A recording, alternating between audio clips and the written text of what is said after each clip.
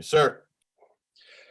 We are now streaming live on YouTube, and I think everybody who is going to be here is with us. It's a special meeting of the governing body, April 8, 6 p.m., attended virtually. And we will begin. I will call the meeting to order. And then we will have our usual order of business, the Pledge of Allegiance, which will be led by Councilwoman Villarreal, the salute to the New Mexico flag by Councilor Garcia, and an invocation led by Councilor Vigil Koppler with, if anyone has someone they'd like to remember or call to mind, we'll do that after the invocation. So please rise as you are able for this, the pledge. I pledge allegiance to the flag of the United States of America and to the republic for which it stands, one nation, under God, indivisible, with liberty and justice for all. I salute the flag of the state of New Mexico, the Zia symbol of perfect friendship amongst united cultures. Heavenly Father, we come to you this hour asking for your blessing and help as we are gathered together. We pray for guidance in the matters at hand and ask that you would clearly show us how to conduct our work with the spirit of joy and enthusiasm. Give us the desire to find ways to excel in our work. Help us to work together and encourage each other to excellence. We ask that you would challenge each other to reach higher and farther to be the best that we can be. We ask this in the name of the Lord. Amen. Is there anyone who would like to offer a remembrance at this time? Okay, let's take a minute to have some silence and just think of those we've lost, those we've know have suffered from COVID, those we are remembering in our hearts before we begin the meeting, just for a moment of silence.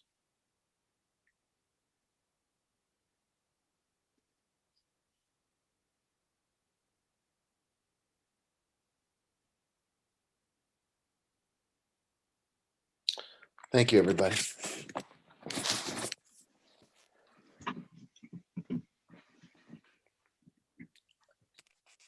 Madam Clerk, can you please call the roll? Yes, sir. Mayor Weber. I am present. Right. Councilor Beta. Here. Councilor Cassett Sanchez. Here. Councilor Garcia. Present. Right. Councilor Lindell and Councilor Rivera are both excused. Councilor Romero Worth. I'm here. Councilor Vigil Koppler. Here. Councilwoman Villarreal. Present. You have a quorum, Mayor. Thank you very much. The next item on the agenda is the approval of the agenda. Can we get a motion to approve the agenda? Move to approve. Second.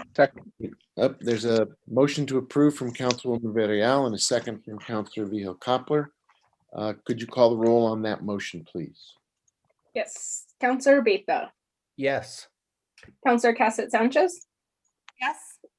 Councilor Garcia. Yes. Councilor Romero Worth. Yes. Councilor Vigil Koppler. Yes. Councilwoman Villarreal. Yes. Mayor Weber. Yes. Motion has been approved.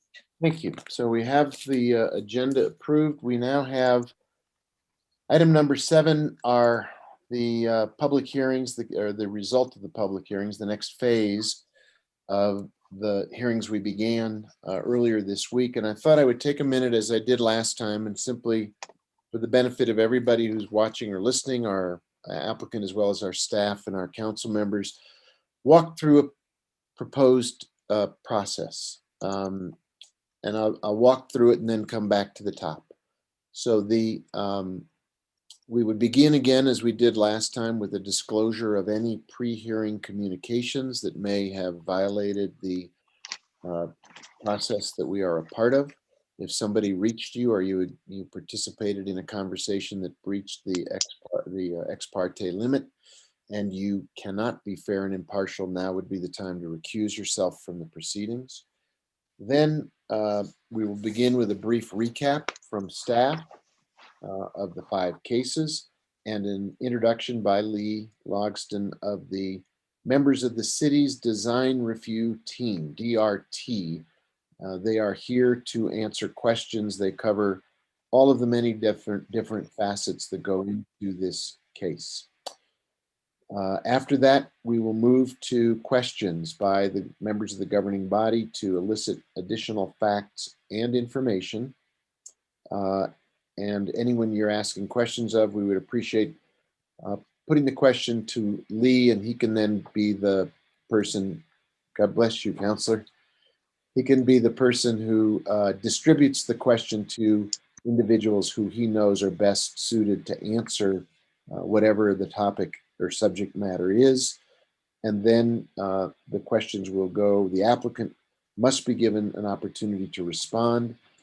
I believe each member of the governing body, you all got a proposed way to structure it. We would go from topic to topic rather than counselor to counselor.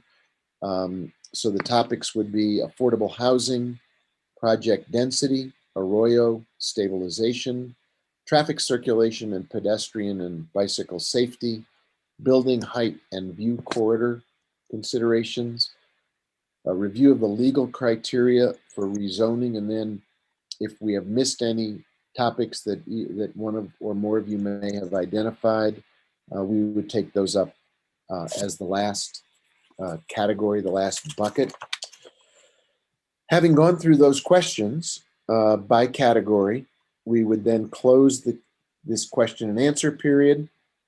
And once the period is closed, further questions can only be asked if we reopen the process. So please ask the questions while the process is open and we're all participating. We would then move to a series of motions and seconds, considering each of the individual cases one at a time, with a roll call vote on each case. And we will then dispense with the motions, take a vote, and see where we are before we adjourn.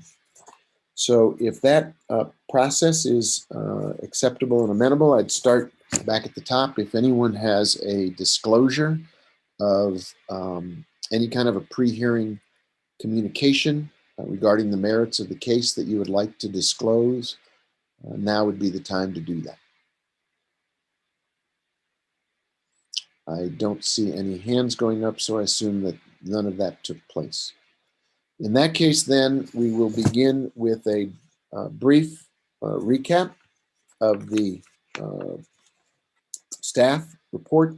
I assume this will take 5 to 10 minutes to go over the case items that you wish to acquaint us with, as well as introduce the members of the city's design team so we know who is here to respond to the questions as they come forward. Lee? Okay, thank you, Mayor. Members of the governing body, it's a pleasure to be before you tonight. I will share my screen. Just want to briefly recap the cases and the history on this. As we discussed 2 nights ago, the Planning Commission heard this on February 4th, much in the same format you're doing. And on February 18th, they actually recommended approval of all these. I'm not going to go through these case captions word for word, but a little more thoroughly than we did at the last session. So these cases are in this sequence because each one builds on the other in terms of enabling the project if they were all approved. The first one is case number 2898, which is the North Zia Station General Plan Amendment. And that is a general plan amendment from low density residential, which is 3 to 7 units per acre, to high density, which is 12 to 29. And that's for approximately 13 acres. Again, the north side of Zia Road. Next one is 2914, which is a general plan amendment for the south portion. And that is an amendment from low density residential to mixed use transitional at the southwest corner of Zia and Galisteo. The next one is 2900, which is the South Central Highway Corridor rezoning request. And that is for the entire property, which is about 21 acres. And the applicant is asking to amend the boundaries of the South Central Highway Corridor to remove the properties from it.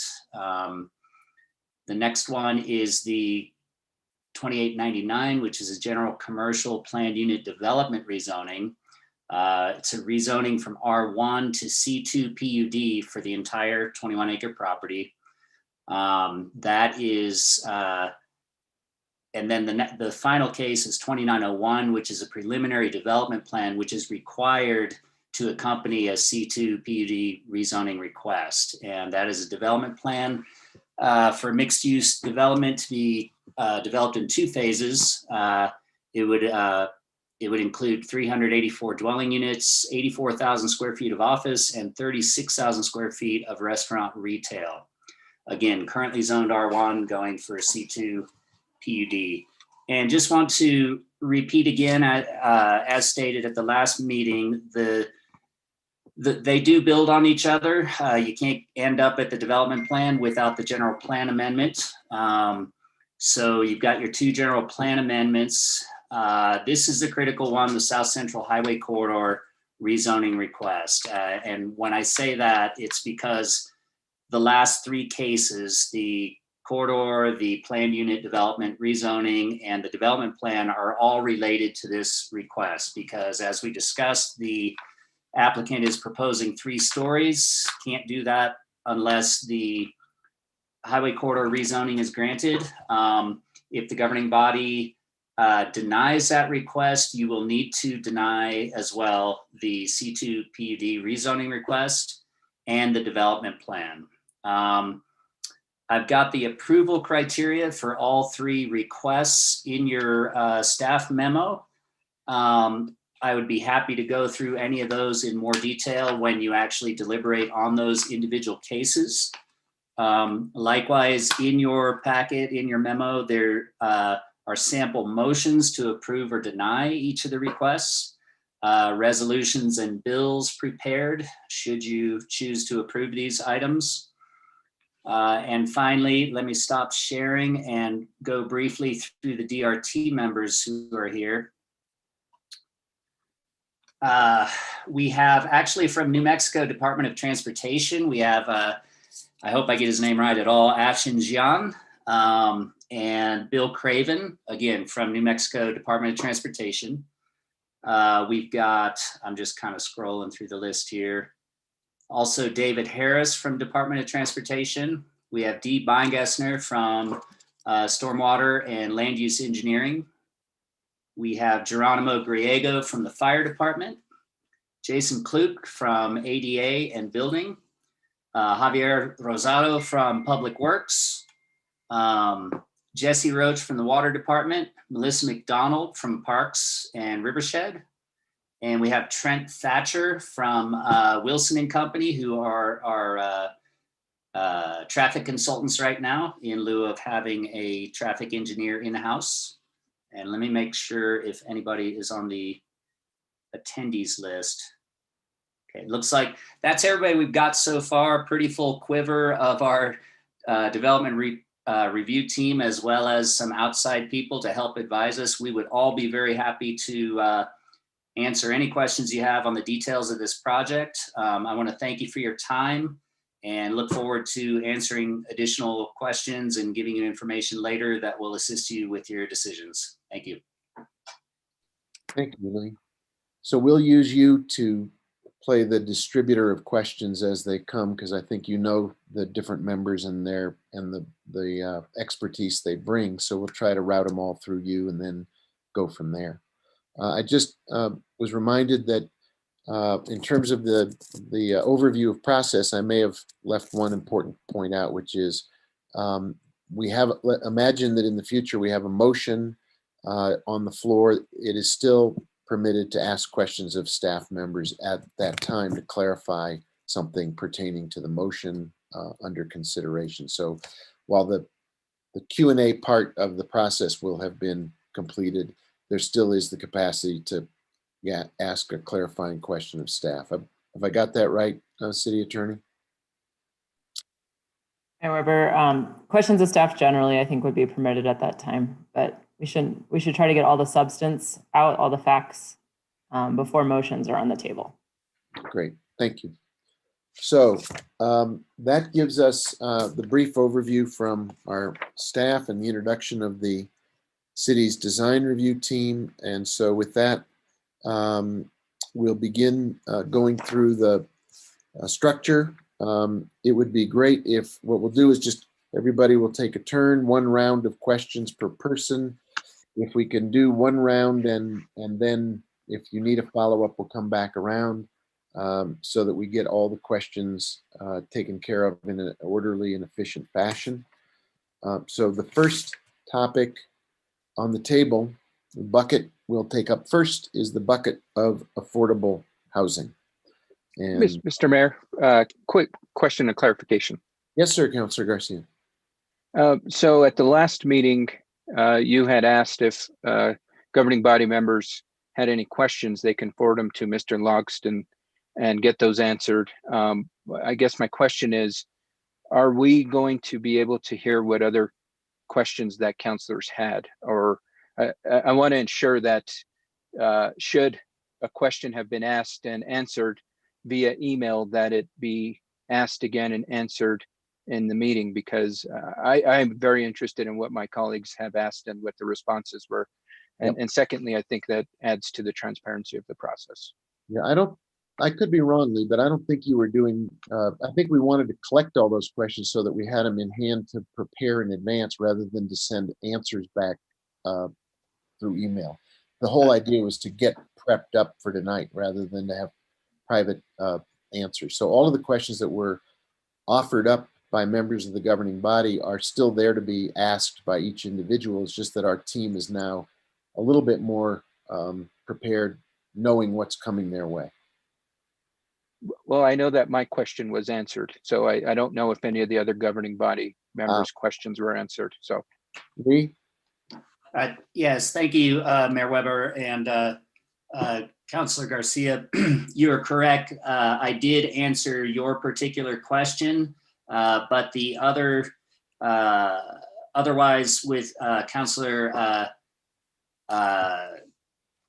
let's see, we met with Councilor Villarreal, and she just kind of gave us a lot of general questions on a variety of topics. And, you know, we didn't necessarily, we had a discussion, but kind of the outcome of that meeting was that, yes, she'll ask her questions here in this format and we will address them. And also likely the same way with Councilor Cassett Sanchez, she submitted an extensive list of questions with the intent to ask them here in this panel tonight. So your question, Councilor Garcia, was the only one that I really answered directly by email. okay, thank you so much, Mr. Logston. I really appreciate the clarification. Nothing else, Mr. Mayor. Very good. So with that, we go back to our category by category Q&A with each member.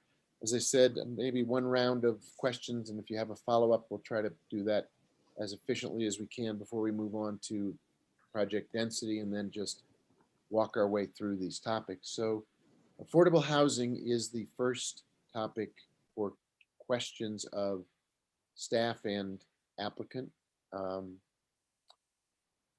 Who would like to begin the process? I have my hand up, Mr. Mayor. Oh, wow. Okay. Just a general, I think. Yes, you do. I apologize. It didn't No show problem. up on my screen.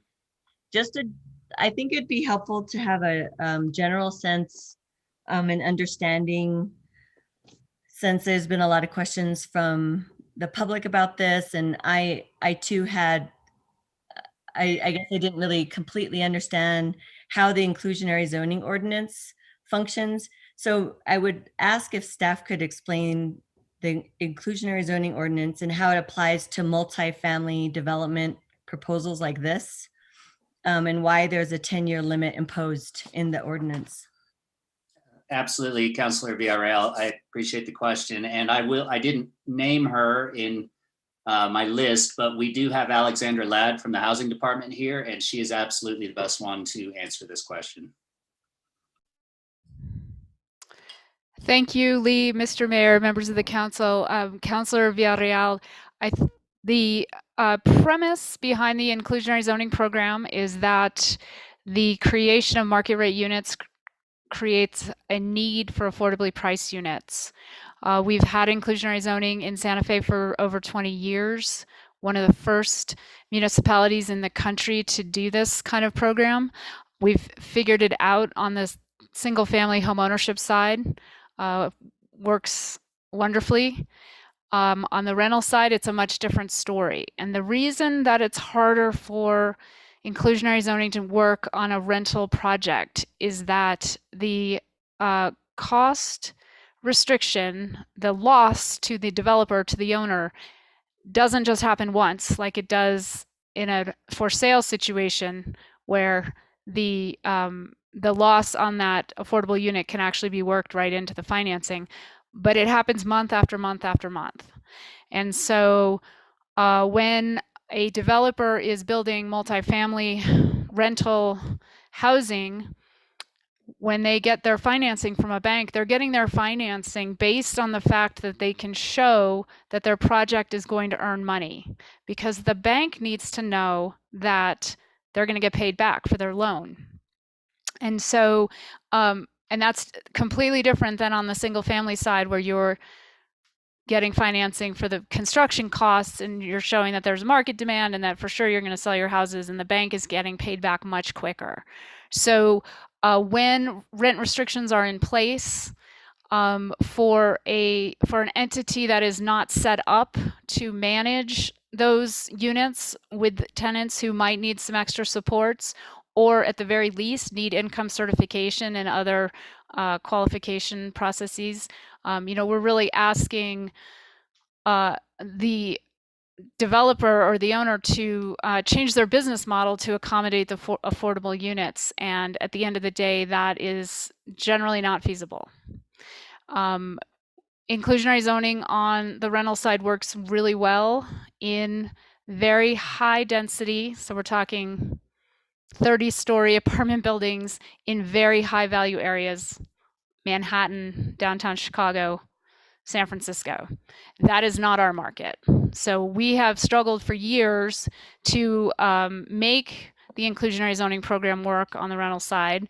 And in fact, we, when the current inclusionary zoning program was put in place in roughly 2006, we actually got 0 new market rate rentals built in our market for over a decade.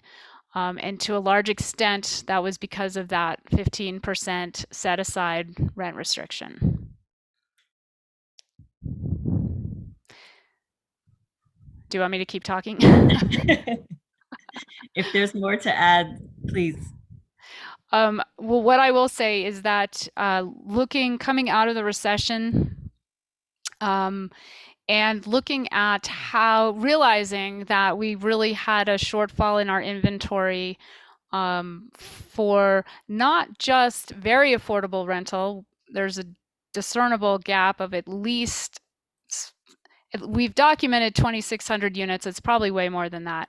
And that's for the renter who can't afford to pay more than $800 a month in rent. But we're also seeing in our rental market a gap at the high end.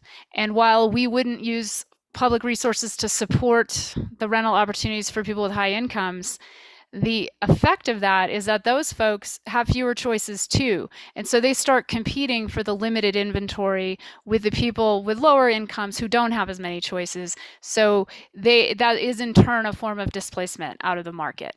Carlos Gamora from Land Use has done a really great graphic kind of showing how the actual lack of inventory is an issue throughout all ranges of the housing market, because it is an ecosystem, and we're not just high income people aren't just renting high income units.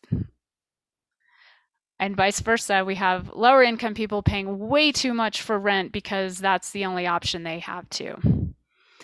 So in 2016, we developed the fee in lieu of concept based on the affordability gap. So we took HUD's fair market rent, which is a statistic produced every year by HUD.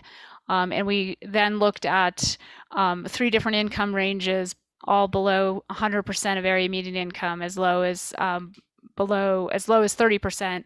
And we said, what could that renter afford to pay, and how much is a fair market rent? So that gap was used to calculate how much of a fee in lieu of a developer could pay. And I think, I mean, we've all seen the statistics. You know, certainly we've had multiple times more units getting approved and getting permitted and currently under construction. In 2019, at the end of 2019, I worked with Mayor Weber to look at, well, that's great. Collecting the fee in lieu of is great. But is there a way to leverage a moderate amount of affordability out of the market rate project? We've had a situation, a construction and a development situation in Santa Fe for years that's higher than any other place in the state for a whole variety of reasons. So anyone developing in this market, the incentive they have is to maximize value. There is no way to create a moderately priced market rate product. So what we were looking at is, how can we help the market provide that product for us? So we created options for compliance that went beyond the fee in lieu of, that allowed a developer to do a rent restriction. We greatly simplified how that rent restriction would work. For either the mandated 15% of set aside units, or that they could do a hybrid option. They could pay a fee in lieu of and provide some units on site, which is the option that this particular developer chose. This is the first project. We've had another project that was looking at this option that is now looking like it's going to do 100% affordable, because they know how to do that kind of housing, so they're going to apply for full subsidy. But this developer is the first market rate developer who's not in the business of providing affordable housing, who is contemplating how to do these units on site. Thank you, Director Ladd. And just to clarify, I think Daniel Werwath mentioned this in our meeting, but doesn't HUD have a different requirement for the amount of time that's required to stay affordable? Isn't it 15 years, not 10? Well, Councilor Villarreal, Mayor Weber, members of the council, it's completely dependent on the specific source of subsidy. So originally, tax credit projects were 15-year compliance, and then it was realized that it was better to provide more subsidy and have a longer affordability term than 15 years. So currently, most subsidy programs are anywhere from 30 to 40 years, but this is not a subsidy program. So I want to make that very, very clear. This is a very different type of housing than a deeply subsidized unit for a very low income renter. The renters in these units are going to be workforce renters. These are people who are priced out of the rental market, at least for this type of rental unit, and they don't want to live in a substandard converted garage in somebody's backyard, or they don't want to live, they don't like their other options. They currently cannot afford this option. So this makes this affordable for that renter. When we developed the ordinance change, we needed to have a term of compliance. The 10-year term was chosen because, for a couple of reasons. One is that it's very similar to the way LEDA projects are set up. So on the economic development side, there's a compliance period of 10 years where the recipient, the business that receives the funds, says, I will produce this many jobs every year in turn for getting this capital, this equity into my project.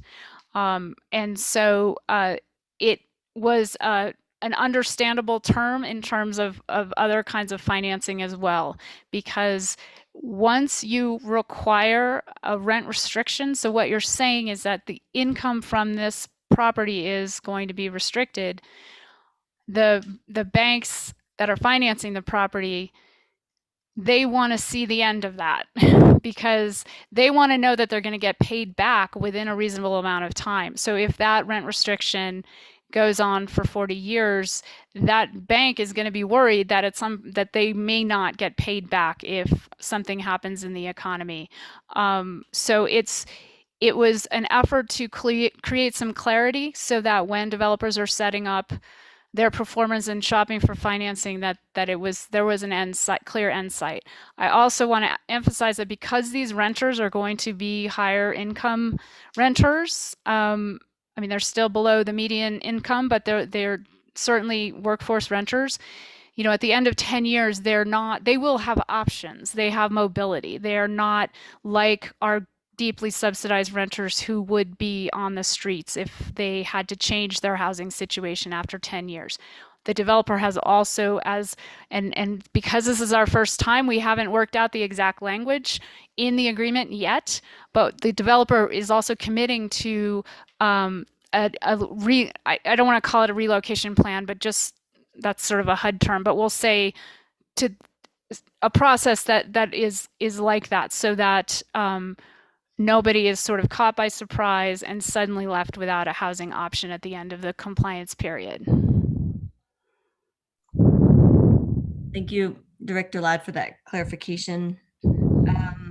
The question I have for Jennifer Jenkins, I don't see her on my screen, but she's somewhere here. She's right there. Absolutely. And I might just recommend swearing her in again since it's a new night. I apologize for the interruption. I don't have a virtual hand. That's good. I should have mentioned that we need to re-swear folks, so please proceed. Jennifer, under penalty of perjury, do you swear or affirm that the testimony you are about to give is the truth, the whole truth, and nothing but the truth? I do. Thank you. Thank you. So back to you, Councilwoman. Thank you, Mr. Mayor. And Ms. Jenkins, I was just curious if you wanted to add anything to that commitment that you had talked about, that nobody is kicked out, that there will be a clear process, that after 10 years, maybe you could explain a little bit more about that. Absolutely, Councilor Villarreal, Mayor Weber, and councilors. That's actually straight out of Chapter 25 in the City Code. When it talks about the 10-year compliance period, it references that there has to be a relocation plan. Nobody can be evicted. It's like 10 years is up, bye. That is, it is obviously the right thing to do. It's the appropriate thing to do, and it is the required thing to do. So we do make that commitment, and it is bolstered by the fact that it is required by your code. Thank you. And the other question I had was the affordable units, was it 39? Correct. 39, are those also going to be contained in the townhomes and apartments? That is the plan right now, absolutely. So all of the product, whether it's on the north side, the townhomes, or in the mixed use portion, those 39 units would be spread among all of the housing types. Okay, thank you. I'll yield the floor for now. Thank you. Thank you, Councilwoman. I don't see a hand up, but now I do. Councilor Casas Sanchez, your hand is up. You have the floor. Followed by Councilor Garcia. Thank you very much, Mr. Mayor. Just a couple follow-up questions. Councilwoman Villarreal hit a lot of what I wanted to discuss, so thank you for that. In terms of how the developer is meeting the inclusionary zoning requirements with the 10% of units at affordable for 10 years and then approximately 148,000 into the Affordable Housing Trust Fund, if they would like to use another combination to meet this, one, are they allowed to, and two, how would that process be achieved? Councilor Casas Sanchez, this is definitely for Alex again. Mayor Weber, Councilor Casas Sanchez, the developer enters into an agreement with the city that's filed with their development documents. So it's filed in the county clerk's records. So if they were to sell the property, the obligation is transferred with the title. If they wanted to change, on the homeownership side, we've had some situations where market conditions change drastically. the agreements can be amended to accommodate a different market scenario, but it's not very often that happens. Usually we're just sort of changing which lot's affordable or something like that. At any rate, the change would have to go through the city's approval process. By the city's approval process, which one? There's a few. Councilor Cassett Sanchez, that's correct. By the code, the city manager is allowed to enabled to sign the Santa Fe Homes Program agreement. So an amendment would be signed by the city manager. But we would require, if the developer with this amendment was going to propose an alternate form of compliance, so something that isn't in the code and isn't covered by the 4 options that are currently provided in the code, that would have to go in front of the governing body. So if the owner came back after 2 years and said, yeah, we're done with this set aside stuff, it's not working for us, we want to do something different that wasn't part of the code options, then the governing body would approve. Ms. Jenkins, did you want to weigh in on that question?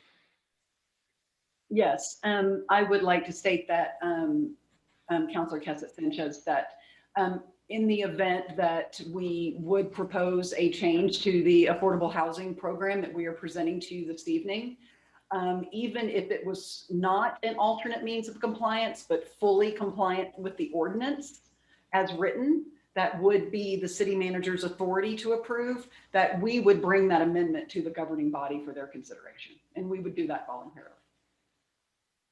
I do appreciate that. We need to get that in writing, city attorneys. Mayor Weber, Councilor, I think that you could add that as a condition of approval if you want to. I would suggest adding that to a motion to approve later on. Sorry, just going through as Lee categorized it, my extensive list. I was hoping to get a little bit more discussion on what our housing needs look like in the city. Ms. Ladd had mentioned approximately 2,600, probably more, very affordable units. Do we have an understanding of specifically rentals, what our rental shortage is looking like? Do we have quantifiable numbers, both in the affordable range as well as potentially market rate? Mayor Weber, Councilor Cassett Sanchez, one of the best studies for looking at the market trends is an apartment study that the CBRE group from Albuquerque does every year. Since the pandemic started, they usually do it twice a year. They've only done it once a year, so haven't seen the most updated numbers, but that market study, and what I like about it is that they're surveying all of the members of the apartment association. So these are the bigger scale corporate kinds of apartment complexes. But what I like about the study is that it shows you over time what's going on, so you can compare trends that, because the same apartment complexes are surveyed, and up until very recently, it was the exact same number. Now we're going to start to get a few more respondents to that survey because we have a few more units online. But according to that survey, we have been at functional 0 when it comes to vacancy rates for those apartment complexes for going on, I don't know, 2 or 3 years. And when I talk about functional 0, it's not 0, it's maybe 1% or 2% vacancy rate, but that's really just capturing the turnover of units. It's not an actual unit that's sitting there unoccupied because nobody wants it. Very much, Ms. Ladd. I do appreciate this. I apologize. This is a question I did not send in advance, but I think it's pretty easily answered. Just there's a lot of discussion about the fee in lieu, and sometimes some frustration from the public that a fee in lieu is possible. It does go to our Affordable Housing Trust Fund. I was hoping to hear a little bit more about why that Affordable Housing Trust Fund is important, why we actually like dollars going there. Mayor Weber, Councilor Cassett Sanchez, that's a great question. And anyone who has worked for 5 minutes with housing funding from any government agency will appreciate what I'm about to say. Because these are local funds. Now, just to back up for a moment, the use is codified in our city code. This is not just sort of a, woo, here's a bunch of money, anybody wants it, which has to also be compliant with the state anti-donation clause, the New Mexico Affordable Housing Act. So it is very regulated, but we can build in a whole lot of flexibility into the use of those funds that we would never be able to do with federal funds or even some state funds. So that's part of what's so valuable about the Affordable Housing Trust Funds.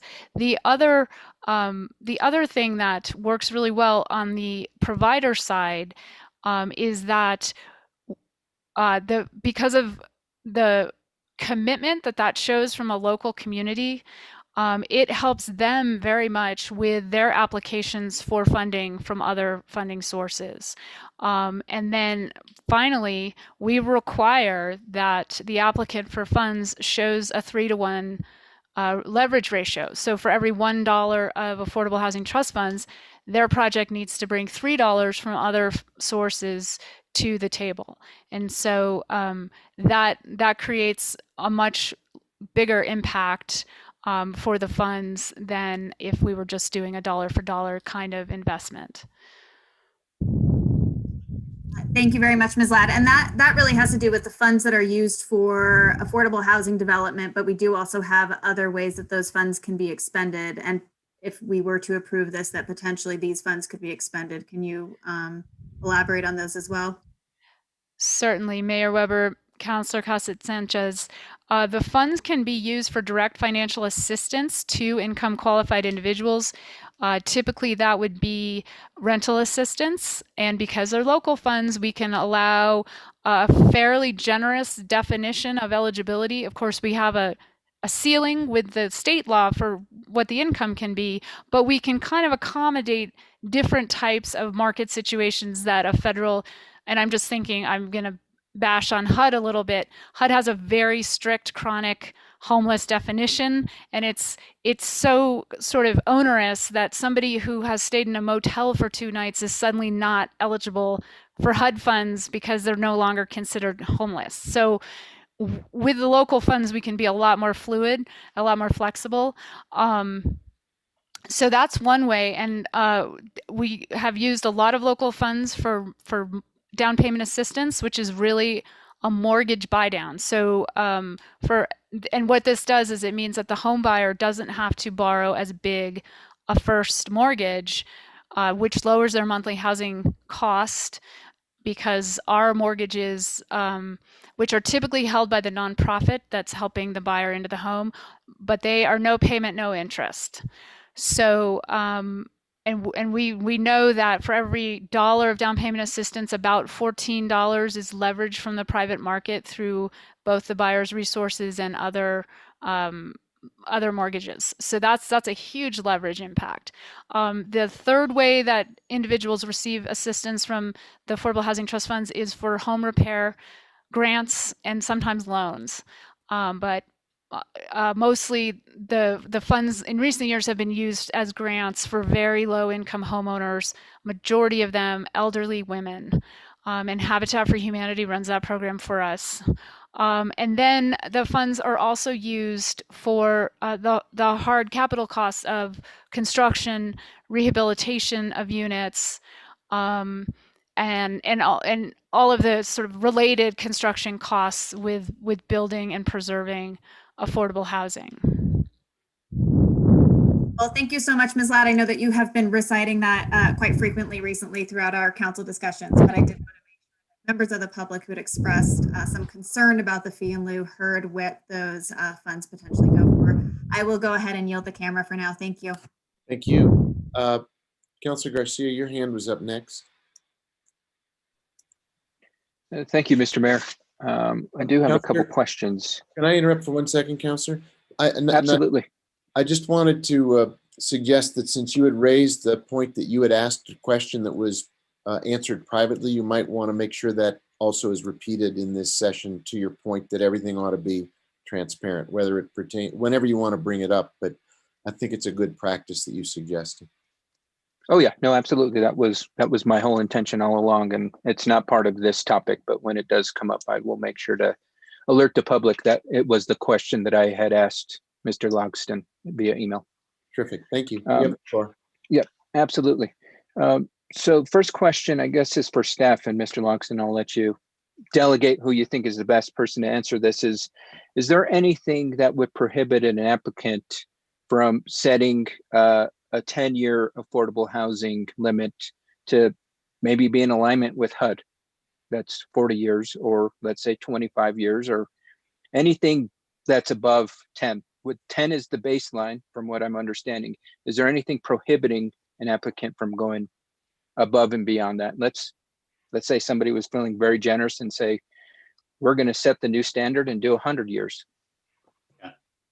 Councilor Garcia, that's a great question, and I'll give a brief answer, but I think that the applicant and Alexander Ladd can kind of help me out on that. At the end of the day, it's project financing. Those units are subsidized for the life of their availability, and the farther out they go, in terms of number of years, the more difficult that financing gets. I believe it was at Planning Commission on this topic, Daniel Werwath with Interfaith Housing Coalition, stated that the units at Seiler Yard are slated for 40 years, and that is kind of difficult to swing, and that he also thinks that within the life of that 40 years, they're going to have to revisit it and figure out how to refinance it effectively. That's the best answer I can give you. I would suggest that either Ms. Jenkins or Ms. Ladd could kind of expound on that, maybe, hopefully.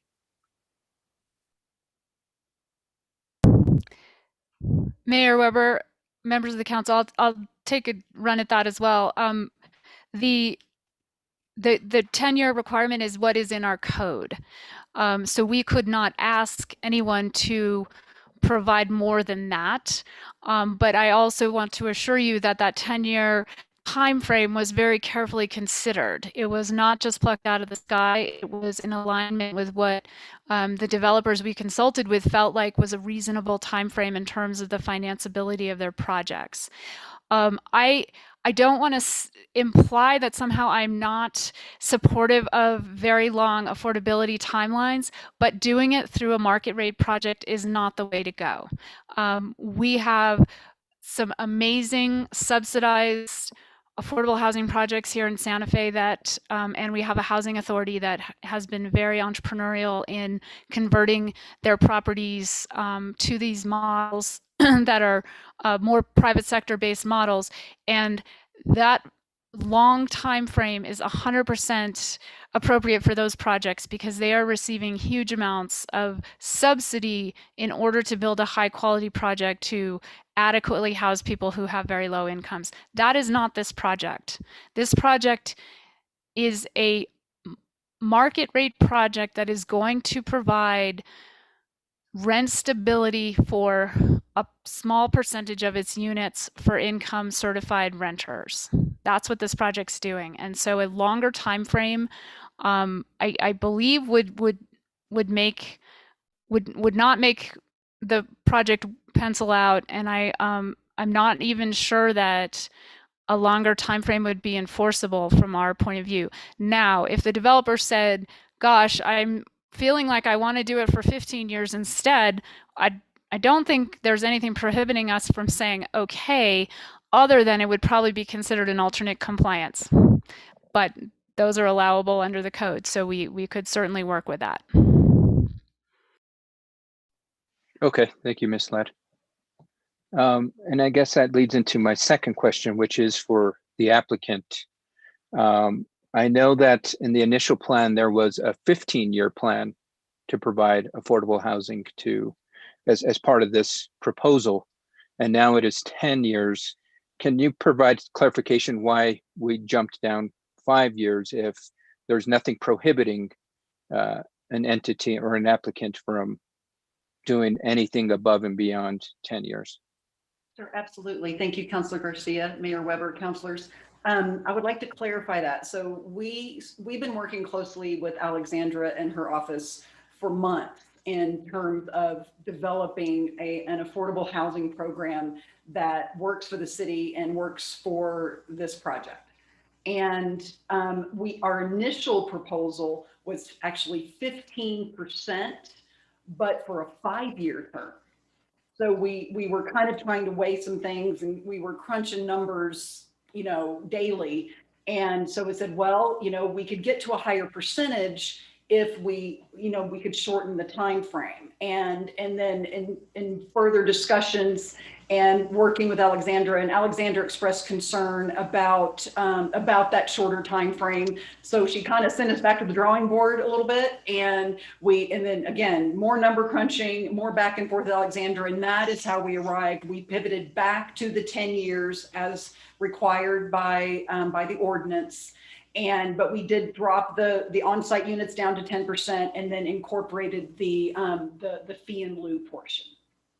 So there was never a 15-year proposal. There was a 15% proposal. Thank you for the clarification. I really appreciate that.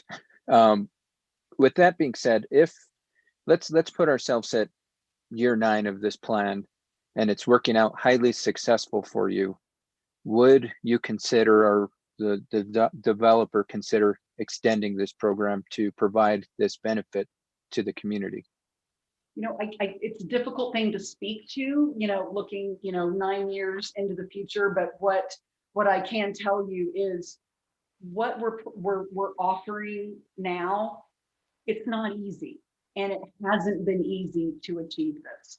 This project is dealing with a lot of fixed costs, whether it's infrastructure improvements, utility extensions, whatever it may be. Those costs are fixed regardless of how much rent you collect and what your income stream looks like.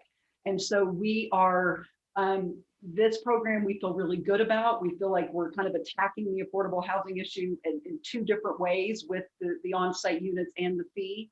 And I do not believe that a time frame beyond 10 years is it's going to have an enormous negative impact on just the day one feasibility of the project. Okay, thank you for that.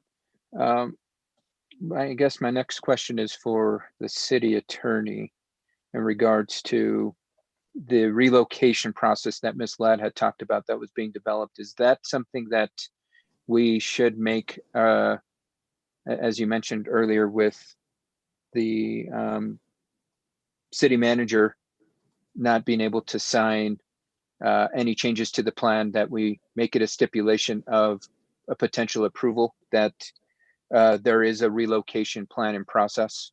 Because I know that there's a development, but as we all know, sometimes talks can break down and a plan doesn't get implemented. So is that a requirement, or is that something we need to amend or make part of a motion to ensure that it is part of the process? Mayor Weber, Councilor Garcia, I'm actually not intimately familiar with our inclusionary zoning ordinance.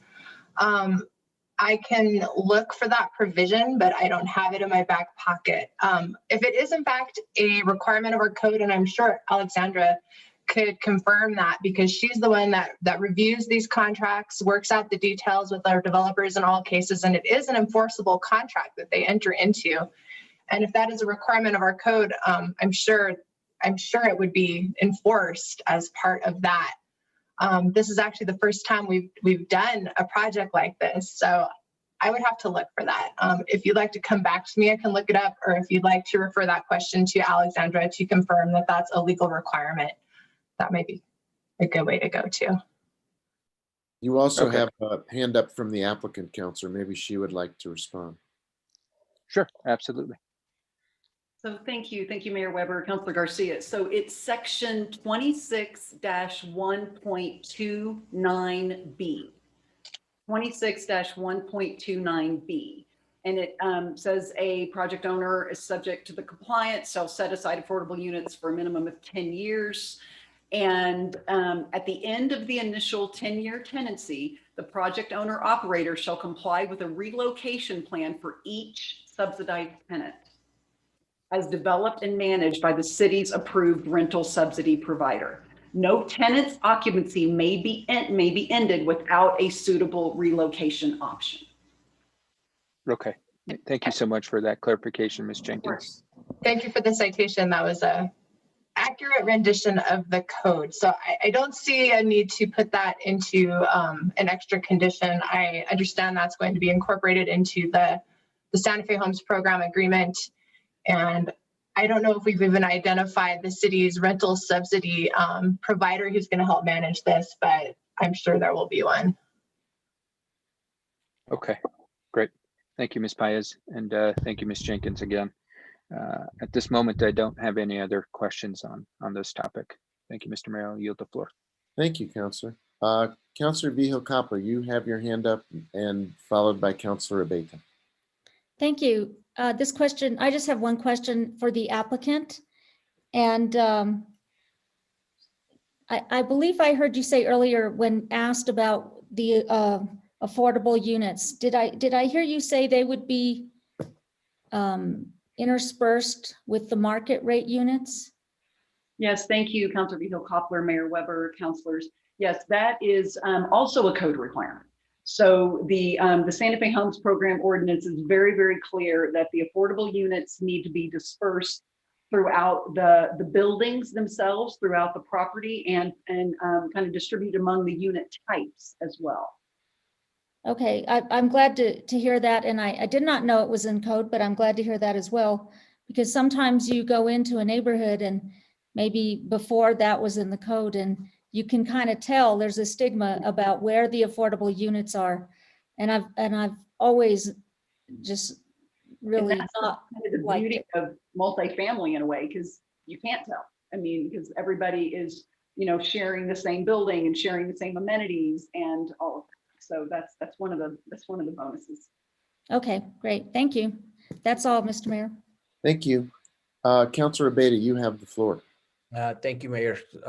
So the affordable units, do I understand correctly that the 10-year period is for each individual unit? So, and what happens if you change tenants within that 10-year period because somebody moves out? So thank you, Councilor Abeyta, Mayor Weber, councilors. So I still have that code section open. So what it states here is for a minimum of 10 years from the date at which the property is fully leased. So once we sort of establish that the property is what we call in the business, we call it stabilized, that is when the proverbial clock starts ticking on the 10 years. So there are going to be tenants who are going to have over 10 years because it can take a while, for buildings to get fully occupied and fully leased up, but is fully leased for the set aside units. So that appears to be the time frame of when all those units, those set aside units are leased, then that's when the 10-year term would begin. And I think, Alec, if I'm misunderstanding that or misinterpreting that, I'm sure Alexandra can correct me. So if you only have 8% leased or 7%, the clock doesn't start yet until all 10% are occupied and being leased. Exactly. Is that correct? That is the way I interpret the language, Councilor, yes. And Mayor Weber, Councilor Abeyta, when a tenant moves out of one of those units, the developer will be teamed up with an income qualification entity, either one of the housing authorities or one of the nonprofits. So the next tenant who moves in will also need to be income certified. If the tenant stays for a long term, they do not need to do a yearly income certification because we wouldn't want somebody, to their income changes and suddenly they have to move out. But as soon as there's a change in tenant, that income certification would happen again. Okay, but it stays within the same unit though. Mayor Weber, Councilor Abeyta, it doesn't necessarily have to. Okay. It just has to maintain the same number of units. So typically, it can work both ways. There can be a designated unit, or there can just be that when there's an opening. And it's a little bit of a, again, because we're doing this for the first time, I think we're going to learn a lot. This developer was willing to be a guinea pig, and so we'll figure out kind of what process works the best for this project. Okay, thank you. Thank you, Mayor. Thank you. Councilor Mayor-Worth, your hand is up. You have the floor. Thank you, Mayor. Alexandra, I'm a little bit confused about the income certification. So it happens not every year, but explain that again. Mayor If somebody moves, yeah, just. Mayor Weber, Councilor Romero-Worth, anytime a new tenant moves in, they're income certified. Okay, so, but that doesn't have any implication on everybody else who's already been income certified. You're not rechecking all of them, or are you? Correct, no. Okay. Okay, I do have one other question. So we've heard that if you can't have 3 stories in this particular project, there can't be affordable units. And so I'm wondering if there are no affordable units because the 3rd story we don't allow for, what does that do to the amount of money that the developer pays in lieu of? Thank you, Councilor Mayor-Worth, Mayor Weber, councilors. So the real answer to that question, I believe, is there actually, from our standpoint and the finances of this project, there's not a 2-story version of this. If a third of the buildings are slated to have step back 3rd stories, and as I mentioned previously, there are a lot of fixed costs here. And so it's not just about, losing those 136 units. It is about that calls the entire economics of this project into question. And so that is it. So that's not really. So I don't really have an answer for you. Yes, I could crunch those numbers pretty quickly, Councilor, to let you know if 136 units go away, what does the fee in lieu look like? But the actual residential component of this is called into question. And so that is, we have strived to create a project that responds to our neighbors and responds to our economic realities, and creates an opportunity for significant infrastructure improvements, and all those factors come into play here, and that's where we are. Right. So, but what you're assuming is that those units go away, right? And all I'm assuming is that the affordable nature of those units go away. That the units maybe still exist horizontally, and wondering what happens then if you don't have the affordable units because it doesn't make sense anymore, but you do have the units in some other configuration.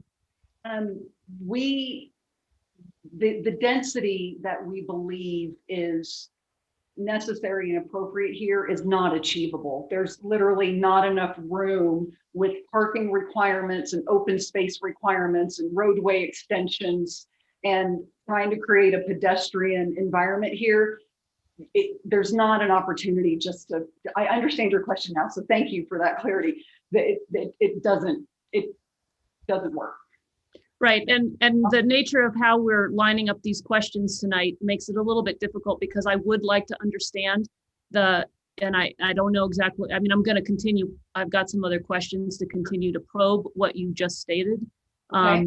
and better understand the domino effect of, all right, if you don't have this 3rd story and you have to put those in order to make the project feasible economically, and you were to put those units horizontally on the property, what things does it affect? Like, what does it do to your parking? What does it do to the stormwater drainage? What does it do, and I have questions about whether there is underground parking or not. And so I have some parking questions too, but I will continue to better understand how that domino effect happens, what constrains you on this property, what are all the things that are, in play to slice this cat this way. And I guess the other question that I'm trying to also ascertain is there another way to do this, understanding that there are economic considerations that are very real and have to be met in order to make it all work. No, it's a good conversation. It's important. It's an important conversation for sure. Thank you, Mayor. That's all I have. Okay, thank you. And I take your point that these pieces fit together. That doesn't mean we can't find a way to try to knit them together at some point. So point well taken. We are in the affordable housing part of our question and answer period. I don't have any other hands raised at the moment. I do have another hand raised. Councilor Abeyta just raised his hand. So you have the floor, Councilor. Okay, thank you, Mayor. Sorry, but since we're dealing with affordable housing, a lot of times affordable housing, they're affordable and people qualify because they happen to have children. Children are usually school aged. Which are the schools that this property is zoned in? I would assume Chaparral, EJ Martinez, and probably Milagro. Is that correct? Thank you, Councilor Abeyta, Mayor Weber, councilors. Yes, it's actually Chaparral and Milagro, and of course, Santa Fe High. Okay, and if I remember correctly, I think those schools like Chaparral especially, they do have room for more children. And in fact, they were concerned about some of the schools on this side of town because all of the children and families were being placed on the south side in District 3 and lower District 4. So it seems like there would be capacity in those schools to handle children if they, were living in this complex. Is that correct? Yes, that is my understanding as well, Councilor. Okay, thank you. Thank you, Mayor. That's all. Great, thank you. Anybody else on the affordable housing set of questions? Mayor. Yeah, Councilor Merrill. I guess I still would be interested in that number for what would happen if there are no affordable units here. What does that do to the fee in lieu? To the fee in lieu? Sure, absolutely. That I can crunch that number. It won't take long. Mayor Weber, Councilor Romero-Worth, I looked at that number prior to the meeting starting, and this is not an exact number, but an estimate. It would be generally, and again, it's averaged out. It's about $1,400 per unit. So if the full number of units were built without the affordables, that's what, 39 times 1,400? No, it's the total number of the units. So in fact, Jennifer, is it 390 or 380? 384 units paying the fee in lieu. It would be almost $538,000 in terms of a fee into the trust fund. $538,000 addition. Correct. And that's on. Meaning you could achieve the full unit count.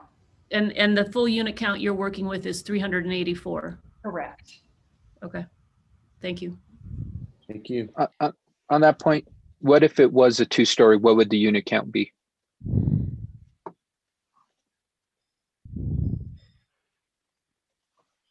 $248. Thank you so much. Very good. Any other questions regarding affordable housing? Okay, let's take up project density, and they're obviously, as we just heard, related. Is there someone who would like to lead off the project density questions, either of staff or the applicant?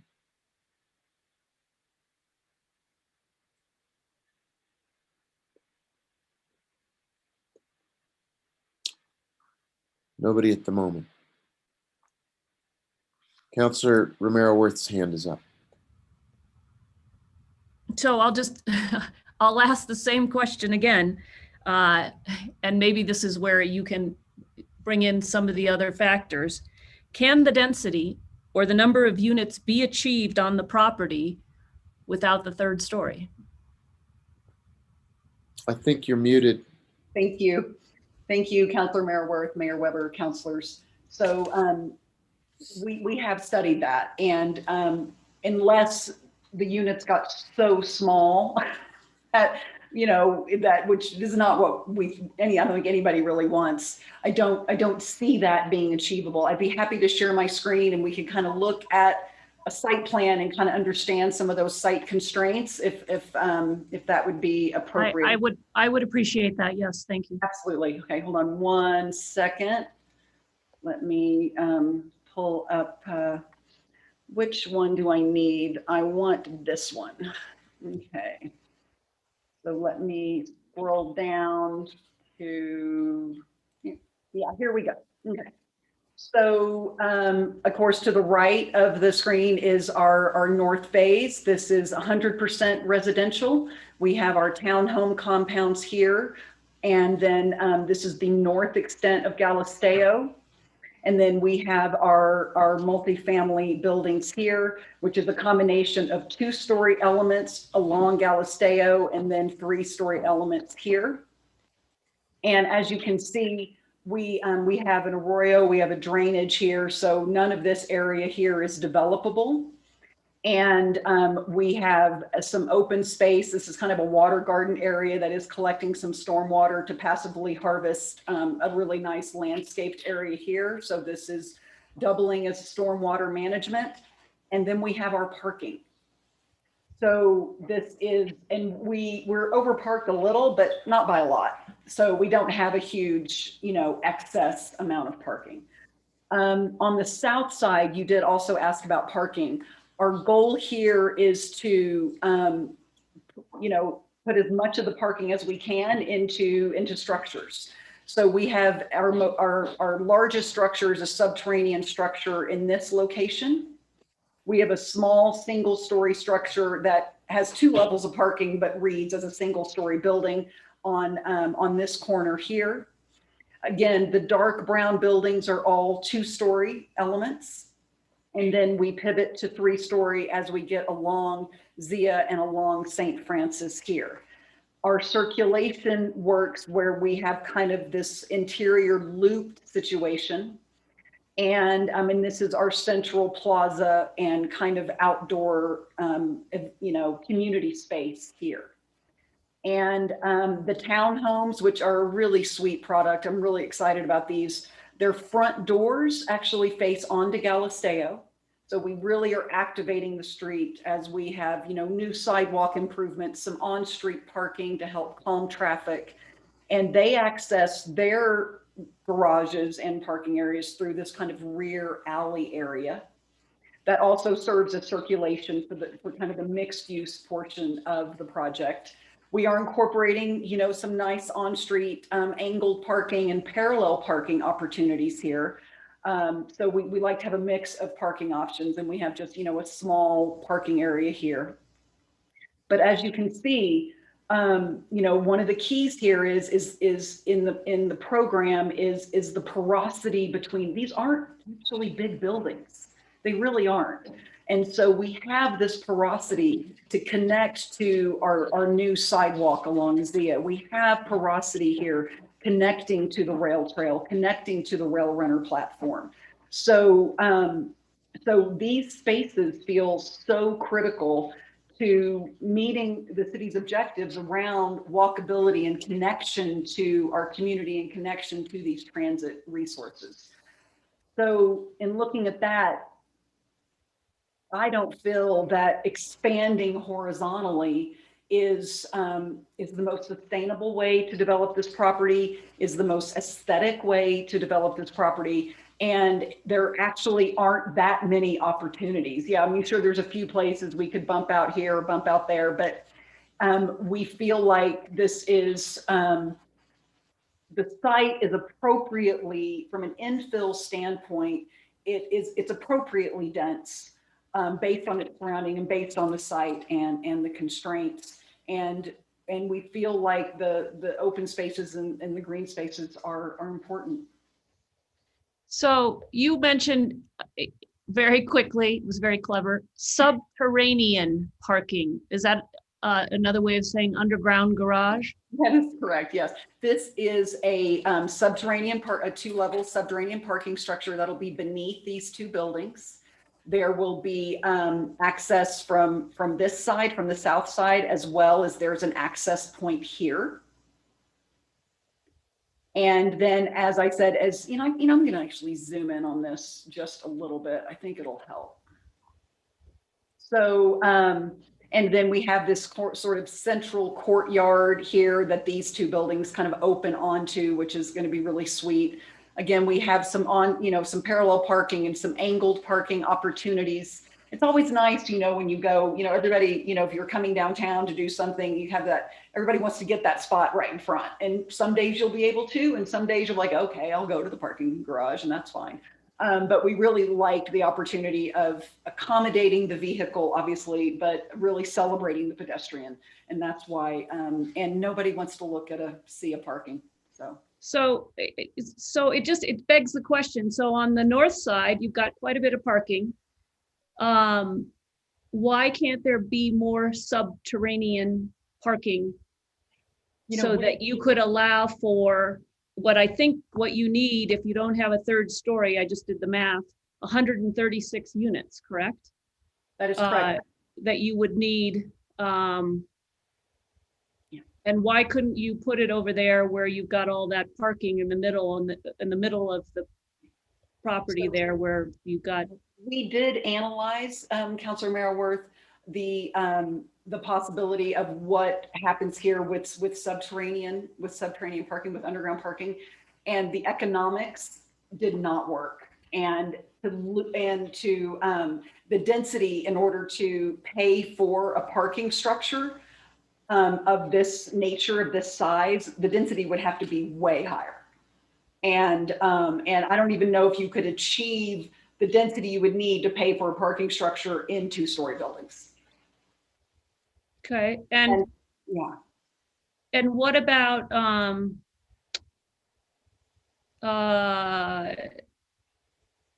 if you forewent some of the open space you have?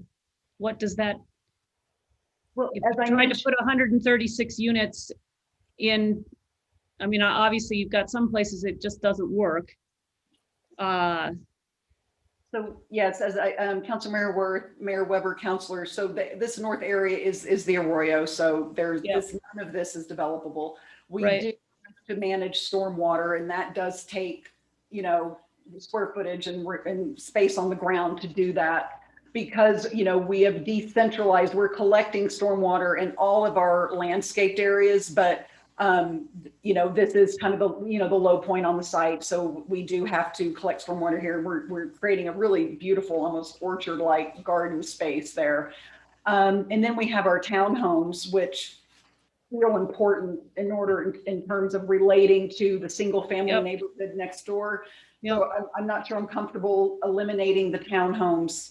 And but the underground parking for this north parcel, it's just not feasible. And we did look at it early on in our planning process. We looked at all options. And so, I mean, if you had a combination of maybe just a little bit extra subterranean parking and cut down a little bit on your open space, not in the crucial areas. I agree, the buffer against the neighborhood is an important feature. But you looked at that. You looked at trying to, and even in horizontally, and maybe it's the shape of your buildings. I'm no architect or a spatial design expert, but did you look at building shape and that kind of thing? Sure. Yes, Councilman, these buildings are actually highly efficient. These are interior corridor access buildings, which we look at kind of the apartment communities that we're accustomed to in Santa Fe, which we call kind of a garden apartment product, and where everybody kind of has a stairwell and there's 2 units at the top of the stairs and there's 2 units downstairs. Those don't have nearly the efficiencies that that this type of product does, where there is a central corridor through these buildings that and the units are accessed from the inside. It's way more efficient. So we feel that that this is really achieves that level of efficiency, so we can get the density we need to achieve in fewer buildings and smaller buildings, frankly.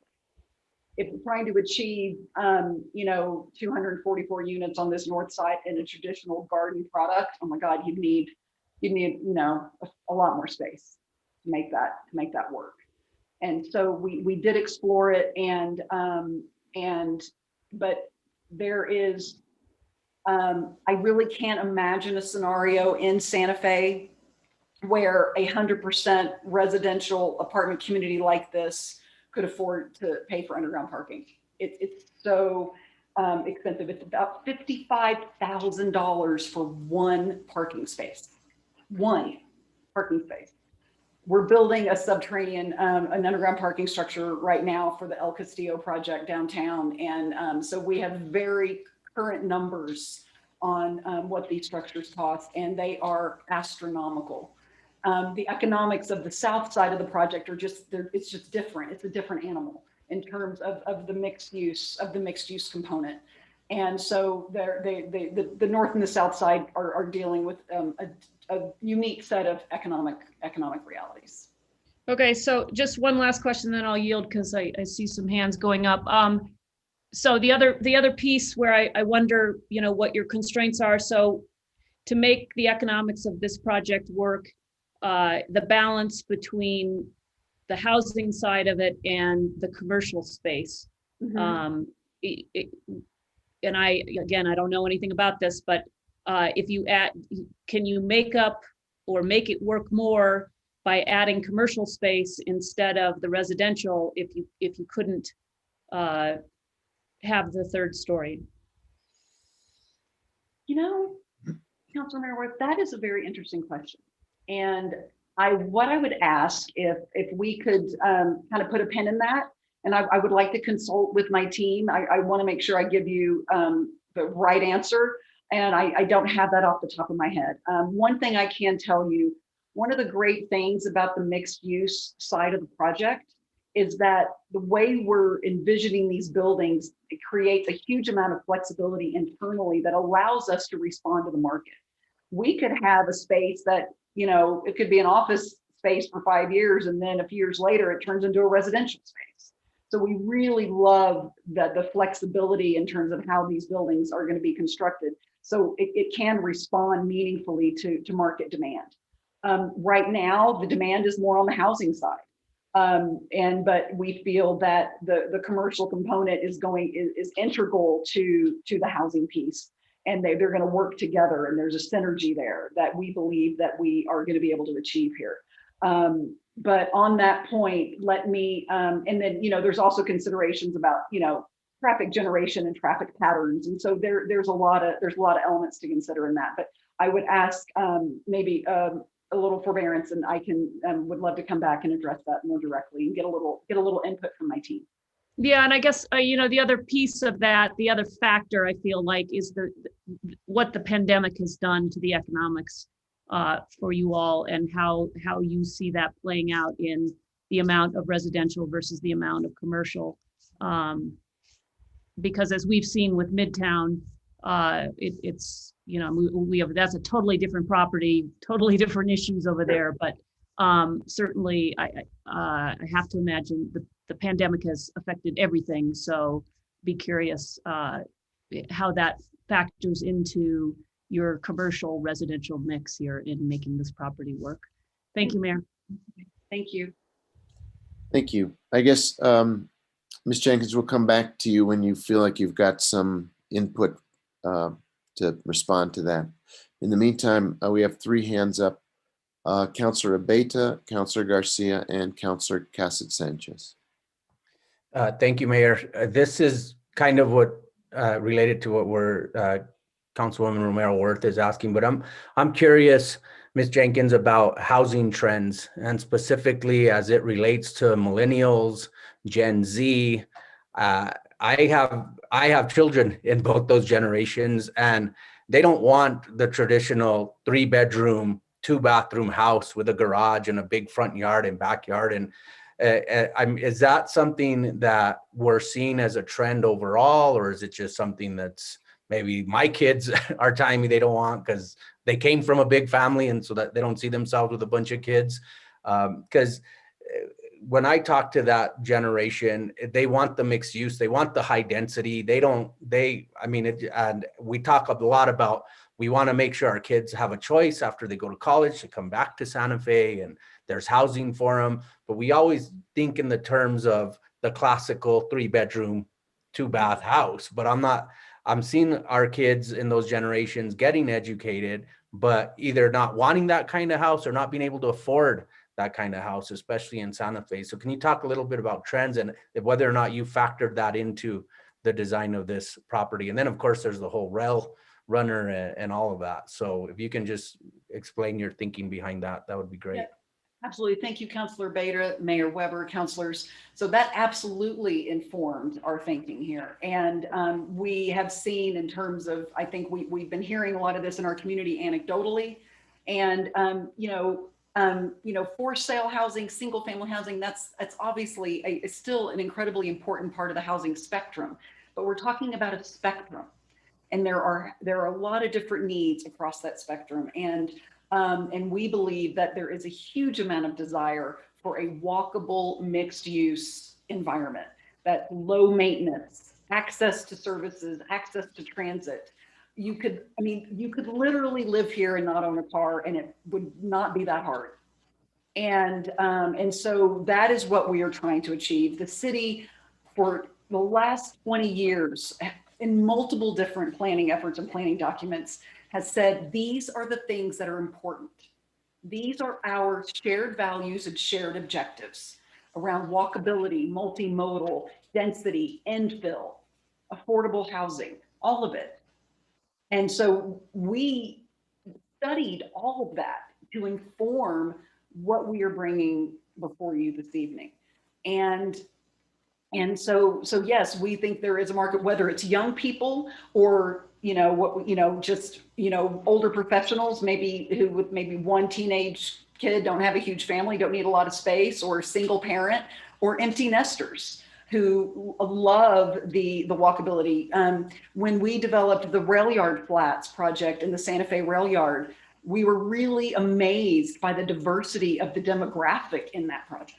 We had 23-year-olds and 83-year-olds. And we still do today. And it's really satisfying. It creates this really diverse, dynamic community of people that live there. They all have their own reasons, but the reasons kind of fall into, a beautiful space, a modern space, and walkable and access to amenities, access to transit, all those things play into it. So we do feel there is a big part of our community that desires this lifestyle. And it's not for everybody, and we're not here to do it for everybody.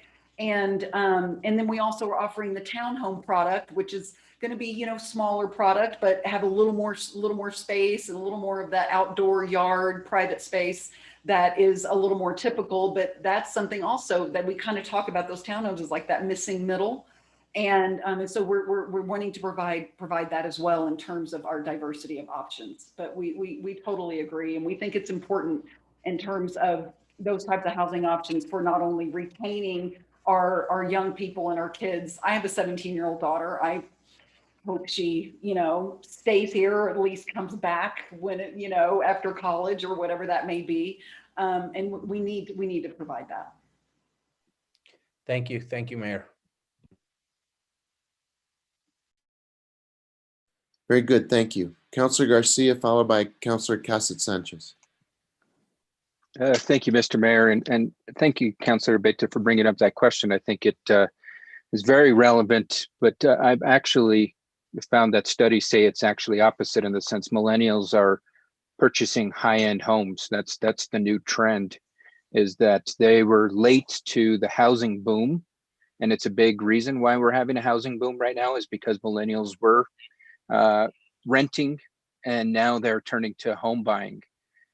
So I think we need to ensure that there's different demographics, different markets. You're going to have your younger populace that is going to want the high density, apartments, but once you get into your 30s and beyond, folks are moving towards high-end home buying, those three-bedroom multifamily use homes. So I don't want that to be misconstrued in that sense.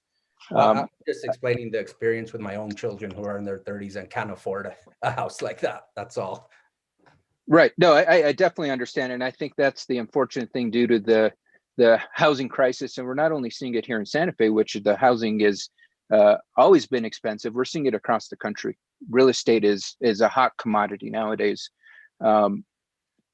My question is in regards to the number of breakdown of units versus your north and south, because I did have some of the same concerns that Councilor Romero Worth brought up. And so can you break down the number of units housing units that you have on the south side where it's very dense versus the north side where it's a lot more open space? Thank you, Councilor Garcia, Mayor Weber, councilors. So the north side of the project, the apartment community is 244 units. And there are 14 townhomes. I'm going to do the math as I talk to you to make sure that I do this correctly. And then on the south side, the mixed use next to the rail runner stop, we also, coincidentally, there are 14 townhomes.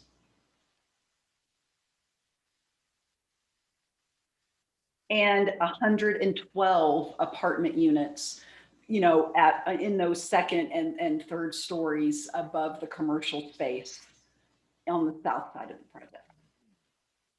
Okay, thank you so much. So there's, give or take, about 100 in the difference, but one has vast more open space, and that's even considering that the retail takes up a lot of that space. I do, have that same logic of my colleague, Councilor Romero Worth, in regards to the design. Could we densify it, make it 2 stories, and that way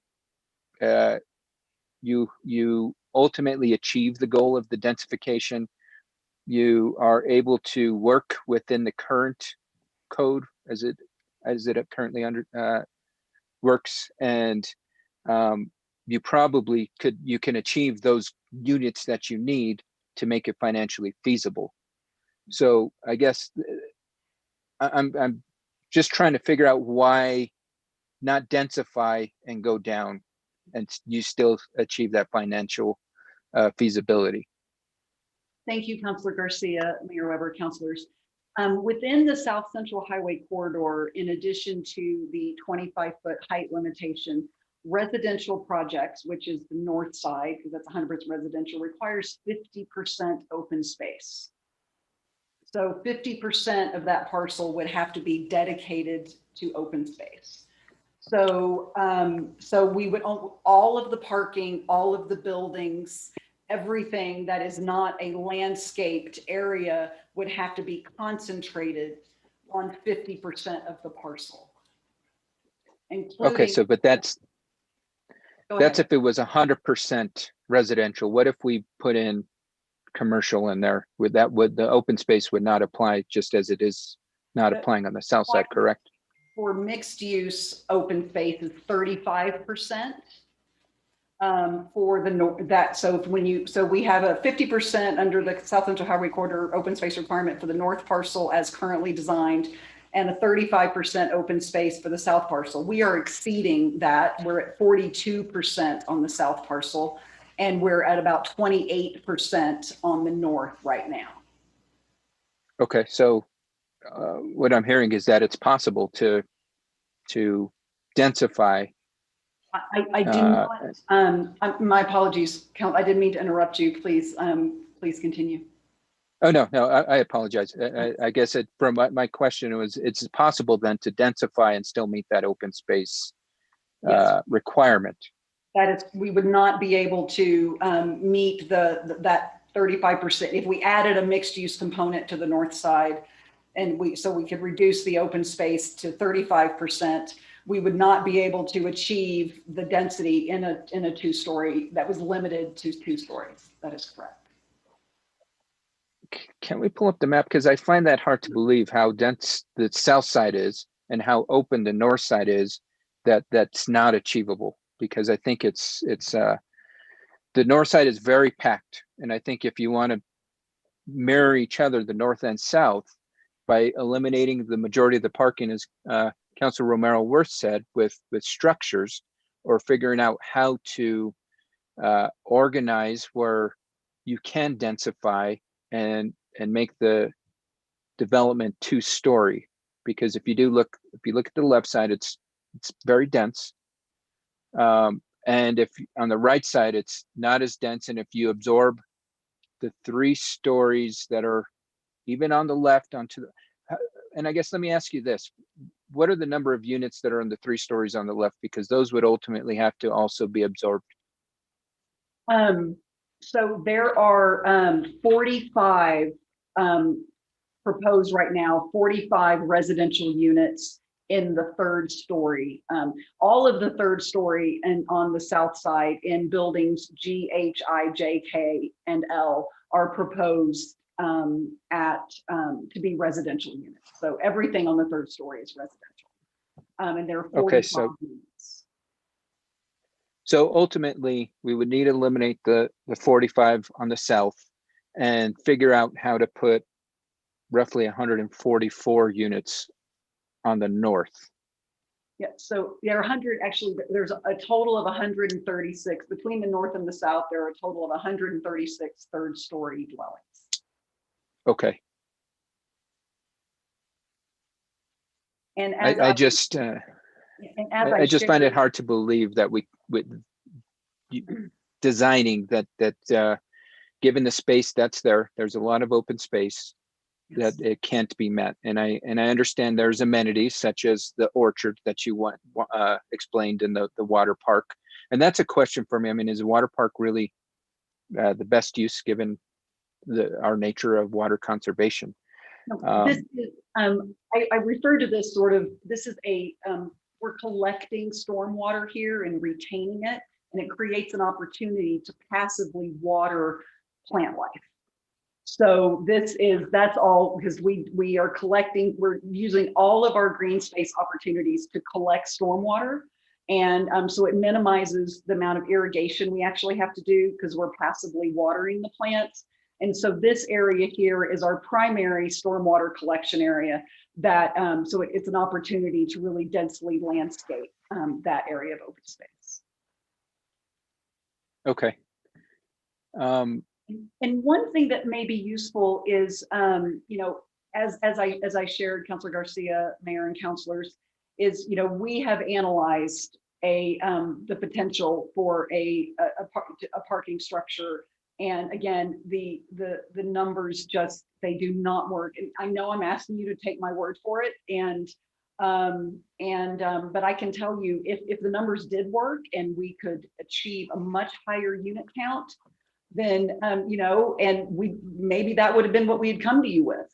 But that is it, and there's a reason you don't see other, similar types of projects in Santa Fe with subterranean parking under a multifamily project, because it's just it just unfortunately it doesn't work in this environment.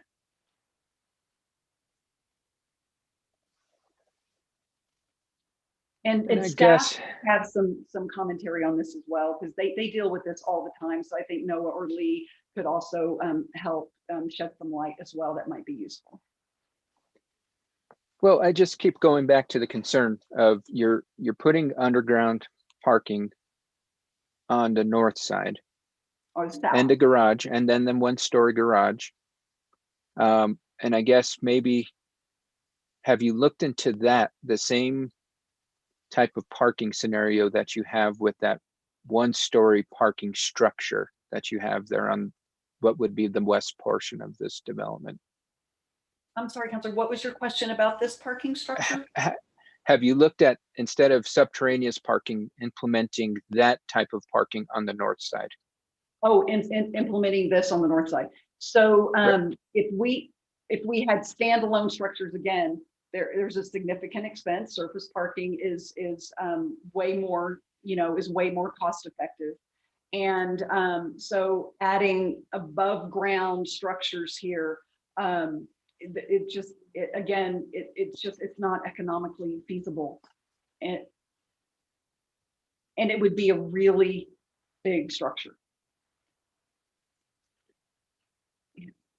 Okay. I don't know if we can ask for this. I guess this is a question for staff. Can we ask about the financial feasibility of building the parking structures underground? Mayor Weber, may I respond to this one? Please, Sally, go ahead.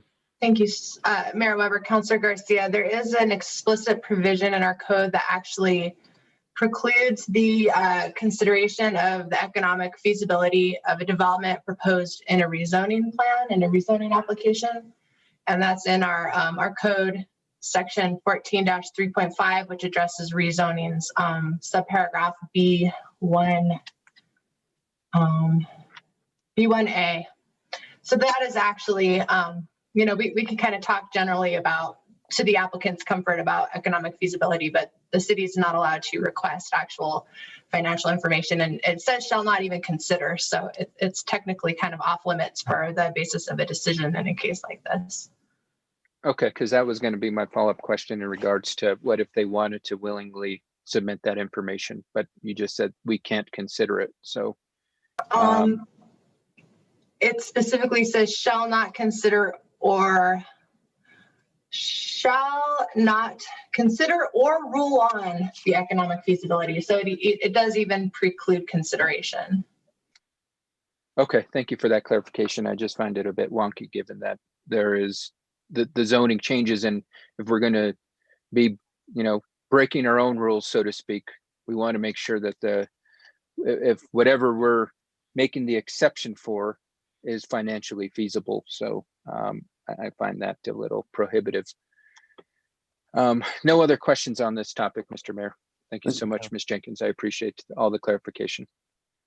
Thank you, Councilor. Councilor Casas Sanchez, followed by Councilor Vijo Copper. Thank you very much, Mr. Mayor. Ms. Jenkins, I do have a couple questions for you. So you gave us a number of apartments and townhomes. Can you put that in density terms for my brain, please? I know it's somewhere in the packet, but I'm not going to dig through it. Sure, absolutely. So the overall density for the project, including the north and south side, is about a little over 18 dwellings per acre.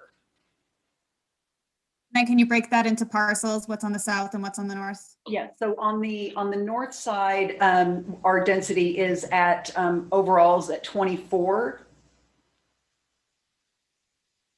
And then on the south side, I am bear with me. I'm gonna grab a slide real quick and get that information. Give me 1 second. No. Oh, there we go.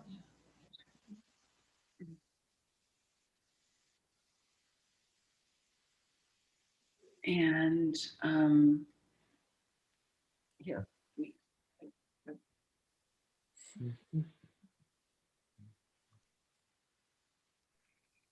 It's about, I knew it, I had the right number in my head. I questioned myself, 14 dwellings per acre on the south side.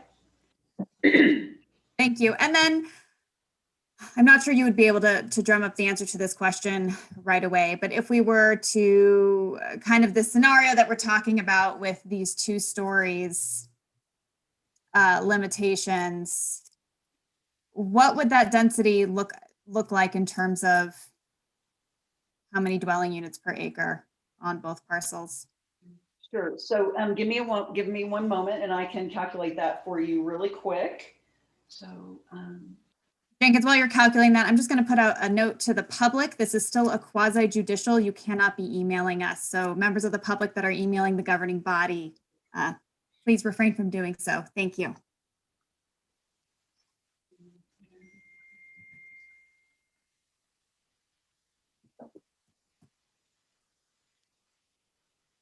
So on the south side, the density would go down to about 9 dwellings per acre.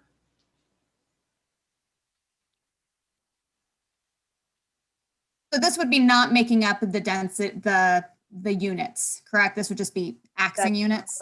Because as I shared, I don't really see that that is feasible to make them up in a horizontal fashion.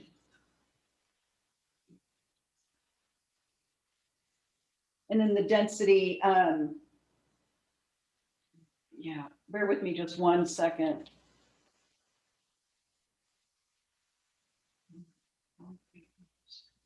The density on the north would go down to about 14 dwellings per acre. Okay. Yeah, I was more thinking about this conversation that's been going on about making up units and what that would look like. And you mentioned that the density would have to be pretty high with this conversation around what this could look like to make it economically feasible. And my understanding of that is that if we were to be trying to make up units and then really balancing out that economics, that would still, correct me if I'm wrong, that would still put us in a place where we'd have to consider removal of the South Central Highway corridor because it wouldn't be able to meet the density requirements of the South Central Highway corridor. Am I correct in my understanding there? Yes, thank you, Councilor Cassett-Sanchez, Mayor, councilors. So with respect to, actually, may I share my screen? Yes, please. That's wonderful. Bear with me 1 second. So what we have here is we are requesting C2 zoning. Obviously, we're requesting a planned unit development, so it restricts our C2 zoning, which we can talk about. And then we have the South Central Highway corridor overlay, and then we have Zia Station. So the South Central Highway corridor limits density to 21 dwellings per acre.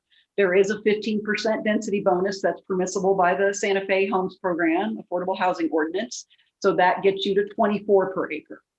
Our overall, as we said, our overall density right now is 18.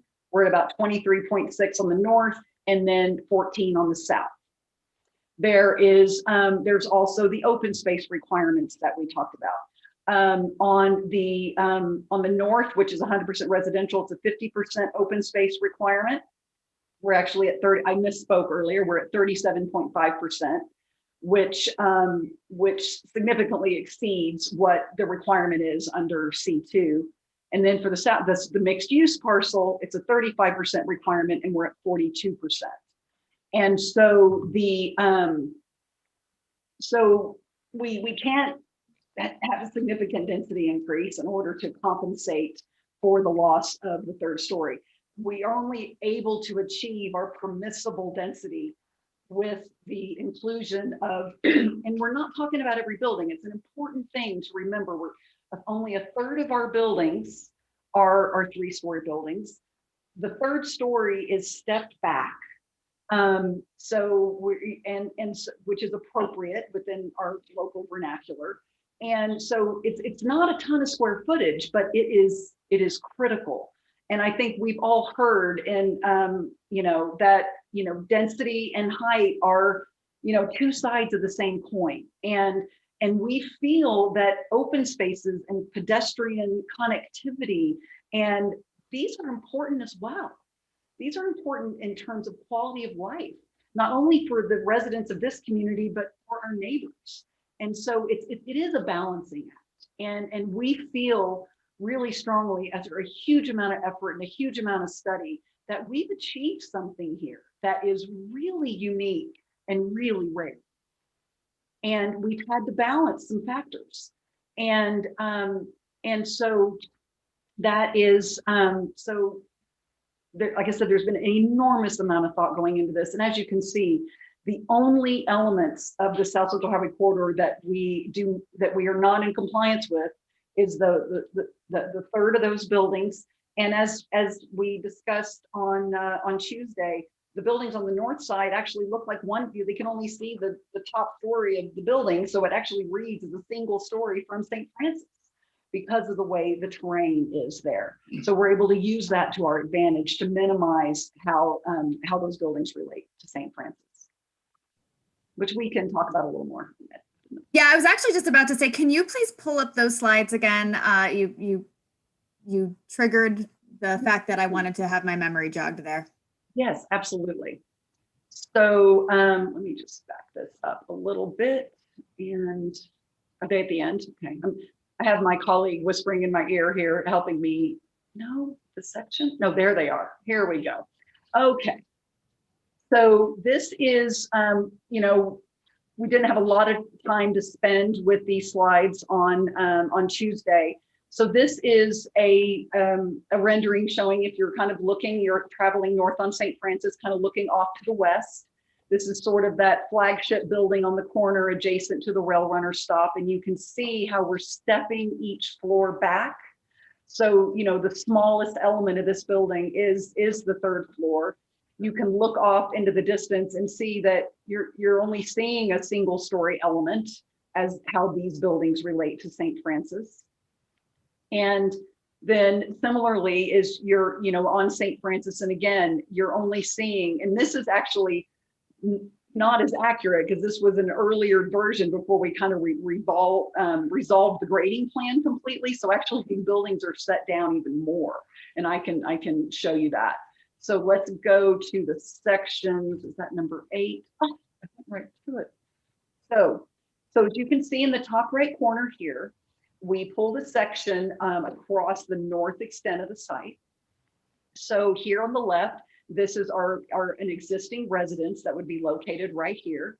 And then we have our open space area that we've talked about. And then we have a 2-story apartment building here, which is right here that fronts onto Galisteo. And then, you know, we have drive aisle and parking area. And then we have a 3-story building. And then from St. Francis here, you're only seeing 17.5 feet of this building. Okay. And this building is, of course, almost 300 feet away from our nearest residential neighbor. So moving a little further south, we did another section here, and you can see our existing residential neighbor, and that's their backyard. And then we would have a little cluster of townhomes here. We have new Galisteo Road. And then we have a 2-story element here of an apartment building. And then we have drive aisles and parking. And then we get to a 3-story element of the building right here as it approaches St. Francis. You only see the top 15 feet of that. A typical single story is anywhere typically around 14 to 18 feet. And so we have a single story element relating to St. Francis here. And we are set back 130 feet. The South Central Highway Corridor only requires a 50-foot setback from St. Francis. It's a setback 130 feet. So the distance from St. Francis has a significant impact as well on how those buildings are perceived from St. Francis. And then up in the corner here, we do have, you know, residential neighbors behind us here. So we felt it was important to understand this section as well. So, pardon me, I'm gonna need to drink some water here in a minute. So we have our existing residential neighbor here that's right here to the south. And then we have a residential building. This building here on the corner is considered to be 100% residential. We have our little parking structure here that we talked about that is a 1-story facade. Then we have Via Road, and then we have our nearest neighbor across the street. And then we have this section that kind of grabs kind of our mixed use component and our townhomes. So we have the existing townhomes on the other side of Galisteo. We have Galisteo Road. We have our new townhomes we're proposing. And then we have this proposed 3-story building here that is above the underground parking structure. And then we have St. Francis Drive. This is set down, it's 5 feet below St. Francis. So it is set down, not as much as on the north side, just because of the nature of the terrain, but it is set 5 feet below. But what's interesting about this is the Albertsons across the street that is kind of perched up on a hill, if you've probably noticed that. And so this is, and we are set back, you know, similar distance. We're a little further away from St. Francis than the Albertsons is. And we have a very similar relationship to St. Francis. I mean, even though that Albertsons complies with the 25 feet. So how these buildings relate to the terrain and relate to the road is what is significant. Thank you. I really appreciate you going back over that with me, or with us rather. I don't believe I have any further questions right now. Thank you so much. Thank you, Counselor. Counselor Vihil-Coppler, you have the floor. Thank you. I just wanted to make a quick comment and go back to the millennial discussion that Counselor Abeyta and Counselor Garcia had. And that is that in my profession, the information I have is that there's still a great need for housing for millennials. They're generally the lower income population. And they still do.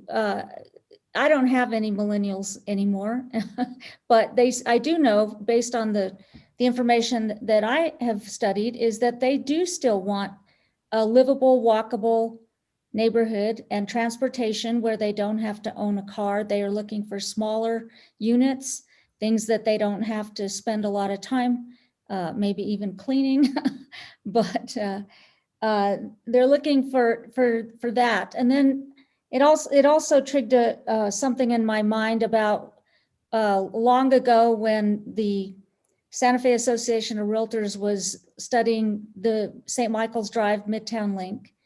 That was also part of the discussion about what millennials want. And if you remember the zoning for that, it does allow for high density, and it allows for housing, and it allows for multi-storied units. And the discussion about millennials was also in that whole development of zoning at the time. Now it seems like old hat to us, but that was something that was important at the time, and I think it still is.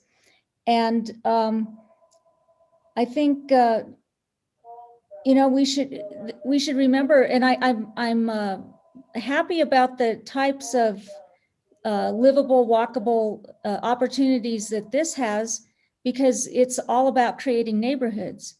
And that is also what the Midtown Link discussions were about, creating neighborhoods. And this is something that I think this plan seems to address a lot of those things that were discussed in history in the city. And it reminds me of the discussion many of you may have followed back not too long ago in Albuquerque with the Nob Hill neighborhoods.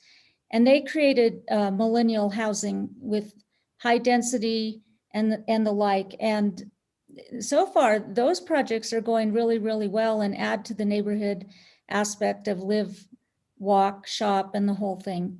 But anyway, I just wanted to make a comment about Councilor Abeyta's discussion about millennials and discussing that he has children of that age.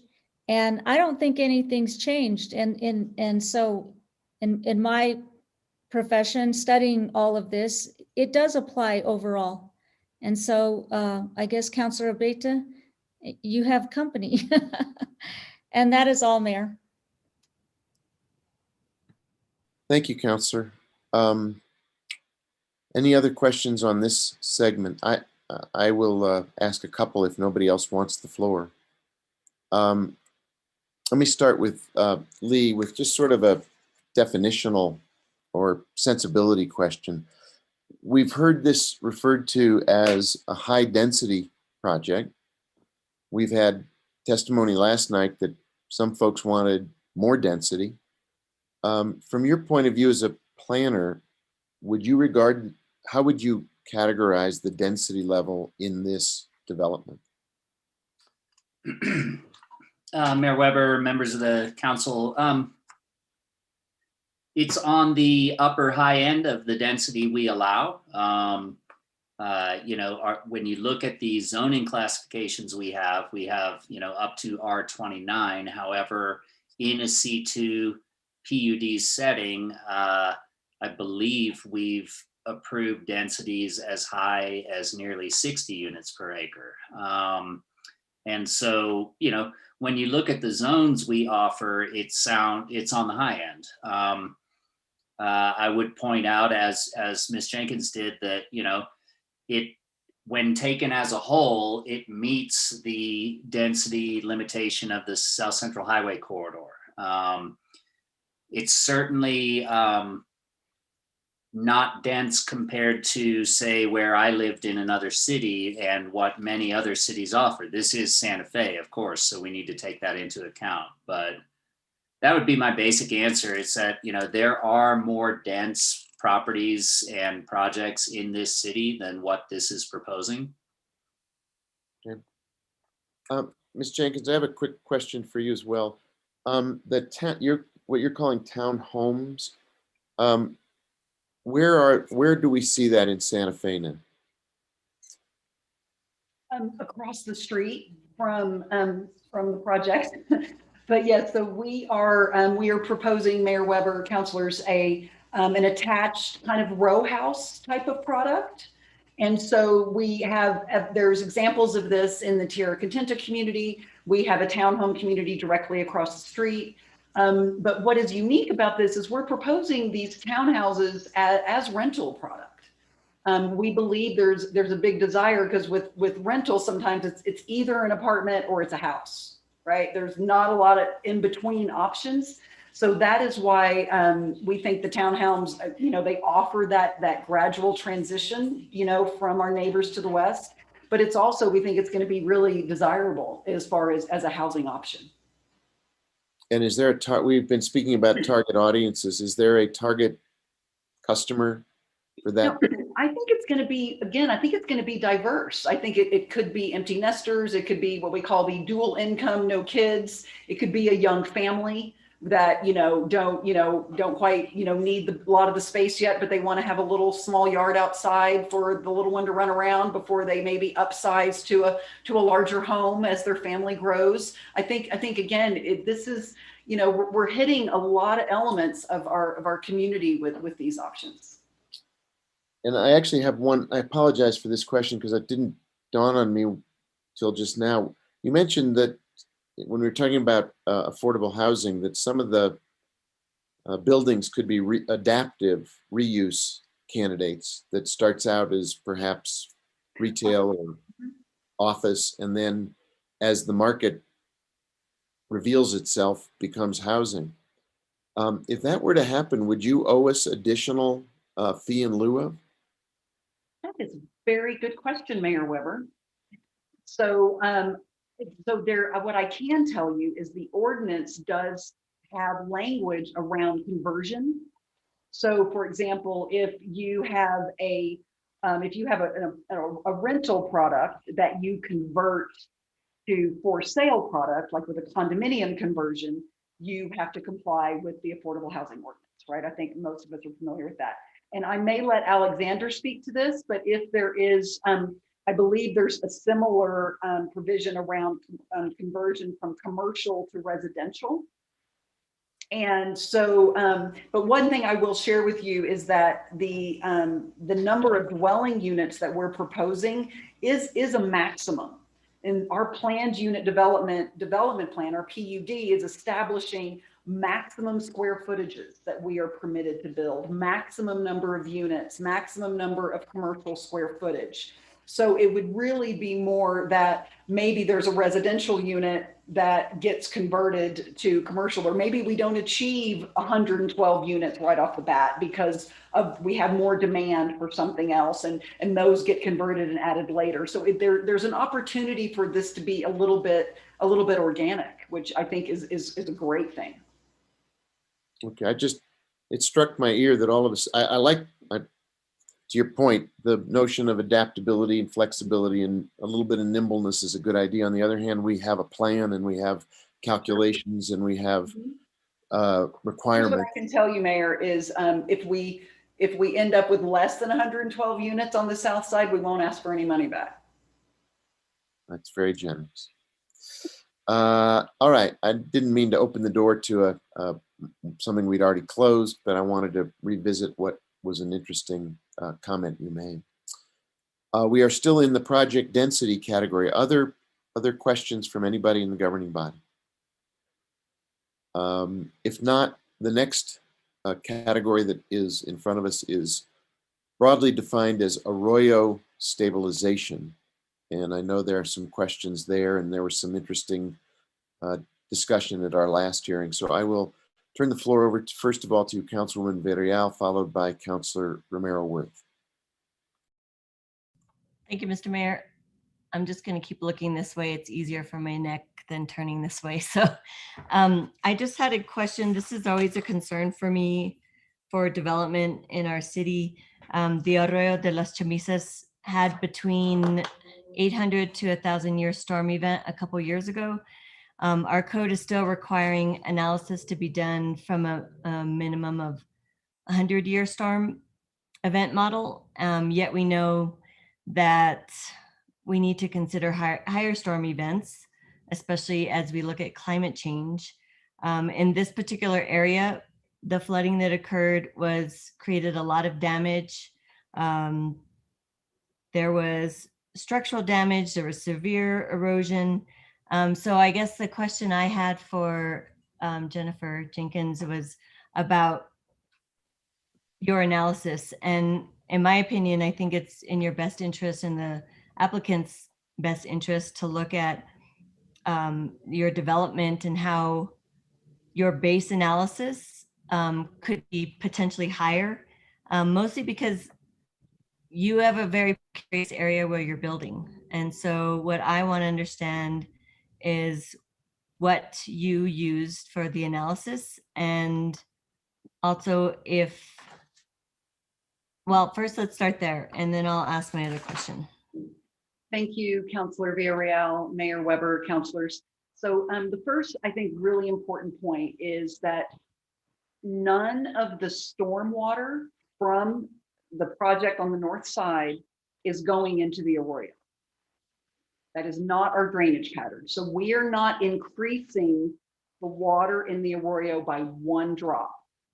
Very important that that kind of be the baseline for this discussion. I'm going to share my screen. And let me get rid of that.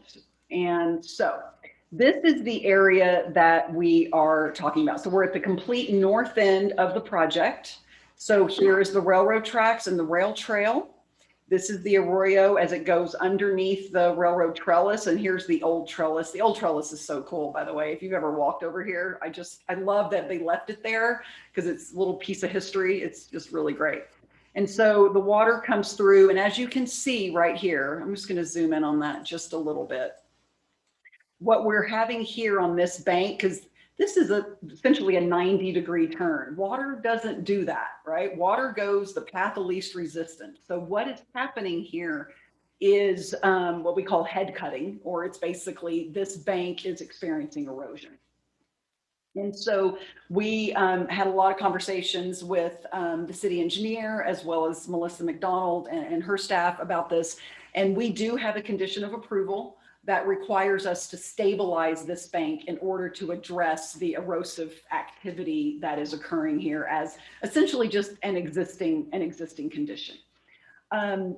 Since we are only at the preliminary development plan stage, this bank stabilization hasn't been designed yet.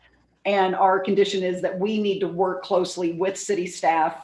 This is the city's drainage way. So obviously we have to work closely with the city engineer, Dee Beingessner, as well as the watershed group on the proper design for this stabilization. Under the current city code, all stormwater improvements design is based on the 100-year event. In certain circumstances, I have had city staff say, hey, in this particular instance, I'm a little concerned about this structure. Why don't you run a 500-year event analysis for me just to make sure we're good, right? And so it would not be unusual in this situation when we pivot into design for that particular type of analysis to be requested. And I know I did. Melissa McDonald, is here, and she's very familiar with this reach of the Arroyo, and so I'm sure she'd be happy to speak to that as well. Yes, Director McDonald, I don't see you, but I know you're there. Or D, I guess I want to understand why we held them to a 100-year event model as it relates to bank stabilization, when we know what happened a couple years ago, where our tunnel that's a little bit further up from where you're pointing at was completely filled with water. And so maybe you can talk to us a little bit more about that and the requirements and why we only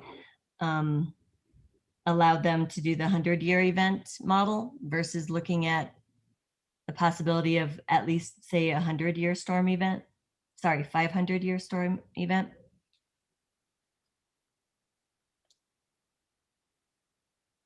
Lee, do you want to call on somebody? Yes, thank you, Mayor. Yeah, Melissa McDonald or Dee Beingessner, if you heard that question, we're looking for you to chime in now. Yes, this is Dee Beingessner, City Engineer for Land Use, Mayor and councilors. Normally, well, the code only requires the 1% storm, which is typically referred to as the 100-year storm event for the discharge standards. This development, the ponding for this development does comply with that 1%. And the bank stabilization issues come from upstream. They really are not exacerbated by this development. They are doing bank stabilization for this project, but them running the 100-year or 500-year storm event would really increase their ponding, but it's not going to do more bank stabilization. They would have to be running a storm event for what's going to come down the arroyo from other developments.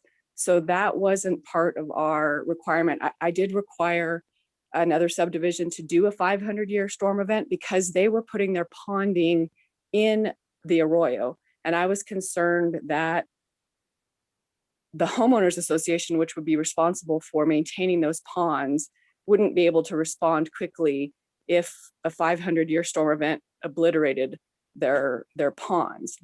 In this case, their ponds are not in the arroyo. So I'm not concerned that their ponding would be affected by a 500-year storm event. So that's why we didn't run any, or didn't require them to run a 500-year storm event. Thank you, Dee, for the explanation. It's more complex, I think, than we think about.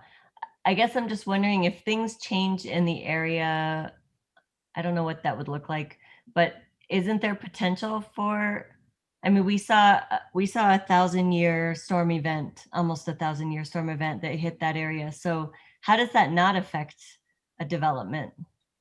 I'm not saying what they're doing, how they're building, but like where they're situated, the fact that they're so close to the arroyo, wouldn't it be in their best interest to like assume that we're going to have another flooding event of that sort, even if our code requires only 100 or the 1%? Mayor and Councilor Villarreal, it could help somewhat maybe to require them or to ask them to run a 500-year, but like I said, it is not required in our code. So I don't really have the authority to tell them a 500-year storm event is required, unless what I'm saying is I just want you to make sure that your pond can survive, or where you're discharging your water, not necessarily upstream, which is where a lot of the issues are coming from. So I think it would be more of a request than a requirement for them, but I haven't seen that is going to benefit this project. And they are doing arroyo stabilization really from upstream erosion, not from what they're going to be adding in from where their pond will discharge. Got it, Dee. I understand you're following code. And I'm wondering if Jennifer Jenkins could respond to that and why you wouldn't consider a higher level of modeling, like in the 500-year storm event area, or Yes, thank you, Councilor Villarreal. So yes, what I would I would offer, and I have had this conversation with my civil engineering consultant on the project, is that when we do design the bank stabilization measures that are going to go in this area, which is going to be part of the next submittal for the north phase, we are in agreement that we will run the analysis in terms of what the appropriate measures are in accordance with a 500-year event. So we can ensure that that what is constructed here isn't going to get blown out in the event of that kind of storm event. So we would be happy to agree to a condition in that regard. Okay. Yeah, I think it was more about protecting the development, obviously, and the existing neighborhoods. I'm sure that they had experienced a horrific situation with that arroyo. So I just want to think about it into the future. And we, as a city, we really actually do need to think about how we need to up the ante in our area of requirements for storm activity and events, mostly because we've seen what has happened. And I don't think it's necessarily I don't think with climate change, 100-year event is realistic. So yeah, I will be placing a condition if we decide to move forward with this development. And then related to that question, Mr. Grogan brought to our attention during the public hearing about that prioritization of remediation for the natural gas pipeline.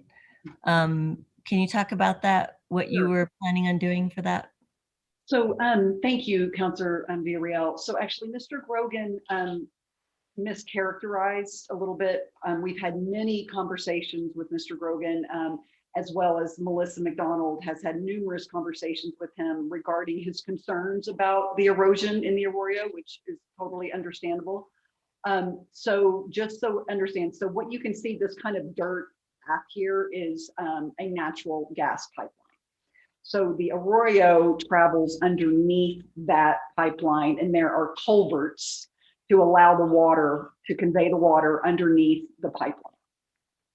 And there is, Mr. Grogan is of the opinion that those culverts are undersized.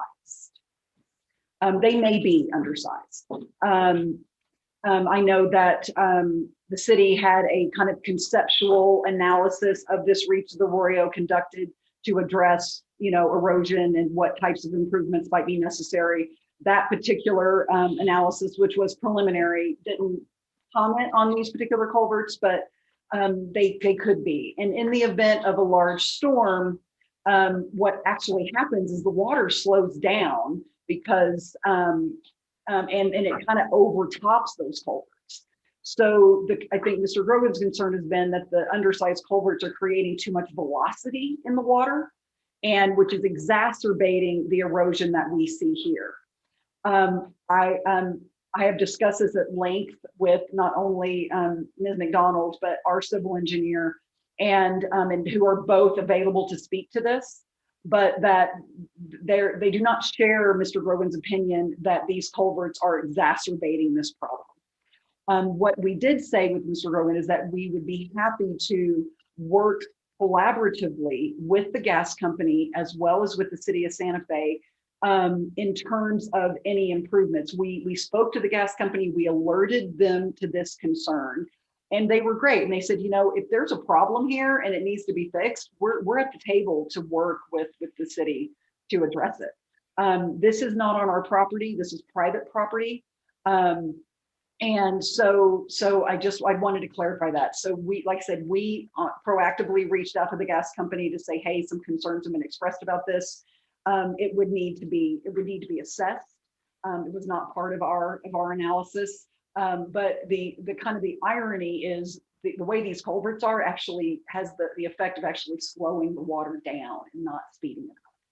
But again, I'd be happy to have my engineer, and I know Melissa is well versed on this matter as well. Yeah, I think that would just be in the best interest. Again, I know it's not on your property, but just to make sure that that won't be a problem into the future. And also thank you for pointing out where it was. I wasn't quite sure where it was located. So thank you. That's all I have for now. Thank you, Councilwoman. Councilor Romero Worth, you have the floor. Thank You you, want- Mayor. Do you want the, I don't think we need it anymore. I just want to thank Councilor Villarreal for bringing up Mr. Grogan's concerns, because that's the nature of my question. So I'm looking at his public comment where he says, I ask that the city adopt and condition approval of the Zia Station development on a modified version of Condition 12 of the staff report to the Planning Commission for the Zia Station development. The modification would add the following text to Condition 12. The city will develop and provide to the applicant a design for remediation of the natural gas pipeline crossing immediately upstream of Zia Station property. Applicant will voluntarily work with the city to implement the city's design, subject to monitoring by the city. And he, again, you said he mischaracterized. He goes on to say the applicant has committed to the neighborhood to work with the city to remediate the natural gas pipeline crossing, because that is the cause of the erosion that the original language of Condition 12 is intended to address. So I just want to be very clear here. You are not in agreement with this language that he wants to add to Condition 12. Is that, help clarify this? No, we're not in agreement to be responsible for mitigating that condition, because it is an unknown if there's anything that actually needs to be mitigated. Okay, I'm just reading the rest of his public comment. So he did seem to indicate that you had agreed to that. So now I'm concerned about a misunderstanding. We did have several discussions with Mr. Grogan, and he and they were very positive, and he shared his concerns, and he of course had a lot of dialogue with the city and the watershed group there. And so what we said was, we understand, we hear you. We agreed to be at the table and be collaborative and convene the gas company and convene the city to determine what is necessary. So whatever is done in a cohesive manner. So if there is some change that's going to happen at the gas line crossing, does that impact how we design the bank stabilization? So it's all about a coordinated effort. At no time did I commit on behalf of my client to paying for that work. Yeah. Well, yeah. So I guess the only question is, would you commit to what you just said? Like, would it be wise for us to put that language into, rather than his language, your language, just, for, I guess, the comfort of absolutely those concerned about. We have been very clear about that. Like I said, we've already started the dialogue with the gas company. And so we're going to be working with the gas company as far as the development anyway. And they were very receptive. And so we would look forward to the opportunity to bring all the experts together to look at this and see what the analysis needs to entail. Are there some changes that need to happen? And so again, for this little reach of the Arroyo here on our side of St. Francis, that effort needs to be coordinated among the stakeholders. And we're happy to be a party to that and to facilitate that to the best of our ability. Okay, thank you, Mayor. Thank you, Councilor. We're in the Arroyo stabilization category. Any other questions from the governing body? And it's about 8:30 and we've covered 3 items. I would mention we will have a chance after we do the questions and we get to the point where we're discussing motions where people can articulate their thoughts on the project or have more expansive statements. But if we can hone in on questions during this period, I think it'll really facilitate our moving to the next phase where we can discuss the proposal more generally with our own ideas. If that is to everybody's satisfaction with Arroyo stabilization, traffic circulation, and pedestrian and bike safety, train safety. I think it came up quite a bit the other night, and I'm sure there are questions that folks would like to address either to staff or to the applicant now. So I will open the floor to anyone who has questions about traffic, circulation, pedestrian, train, bike safety. Councilor Garcia, you have the floor, followed by Councilor Cassett Sanchez and Councilwoman Villarreal. Thank you so much, Mr. Mayor. I think there was a lot of comments during the public hearing on Tuesday in regards to traffic, and given that traffic with the current project proposal, it is going to have a significant change in the way traffic flows, in particular on the south portion of the development, how they will no longer be able to take a left turn. And so I just want to be able to understand the traffic study that was conducted by the applicant. Is it true that the traffic study only covered the portion of the developed, the proposed develop area? No, Councilor Garcia, Mayor Weber, councilors, it did not. And if I may, I'd be happy to, I have a slide I can share that kind of talks about the scope of the study. And I think that might be a good jumping off point into this particular conversation, if that would be okay. Yes, absolutely. That would be fantastic. I don't need that anymore. Okay. Point of clarification, if I may. Sure, yeah, absolutely. You got me a little confused with the double negatives. So Councilor Garcia's question was, is it true that study only went so far? And you said, no, it did not. And I don't know if that means yes or no. So he asked, did the study only address the project area? And I'm not sure what he maybe meant by project area, but it went beyond just the micro of the project area in terms of the scope of the study. Okay, thank you. I appreciate it. So we worked very closely with John Romero prior to his departure, and very closely with the Department of Transportation on establishing the scope for the traffic study. So these are the intersections that were analyzed. And so it starts at Siringo and St. Francis and goes all the way down to Galisteo and Rodeo. So those are the intersections. All of our traffic counts were conducted pre-COVID. Okay, it's very important. So we have actual hard traffic count data pre-COVID.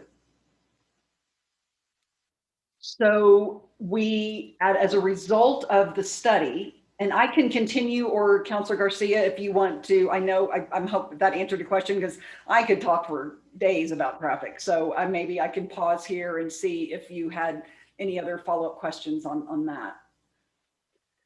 No immediate follow-up questions. I do like how you're going through the plan, that what your study covers. So Great. If you wouldn't mind kind of covering that, please. Yes, okay, great. So the study, in addition to we call it counting cars, right? In addition to looking at vehicular traffic, we also counted cyclist and pedestrian traffic. I believe there were some questions that were raised. Did we take in those types of activities as well? And we did. Did the counts and the study take into account the impact of the train?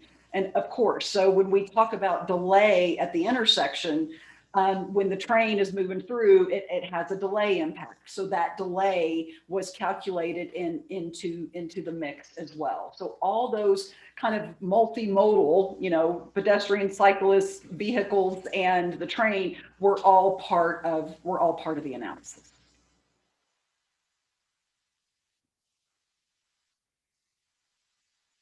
Okay, and so what about traffic? Because we did hear concerns from folks that the traffic that is no longer going to be able to turn left on Galisteo, and it's going to, cause folks to either have to take U-turns at St. Francis or take alternative routes, whether it's down Galisteo or begin to cut through neighborhoods? Did you study the potential Oh, effect absolutely. on that? Studied it a lot. So what we see here, this is these are our existing conditions on Zia. I know we're all familiar with it, but we rarely see it in this type of format. So obviously here, St. Francis, this is where Galisteo currently intersects with Zia, and this is currently full access where you can turn, you can turn left onto Zia from here, and you can turn left onto Galisteo from Zia. And then here's our first kind of neighborhood street to the west at Candelero. We have, as you can see, the proximity of Galisteo to St. Francis meets no standard for roadway design anywhere in the world. It is way too close because this was here before St. Francis was built, right? So it was just how things evolved over time. And this is not, and the proximity here creates an issue with safety. It creates an issue with cars lining up and queuing back beyond Galisteo and blocking the roadway. This has a myriad of issues. So the solution that we devised in cooperation with our traffic engineers, city's traffic engineers, and the DOT was to realign Galisteo, pull it away from St. Francis. This has so many benefits. It is, the list is so long. What you can see that it does is it allows us to have a lot more what we call storage of vehicles as they approach the St. Francis intersection. We have these two little left turn lanes right here. Now we have 3 left turn lanes that go all the way to here. We actually are increasing the length of vehicle storage here from 93 feet to 275 feet. That is a huge benefit. And we increase safety again by pulling this intersection further west away from St. Francis.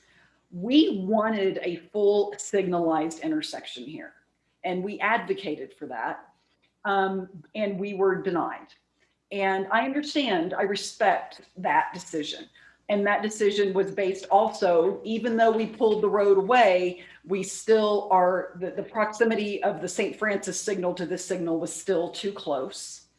And secondly, when new signals are installed, they aren't just done willy-nilly. I mean, you have to meet what they call signal warrant. There is a list of things like you have to check the box, like, are you this? Are you this? Is the traffic enough? Is this going on? And if you don't meet the warrants, federal regulations say you can't build a signal. These are federal regulations that govern roadway design. So because, and one of the key signal warrants is what we call side street traffic. So in this situation, Zia is the main street, and then Galisteo is the side street. There's not enough traffic on Galisteo to warrant a signal in this location.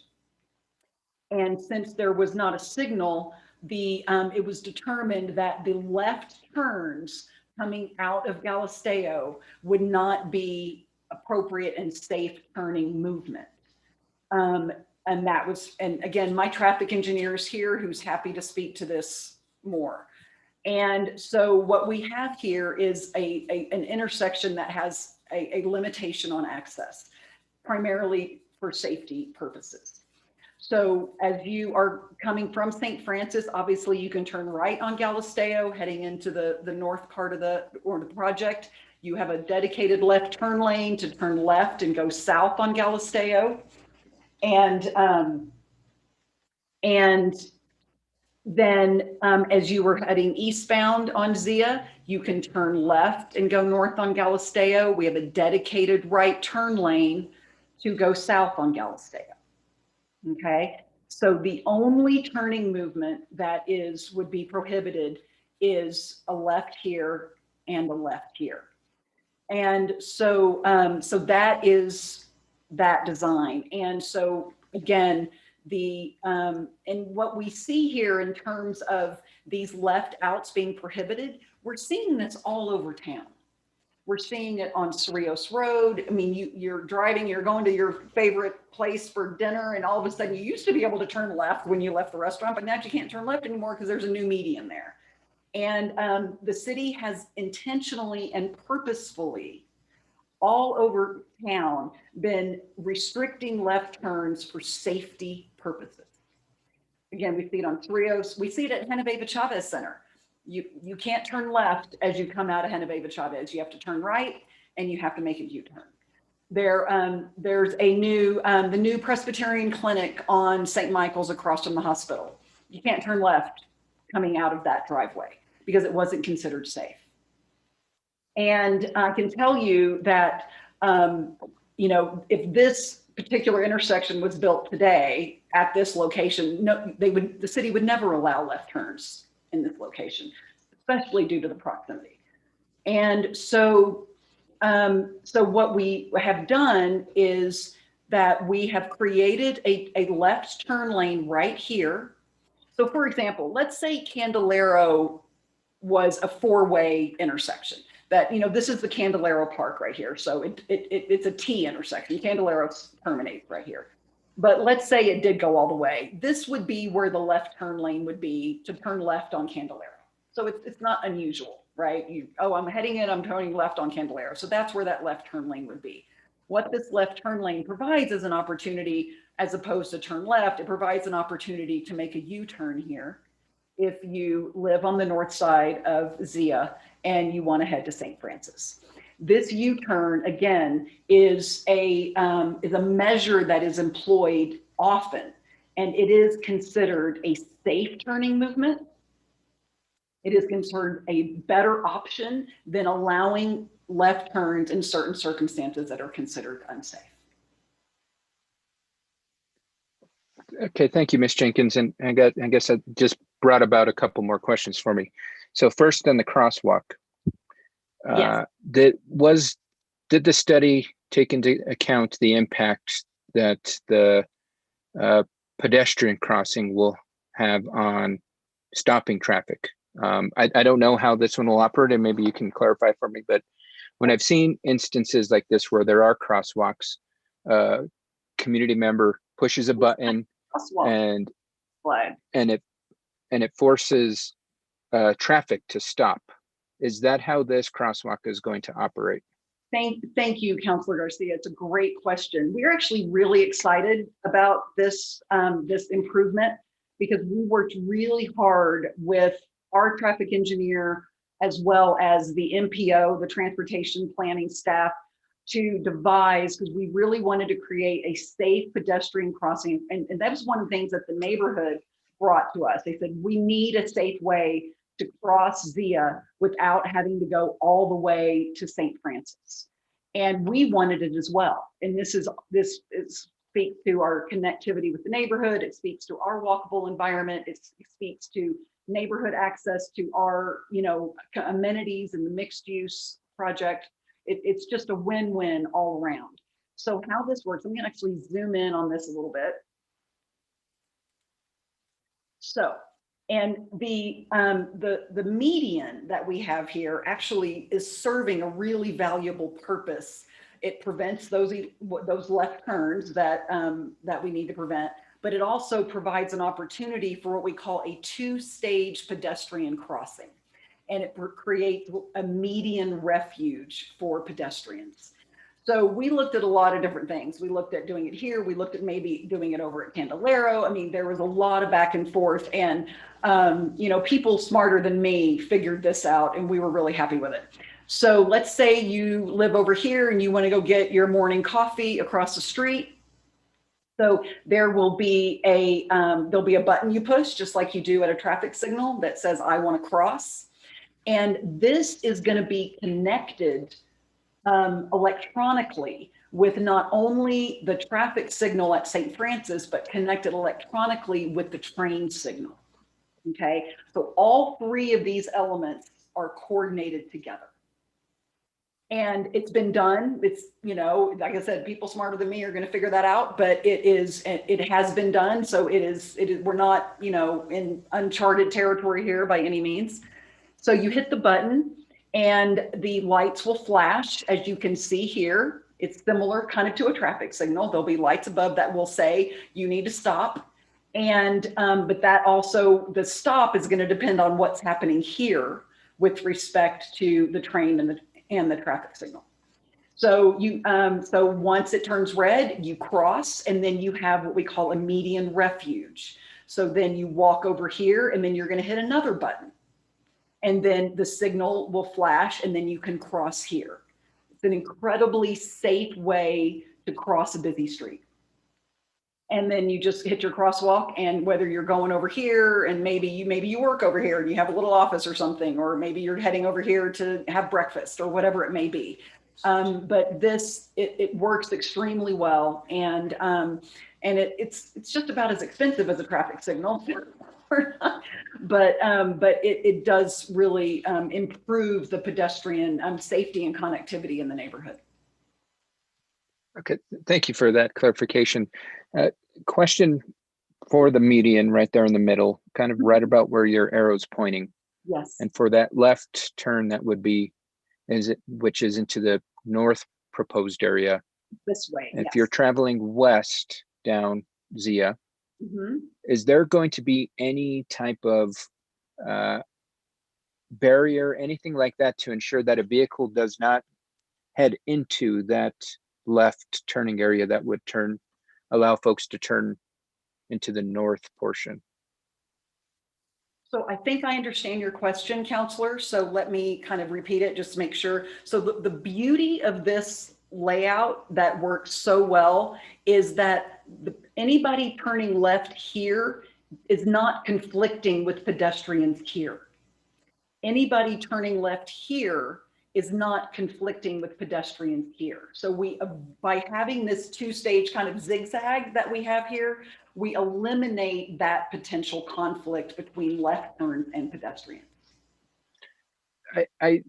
Sorry, let me, I guess, rephrase my question. So if I'm traveling west on Zia, and I'm traveling through the intersection, and right about where you hit the arrow, and I want to turn left because I say, oh, shoot, I forgot to turn left there.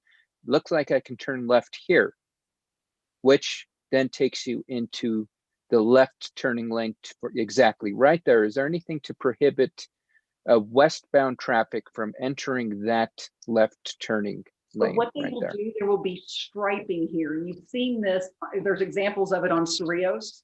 The way this is going to be striped will indicate that you can't get in there. So it's either going to be, and again, maybe I will have my traffic engineer unmute himself and speak to this, but there are standard striping schemes that are intended to, eliminate that. But maybe Eric could speak to that to make sure I'm being clear. I think he's going to have to be sworn, however. Yes, he will need. Can you guys hear me? Yes, we can. Okay. We need you to be sworn, that's all. Under penalty of perjury, do you swear or affirm that the testimony you are about to give is the truth, the whole truth, and nothing but the truth? I do. Thank you. Yeah, my name is Eric Rage. I work for Bohannon Houston, 7500 Jefferson Street, Northeast Albuquerque, 87109. Mr. Mayor, Councilor Garcia. Yeah, this is a rendering, an additional conceptual sketch. So there will be median. It may be extended a little farther than it shows in this drawing, and there will be signing, I presume, yes, to prevent that. And then they also would have the opportunity to go for the U-turn.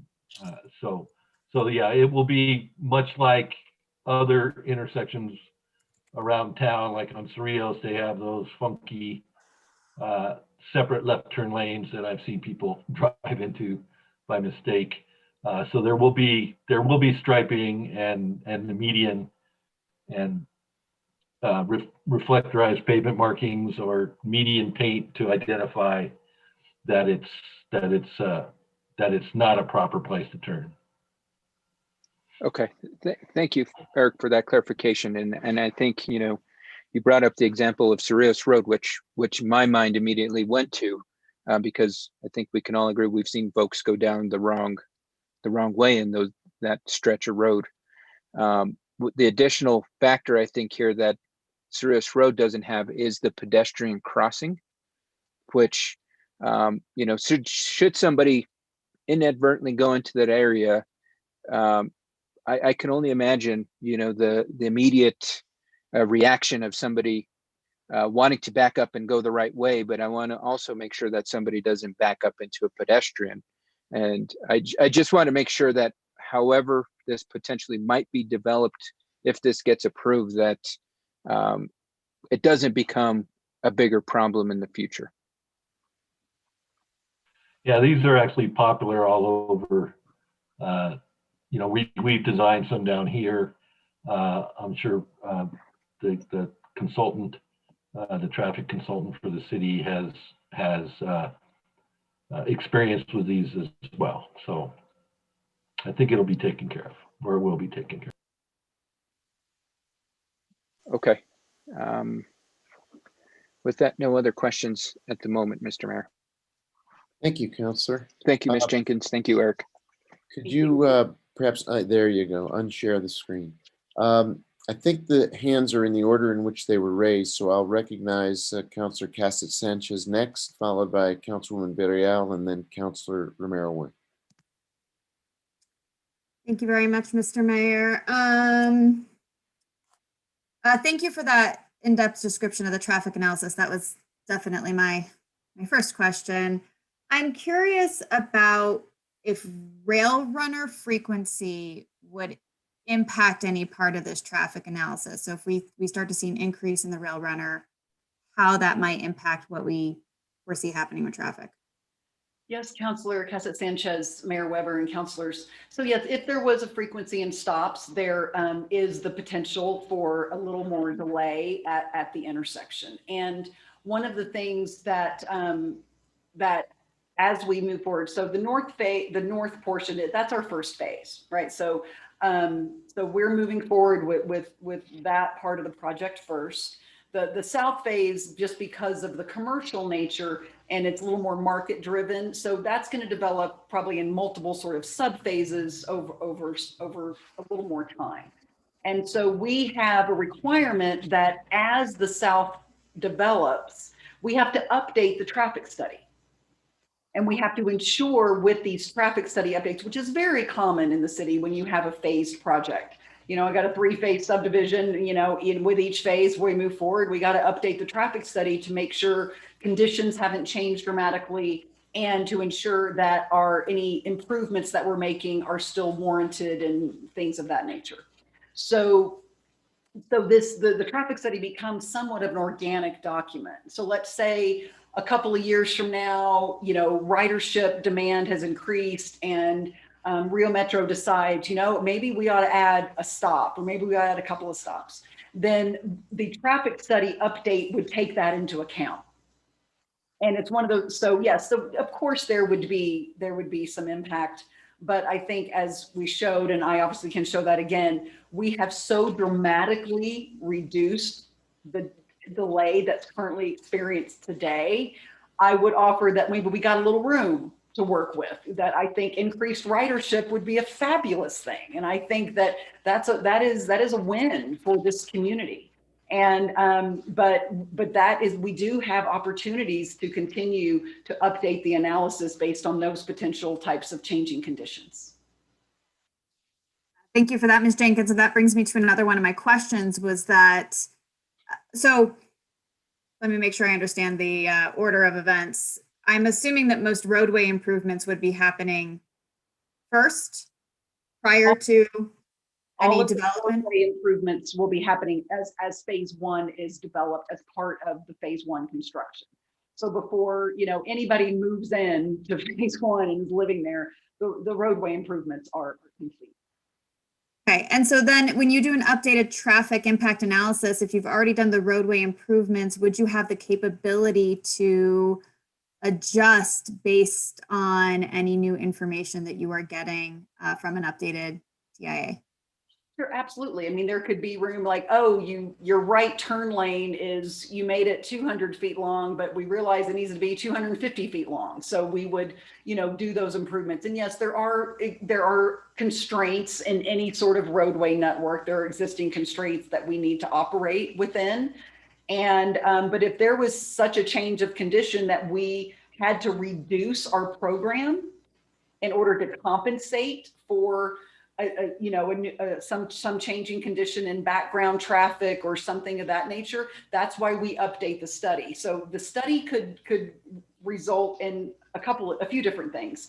One could say we're on track, the improvements are working, and and everything is kind of as expected. So move forward with your phase, and then, or the study could say, we need to tweak something that was built, and that turn lane needs to be a little longer, or maybe we need to tweak the signal timing a little bit, or something of that nature. Or we may say, you know what, you're going to have to back it off. We're finding that the improvements that we need, where there's really just not the physical space to do that. So we might need to back off on your unit count. You might need to back off on your commercial square footage in order to reduce the number of cars that we're introducing into the network. Okay, and then I guess this kind of goes back to that question of feasibility and that almost that critical mass that needs to happen. So I guess that's a risk that you guys are just going to take on. It's the nature of the beast, honestly, Counselor. It is, there has been so much effort into this study and into this program. And the traffic study actually informed the program. We didn't come up with a program and just hope the study worked out, right? We actually, those things happened together synergistically. We had to make sure what we were proposing could be accommodated based upon the roadway improvements that we are proposing. So all of that happened together. And yeah, it is a risk. This is risky business, but we have a lot of confidence in the incredible results out of this study in terms of these roadway improvements and how much it's going to improve the functionality at this intersection. Eli, do you have something to say to me? Eli's got his hand up. I don't know if it's to address this particular issue. Eli, do you have something to add? Just quickly, Mayor, thank you, councilors. I just want to remind folks that we also have representatives here from NMDOT, as well as our own MPO. And I also believe, I think we have actually two representatives here from NMDOT, someone from the rail side as well. So I just want to make sure that folks are aware of who we have available for questions if there are questions for those individuals. Thank you. Back to you, Councilwoman Villarreal. Or I'm sorry, Sanchez. Casa Sanchez. I looked, you're on my screen. You're one right above the other. I'm sorry. Councilor Casa. Okay, I'm fine with being mistaken for Councilwoman Villarreal. I take it as a compliment. So, all right. Sorry, just scrolling through my questions. That was answered. Okay, something that I would like to understand a little bit. So the TIA uses 2024 as the build year in the analysis. Yeah. But the development is not going to take just 4 years. I'm sure this is a technical piece that I do not understand, and I would love to have it explained to me. Thank you, Councilor Casa Sanchez. I'm going to take a stab at this, and then Eric is here that he can explain this. So when we look at these build years, sometimes it's a little easier to say it's, this is our schedule, this is when we're going to be done. But for a project like this that's being developed in multiple phases, if you push too far out into the future, it starts to kind of lose its validity in a way. So you don't want to get too far out over your skis, so to speak. And so there is, so the intent is to project into the future and make assessments based on that. But that's also why we update the study as we go, because that also compensates for, okay, it's 2026. Where are we, and what's been constructed and what's left to do, and so so there is, it starts to dilute the impact of trying to imagine a future that's so far out in front of us. So that's why we grab something that is a little more in the near term. Okay, thank you. And then, as you mentioned, there will be updates. So I appreciate that. Absolutely. Mayor, can you help me with our topics that we are on? I do have some also pedestrian and bicyclist safety questions, and I'm curious if that is relevant in this topic or if we will be hitting that later. No, you're in the right time and the right place with the right questions. Great, thank you. I know that we talked about the hot crossing. Are there any other safety improvements for pedestrians, cyclists, motorists that you have not covered that you want to make sure that we touch on? Yes, thank you. Thank you, Counselor. I'm gonna do the share again, and let me back this up and find, look right there. Okay, so what we're seeing here is everything in blue is primarily new sidewalks, not nude sidewalks, but new sidewalks connecting to the existing sidewalk network. And a couple of things, obviously the hot crossing is a big element of this. One of the things I neglected to touch on Tuesday is this was also a request from the MPO. We thought it was a great idea. What we have is you're coming north on Galisteo. The MPO said, it'd really be great if we could give cyclists an opportunity to get off of Galisteo Road sooner and get access to the rail trail. So we're creating what we've come to call the little off-ramp. So we have a trail that will obviously accommodate pedestrians as well, where they can get off of Galisteo and get onto the off-road trail sooner. So we really like this. This is a really nice improvement that is really for the cyclist to a significant degree. Where is the section? Is it in this? Is it real fast while we're on this slide? So all the blue are new sidewalks that you guys are constructing? Yes, and we have, of course, in the existing neighborhood, those are existing sidewalks that we're connecting to, and of course this is existing. But everything internal to the project are all new sidewalk improvements. And let me just find the slide that I am looking for. So this is the proposed section for Zia Road. We are rebuilding and widening and improving the sidewalks on both sides of Zia along our frontage. And because right now Zia, and this is also one of the a piece of feedback we received from the neighborhood, is that the pedestrian experience on Zia is not a great one. And we have sidewalk that is very close to the roadway and it's a busy street. So we are constructing new sidewalks that are, we have 6-foot sidewalks. We got, 8-foot sidewalks on the south side. We have generous planter strips with street trees. We have new dedicated bike lanes in this stretch. And then we have our vehicle lanes here as well. So the whole experience of this stretch of Zia is going to be greatly improved for the cyclist as well as the pedestrian.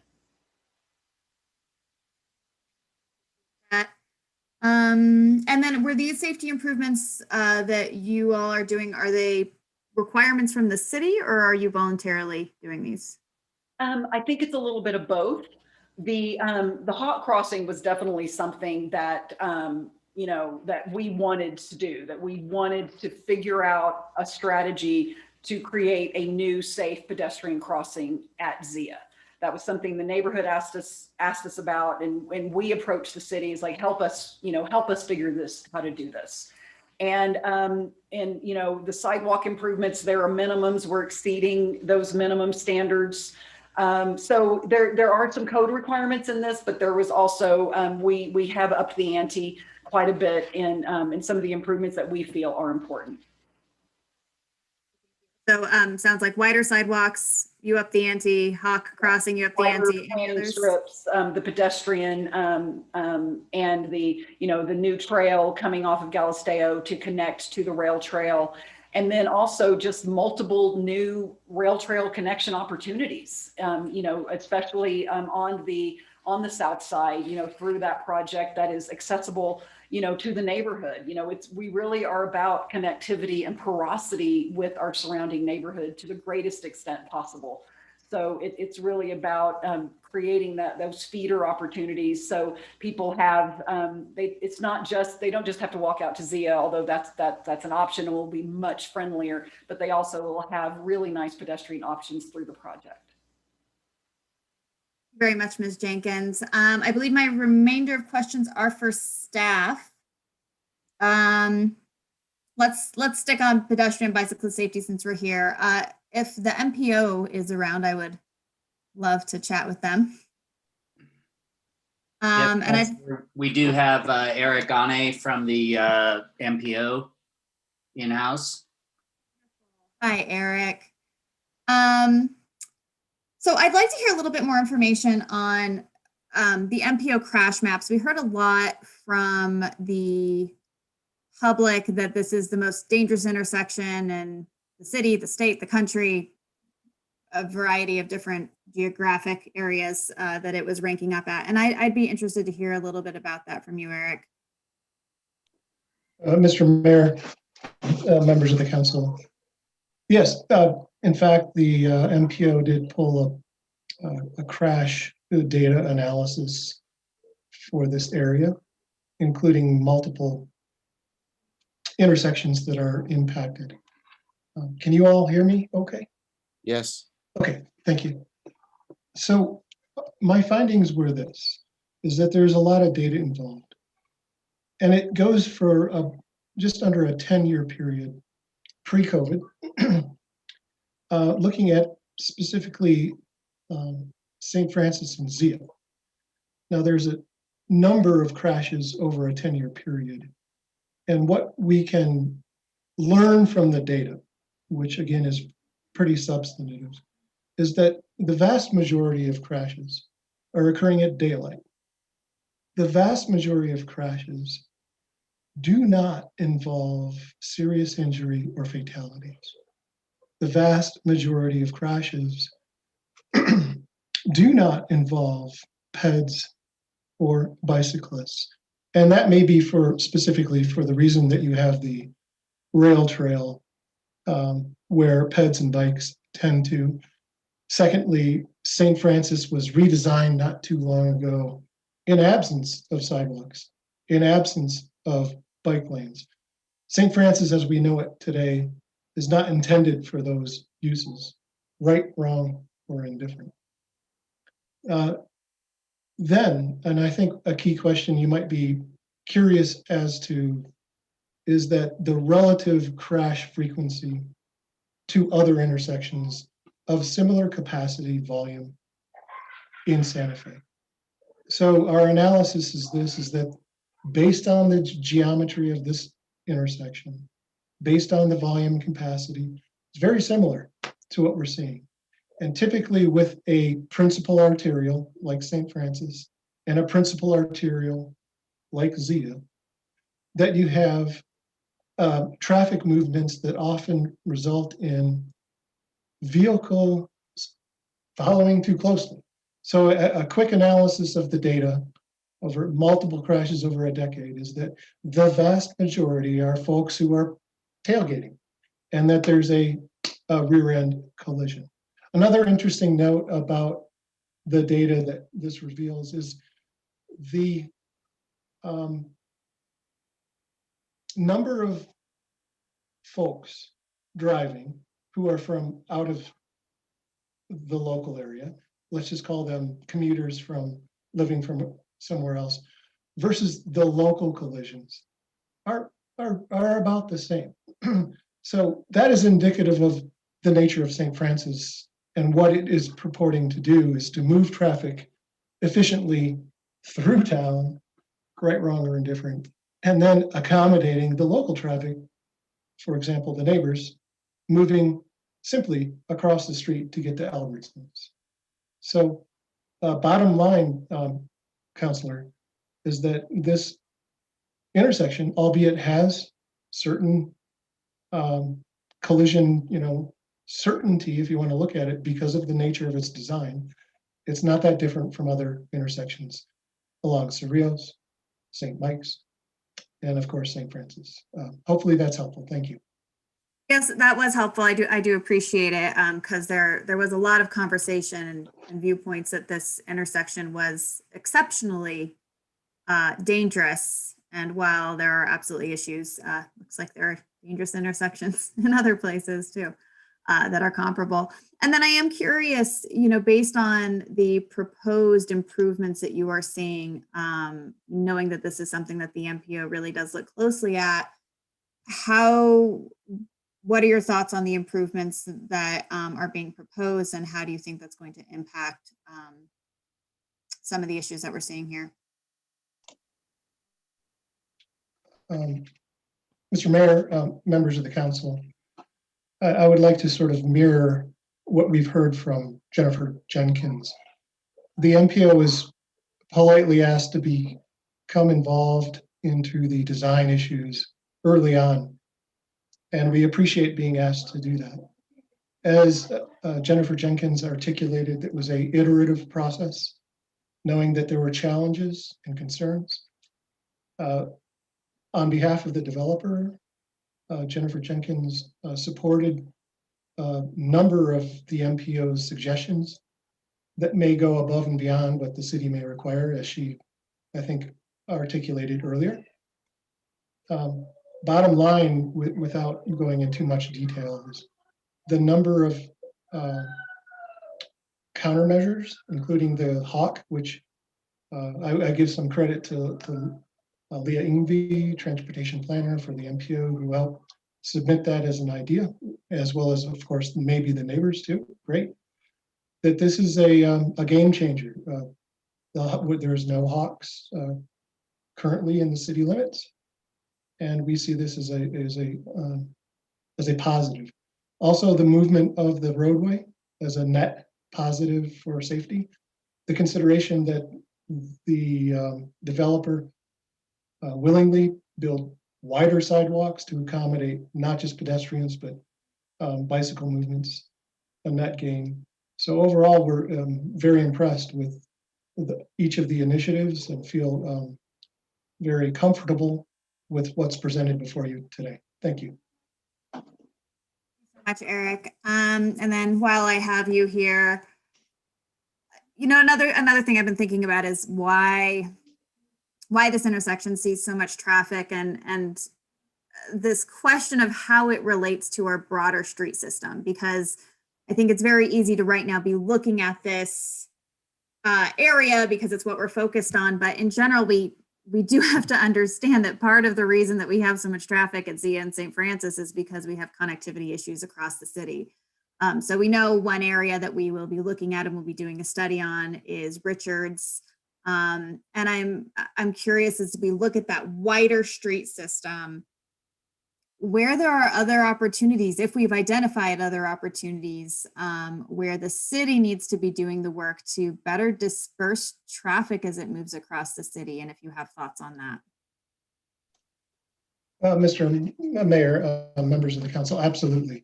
And looking at it from a broader perspective, for those of you in the audience who may not know, that the MPO via federal requirements is required to host the travel demand model for the metro area, and has successfully done that for multiple decades.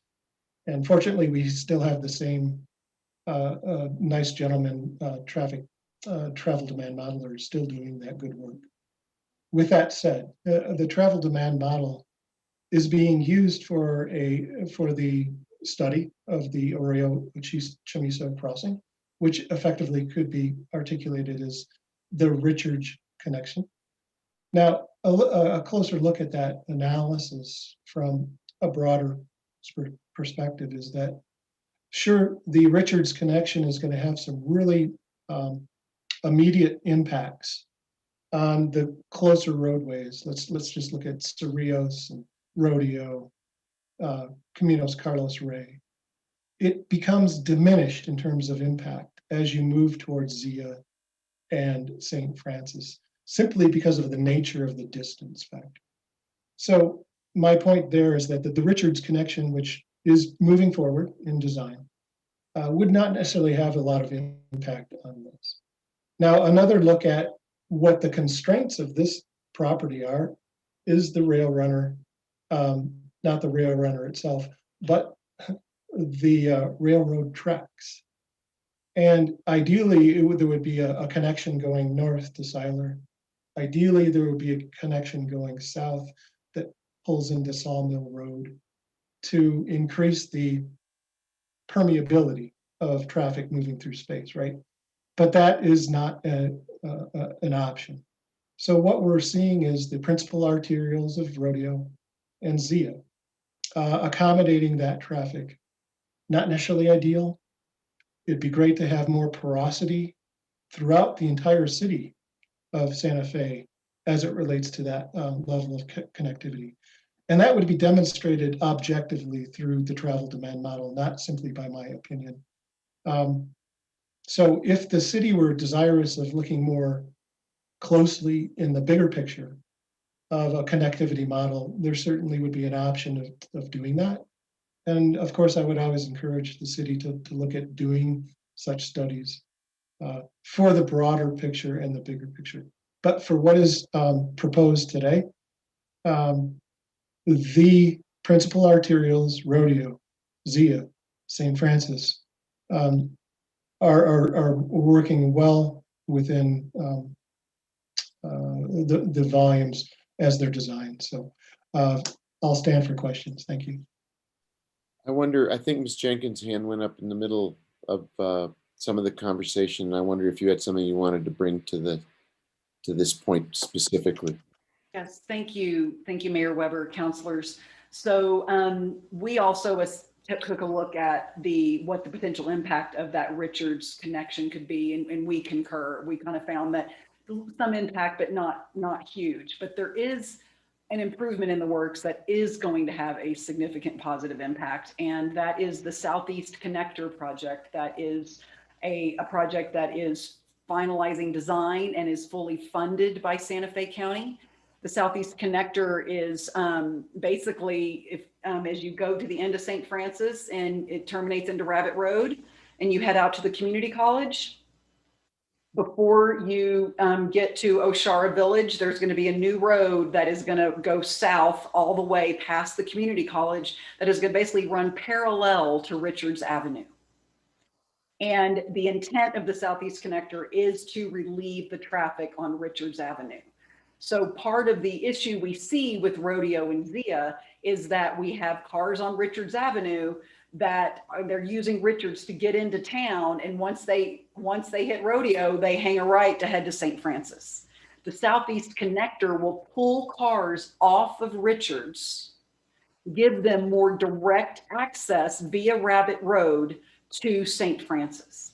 So that is going to have a positive impact. And that is again, that project the design is finalizing, and it is funded by Santa Fe County, and that is an important improvement that in the county that is going to have a positive impact here.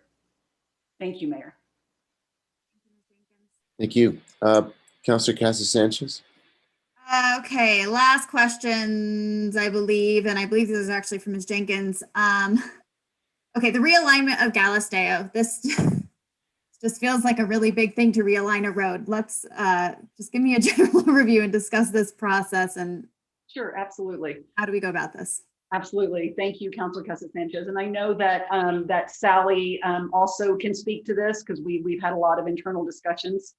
And so the way this is going to work as part of, we are proposing the realignment of the Galisteo, which requires a couple of things. The existing, that northern segment, the existing Galisteo right-of-way needs to be vacated. And then the city needs to accept dedication of new right-of-way. For development projects, the city accepts right-of-way all the time. Subdivisions, new roads, city takes the right-of-way, developer builds the roads. That is a common practice. So with the new northern extent of Galisteo coming north of Zia, that'll be a new roadway dedication to the city. But the southern side, there's additional steps. So Following tonight, if the project receives approval, then our next step is we submit a formal request to the city asking for that right of way to be vacated. And basically it's a swap. We're swapping land. We're going to take the right of way that is being vacated and we're going to give you new right of way, not only along Galisteo, but we're also increasing the right of way on Zia to accommodate for turn lanes and such. So we'll be dedicating right of way to the city for Zia Road as well. And then that process does require further action by the governing body. And it also requires review and approval by the Planning Commission and probably Finance and Public Works, I would imagine. And so kind of while we are over here working on our final engineering and plans for the north phase, you know, to move that forward, we, as kind of as a parallel path, we will be going through this process. And then it's just, there's a plat that gets generated that says, okay, this is the plat, we're vacating this right away. This is, we're dedicating this right of way. And then there's that, you know, land exchange. Basically the city's going to get more land from us than we're receiving from them. And so and we've been working closely with Sally and with Ed Hill and Noah in kind of developing the procedure, but it is laid out in the code. So, you know, we're following the process. We're following that process that is laid out in the city code. And then assuming all of that goes without any hiccups, how is it going to impact the individuals that are on the south, living off of the south side of Galisteo while this realignment is happening? So the existing Galisteo will remain open, operational, and will not be touched until the realignment is 100% complete, signed off by the city, and ready to go. So there'll be one day where the barrier comes down, cars are directed on the new roadway, and then in the old roadway is blocked off, and then we move forward with, you know, that would move forward with demo and all of that. So literally it's going to be like flipping the switch, but there will be no impact for neighbors' access to their homes. There will be no impact to access to the rail runner. We have to maintain that drop-off area. So all of that will be staged to ensure that there's no interruptions. And it's very doable.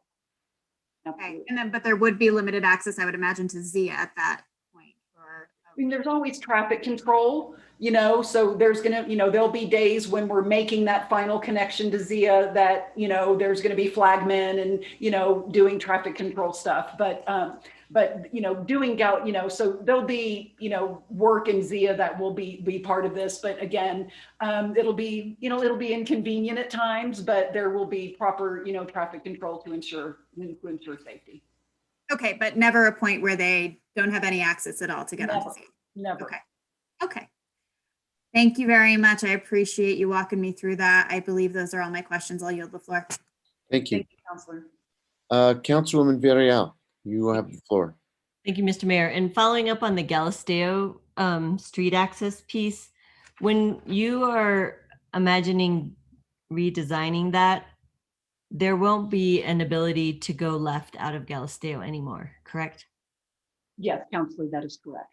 So what is the route then? Because you didn't really talk about this much on Tuesday. What are current neighbors or current residents and future residents going to do when they're trying to head somewhere or trying to access Zia at some point to go west?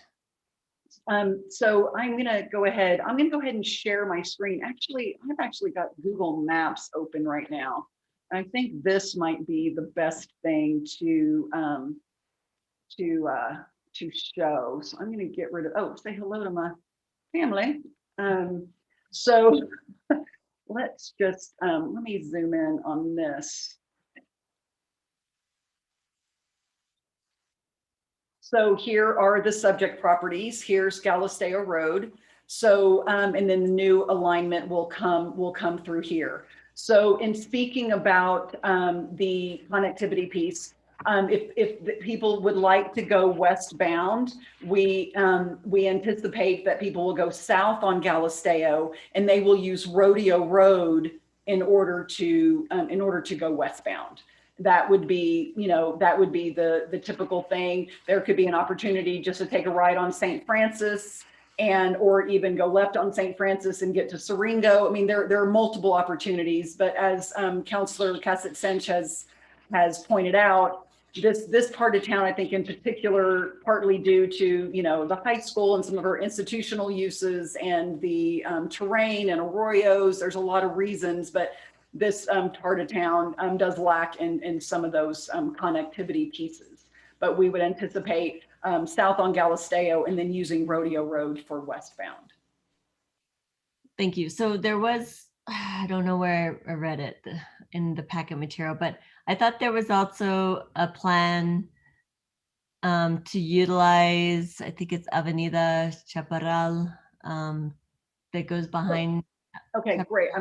Yes, so the access to Chaparral. So let's talk about that. I'm glad you brought that up because I did want to touch on that.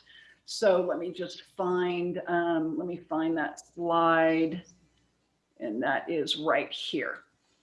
So right now, under current conditions, if you, these are basically from, our site here. If you could turn left on Zia, you could go to Chaparral this way. So you go left on Zia and you'd come down to Avenida Chaparral and go to Chaparral this way. However, going south on Galisteo, it's actually faster and shorter. And interestingly, this neighborhood is one of the neighborhoods that does have better connectivity. So this neighborhood, I believe, was in some ways was designed a little better than some of the other little pocket neighborhoods that we have. So there is better connectivity through here. So going south on Galisteo is actually a faster route, and there is nice neighborhood connectivity in here. Explain where it's going to go through, because the green line is fairly thick and it's hard. It's a little thick. So let me, I'm going to do this a different way, and we will just pull this right over here. So let me just zoom in on this. Okay. So let me just get to a better map here. Okay. So coming south on Galisteo, you would hang a right on Camino Capitan, which is right here, or you could take a right on Camino Lumbre because it connects in to Camino Capitan. So these are two connection points into Galisteo. And then you go down Capitan and then you hit Avenida Chaparral right here and you're there. And so that was a source of contention and frustration from neighbors, having what would be traffic typically going through Aranzia would be going through their neighborhoods to get to the back way of Chaparral. Well, I believe that I would venture that traffic pattern is already happening because there are, there's a lot of residences, further south. There's a lot of residences off of Rodeo Road that would, come north on Galisteo and come this way. So I don't see a significant change necessarily in that traffic pattern. And did they look at that traffic pattern through the analysis? Yeah, we did not analyze this particular intersection. When the traffic study was scoped, we were not asked to analyze that. Yeah, I think that's something that we should have required, because it does affect the whole patterning of rerouting, etc. That would have been a primary of, I guess, scoping that we should have looked at. And please go ahead. Go ahead. I was just going to share. I mean, there's a couple of things. We look forward to, again, we believe we're going to have a very diverse demographic in our housing, but just the nature of the housing, we don't see it as, we have 2-bedroom units, 1-bedroom units, studios. So the number of school-age children, I don't think is going to be like it would be in a single family type of development. So that's one factor. And secondly, when we talk about neighborhood connectivity, it's kind of one of those double-edged swords. It's like from a planning perspective and a transportation planning perspective, one could argue that this was a really well-planned neighborhood in order to provide for that connectivity. So we aren't forcing all of our vehicles onto our minor and major arterials. And that's why with new subdivision projects that come in the door, you're not allowed to build a cul-de-sac unless there's some significant reason, whether there's a terrain or you're bumping up against an arroyo or some reason that you have to build a cul-de-sac. Everything has to connect, not only internally, but with the existing streets that you're adjacent to. That is an actual code requirement. So the city is really moving forward trying to say we need to not create the problems that create some of the traffic congestion we currently experience on Zia. And so having those opportunities where we can spread traffic out and we have multiple ways to get to our destinations is an important part of a healthy network. I hear you. I also was thinking about the pedestrian ways. I think that was also a question from somebody in the public hearing Yes.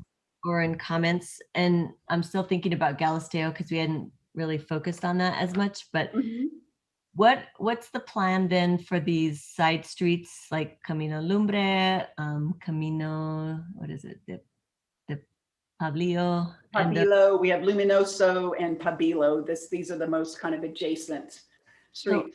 There's some existing, these streets are served by sidewalks.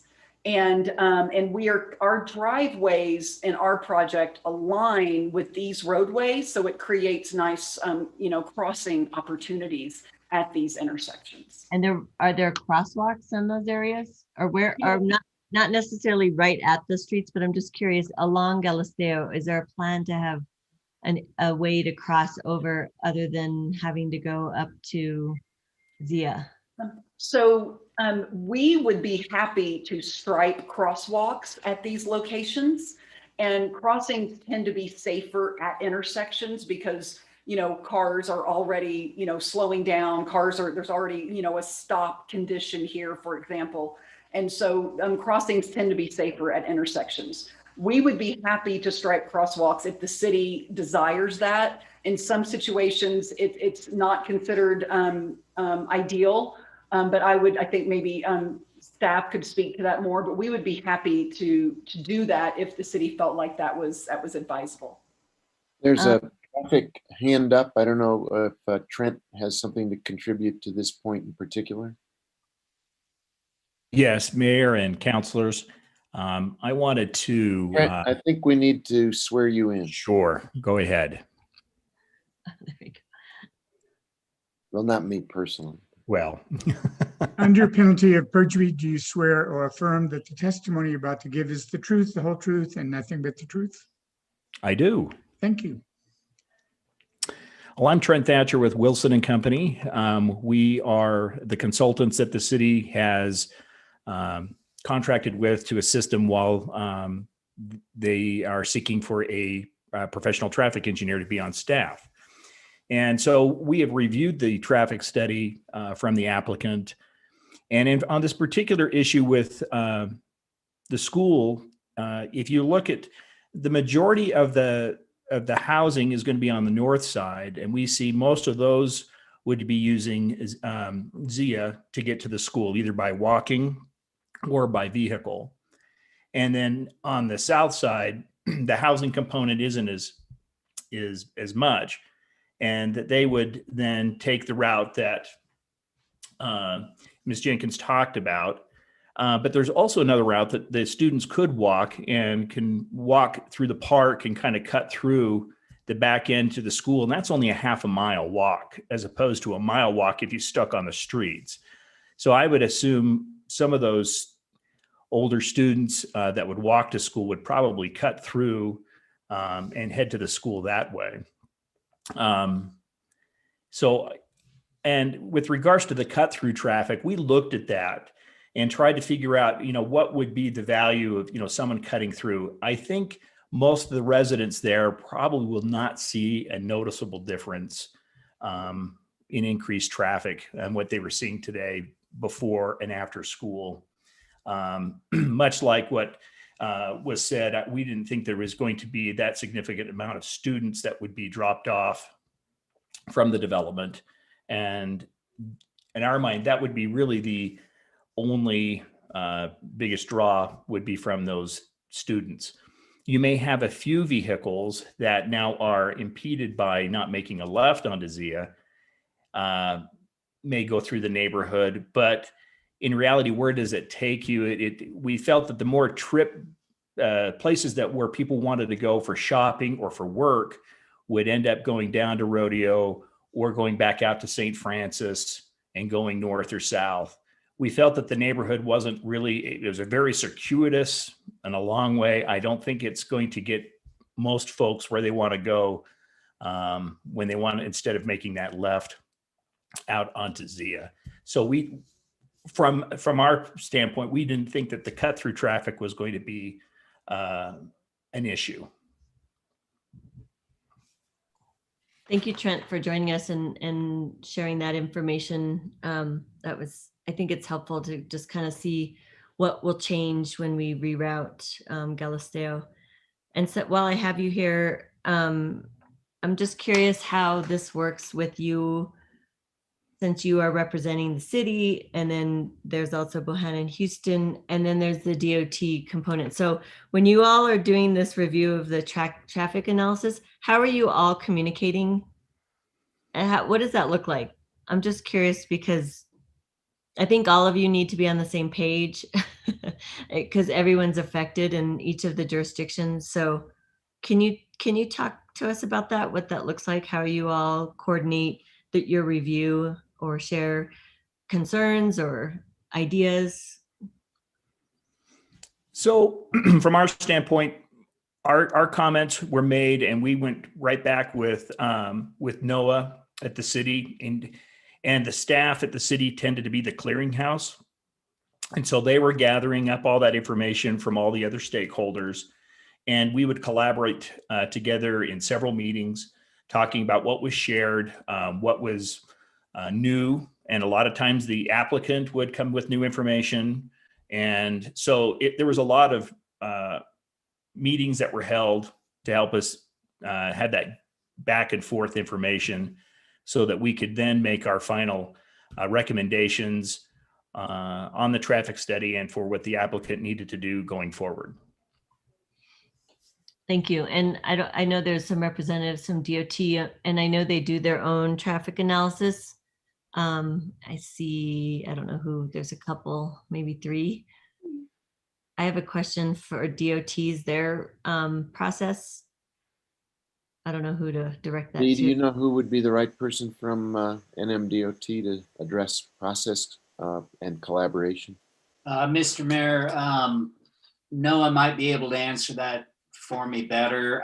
There are several DOT people here and they have different concerns. So Noah, if you have a suggestion. Mayor, councilors, Councilor Villarreal. So we have kind of two sections of DOT here. One, we have that from the rail operations, which is Bill Craven, and then we have Afshin. I'm sorry if I'm mispronouncing your name. Who's the engineer for who oversees kind of the roadway improvements related to St. Francis, and so they can each respectively talk to their areas of expertise, whichever you'd like. I guess I want to know from how they communicate with each other within the DOE team, and then also they do their own analysis and how it actually, if they see an issue, what's the next step? And I guess from what I was trying to understand before when I was gathering information, I was told that DOT doesn't share their review or analysis with us. And I didn't understand that. So maybe you could explain a little bit more about what that looks like. What were some of the concerns that got resolved when you were first doing this analysis? If I may speak, I suppose I need to be sworn in. Yes, sir. Please. Yes, under penalty of perjury, do you swear or affirm that the testimony you are about to give is the truth, the whole truth, and nothing but the truth? I do. Thank you. Could you give us your Well- full name, please, sir? Certainly. My name is Afshin Jian, and I'm head of the traffic technical support, which makes me the state traffic engineer. And here in Santa Fe, although I live in Albuquerque, but Santa Fe is general office, and that's where I work from. So as far as the study is concerned, I remember studying this all the way for, I believe, 2007, 2008.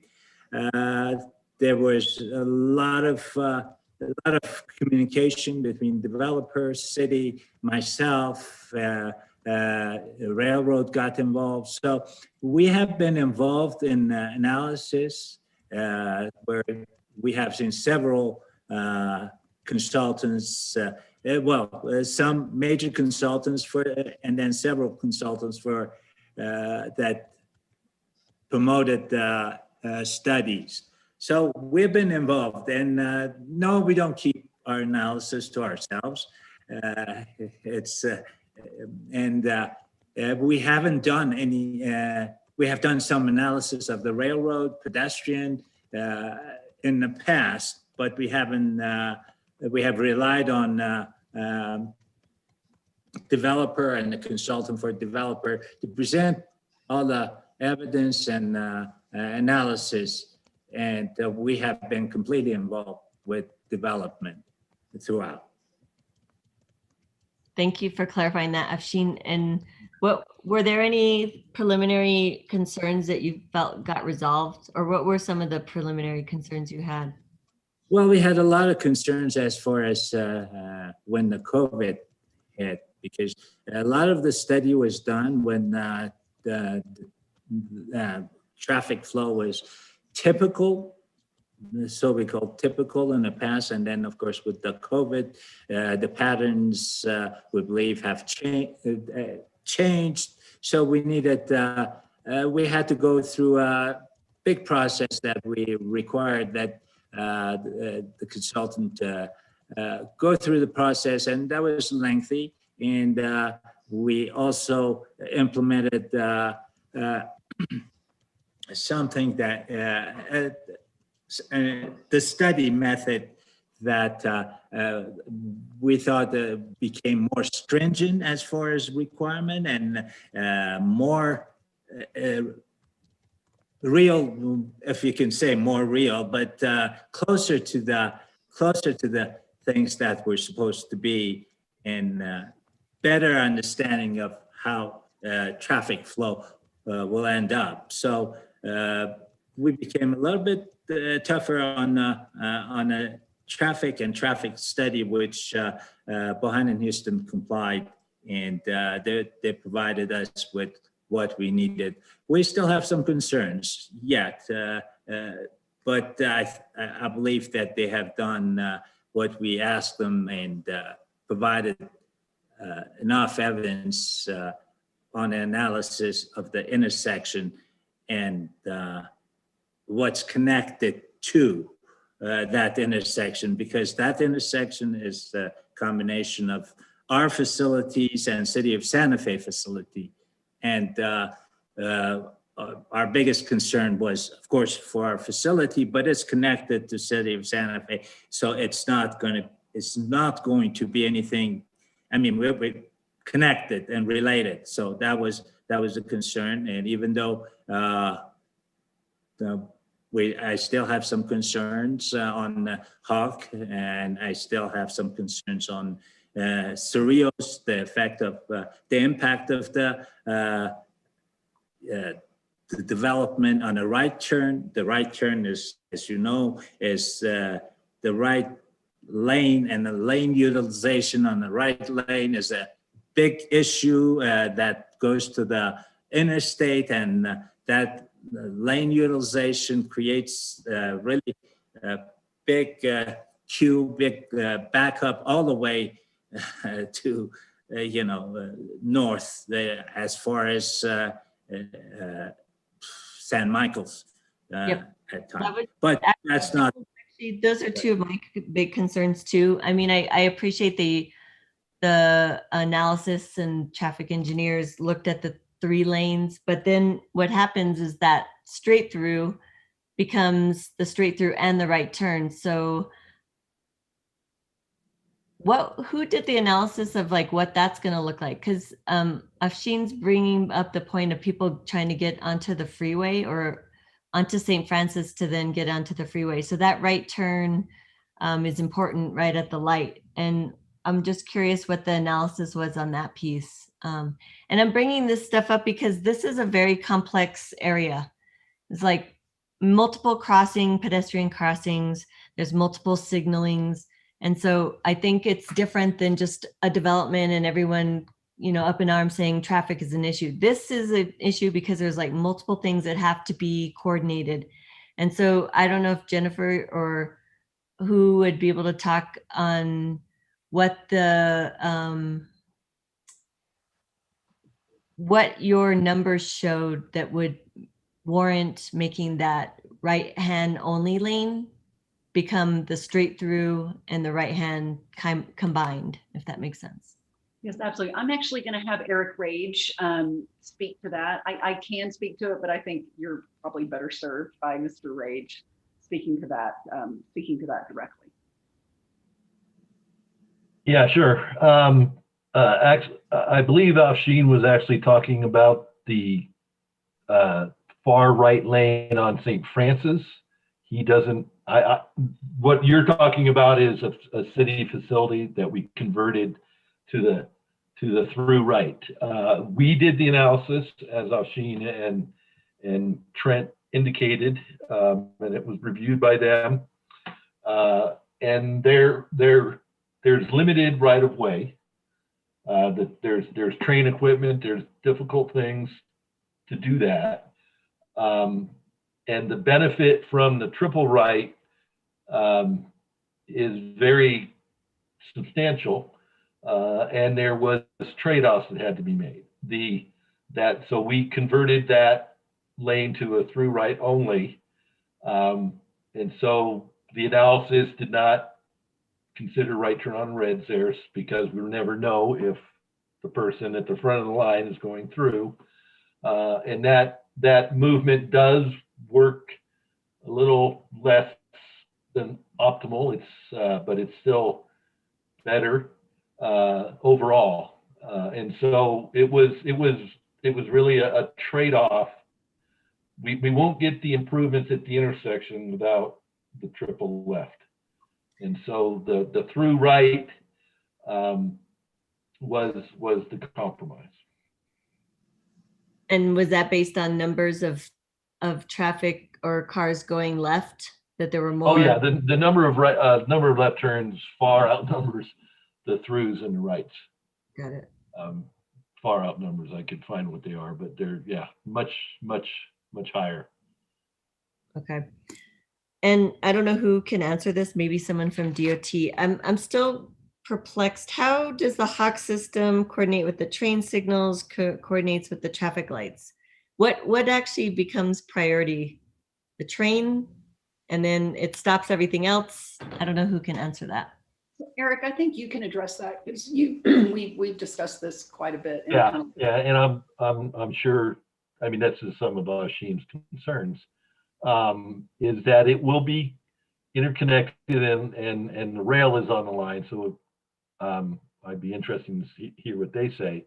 But as Jennifer indicated, we will be interconnecting the Hawk signal back to the St. Francis and Zia signalized intersection controller, as well as, if you notice, there's a big silver shed right at the corner that has the rail runner equipment in it. And that rail runner equipment knows when the trains are coming. The main issue, and it's primarily for the westbound traffic, is to make sure that when a train is coming, that the pedestrian light does not go red. The Hawk does not turn red. So if a train is coming, then the interconnect will prevent the pedestrian signal from activating, and the pedestrian will just have to wait the preemption that the signal has to clear that intersection so that nobody's there will implement, and then the rails, the gates will come down. And then once the gates come down and it's clear, the intersection, the hawk will then either activate, or the pedestrian will realize the gate is down, there's no more traffic, and then they'll be able to cross after the queue is cleared. The concern of the DOT, of course, would be they never want that to back up into the rail. And so that is why we have the interconnect. There's other things that I could conceive would be desired to make sure that there's detection if there's a queue that gets a little maybe halfway, and then you know, because if people keep pressing the button, then it'll stay red. So there's going to have to be some timing on it. I mean, that's one reason why we're promoting the two-stage gap, the two-stage crossing, is that they only have to cross the 3 lanes, the right turn lane into the site. And then it really hasn't been mentioned much tonight, but we are also narrowing the lanes on Zia to 10.5-foot lanes for traffic calming purposes, which should enhance the pedestrian experience and make those bike lanes a little safer because people will be driving slower. And so the crossing distance is relatively short.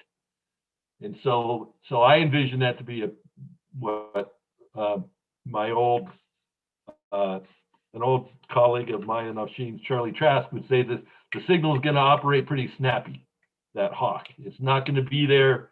It's not going to be on for an extended period of time. And, you know, there'll be timing restrictions on that signal, just like at St. Francis. You know, the green is an infinite for every movement. That red for the pedestrian won't be, you know, excessively long to prevent traffic from backing up into the rail.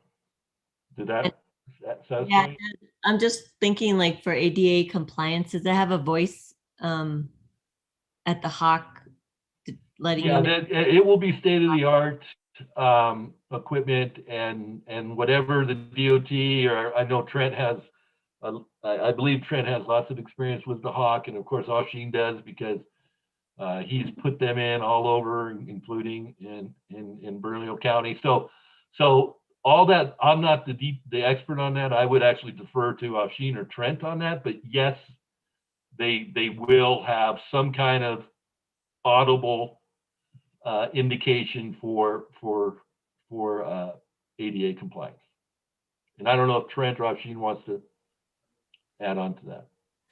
I can, Counselor, Mayor, and we can. Those are very easily installed to put the accessible pedestrian push buttons, and you can get them programmable.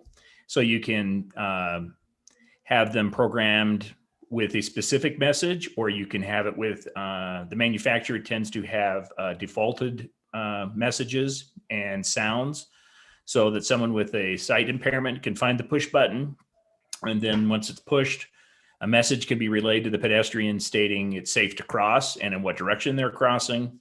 And then so all of the ramps would be ADA accessible, so those who are sight impaired can find their way easily. And as the plan set develops, the city will be looking closely to making sure that they're all in compliance with the ADA and the requirements set forth for that. Okay. I don't know if Afshin wanted to add anything. Yeah, I do believe in Hawk signal, but I have some concerns as far as two-stage, the fact that non-compliance could be out there, people pushing button and then going before the light turns in, and then you see flashing red, and you go, why are we having a flashing red? There's some issues with that because it's going to happen. Unfamiliarity of drivers, there should be an education for people how to navigate HOG system. So yeah, those are some of the concerns, but overall it should improve the pedestrian movement. Okay, thank you. I have one more question, and it was related to the deceleration lane on St. Francis. When you're going south and it's turning west on Zia, it's kind of ironic that's a deceleration lane, because what I've witnessed is that cars accelerate on that lane when they want to turn on west because they're trying to beat the light. So did you all think about any improvements on that corner when a car is going to be turning west on Zia from St. Francis? Eric, could you address that, please? Sure. I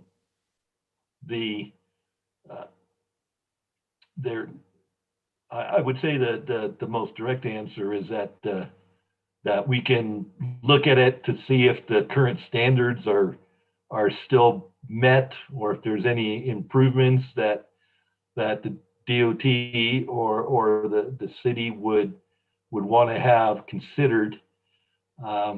But there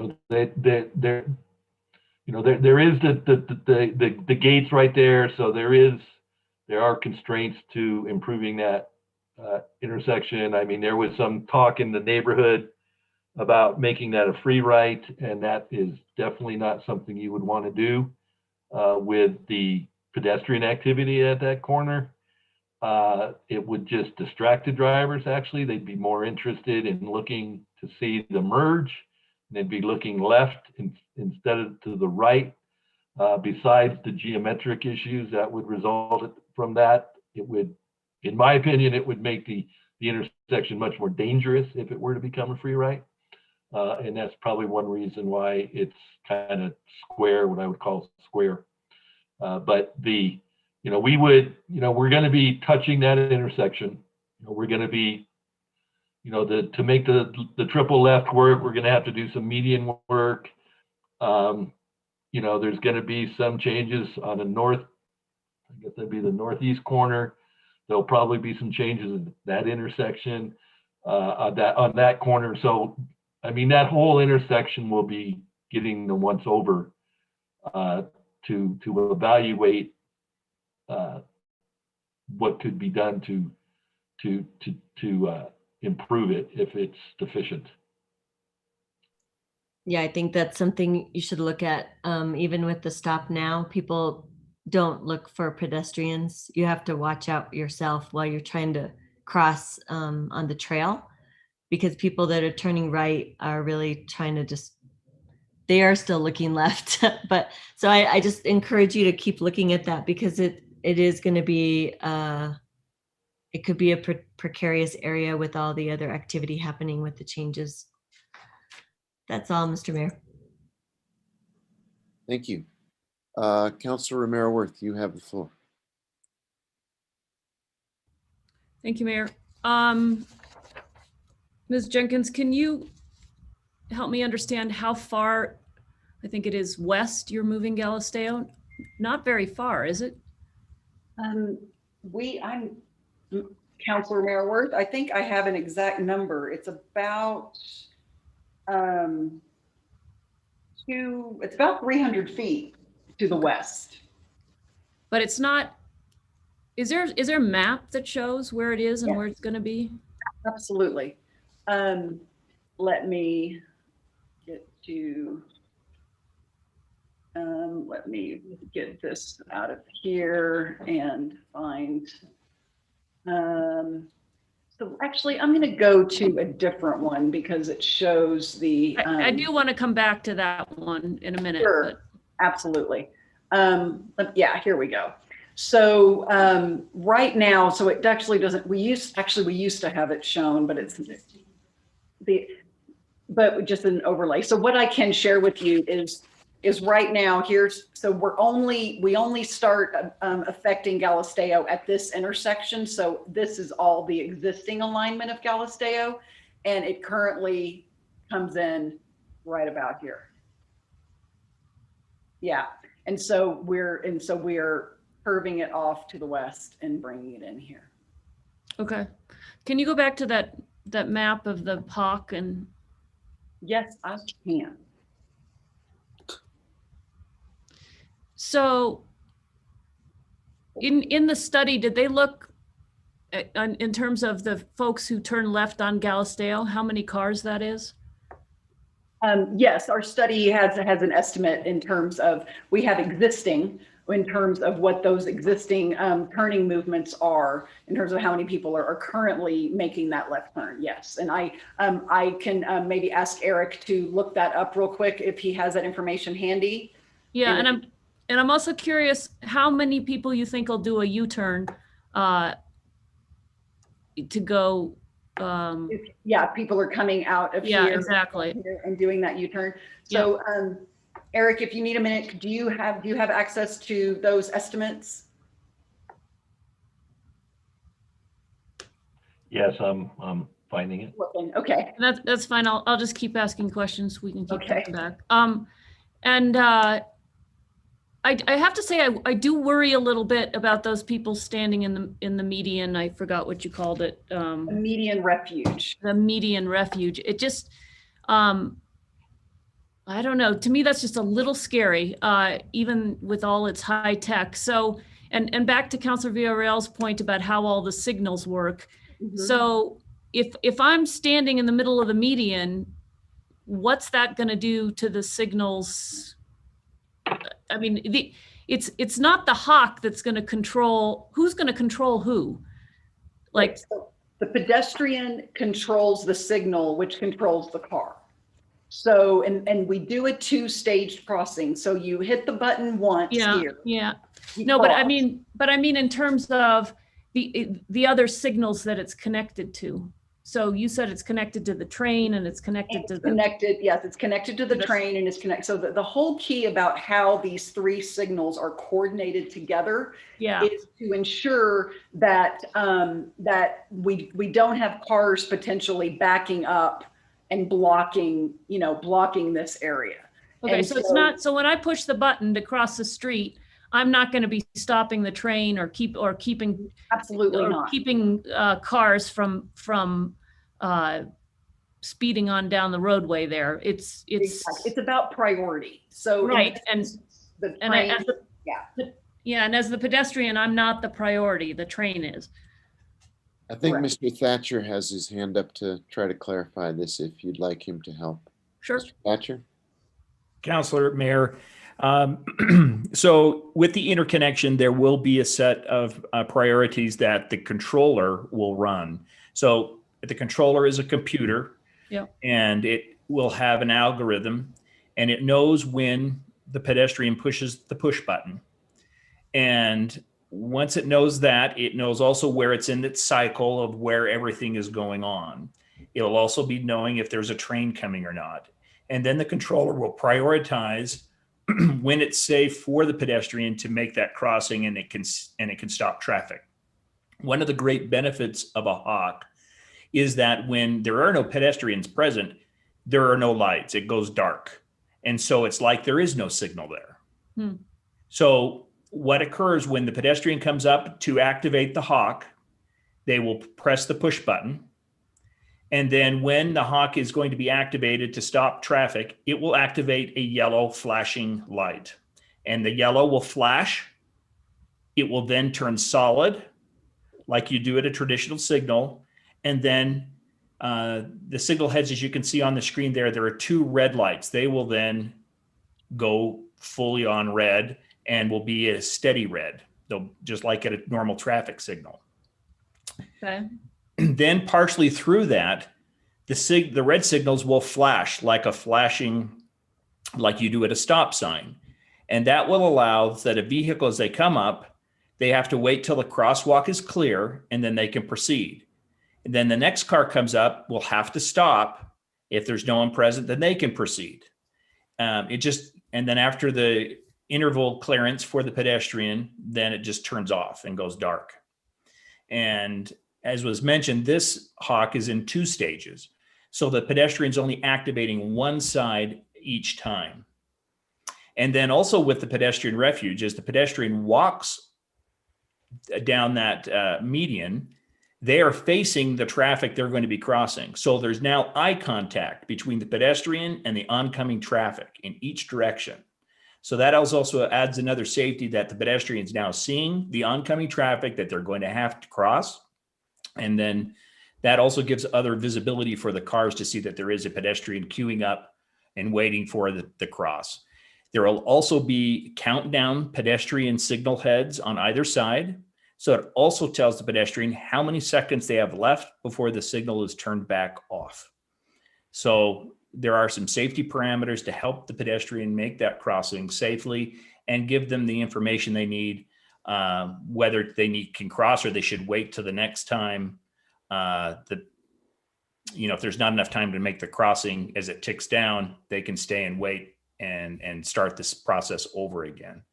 So, yeah, so it's interesting. So I was just going to ask you why the zigzag was this way and not the other way. And that's because of you want to have the pedestrian being able to look at the oncoming traffic. Correct. And then also that was brought up earlier, it allows so that someone that comes up to the intersection can make a right turn and not interfere with the pedestrian or the lefts coming in. Okay. And so that we're eliminating some potential conflicts with vehicles and pedestrians this way. Yeah, and what I worry about is the people who are turning right off of St. Francis and may be frustrated because of the light or the holdup there, and then finally make the turn and speed up because, haha, they're free.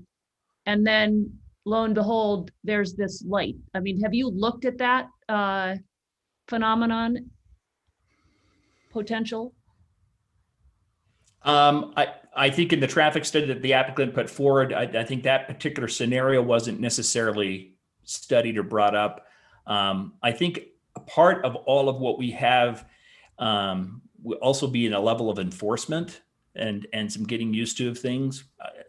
Part of all of it, as engineers, we can do our very best to try to make it fit for everybody. But in some instances, we also have to work on people obeying the law and trying to stay within the parameters of what's lawful. That's why we have enforcement to try to keep that to happening.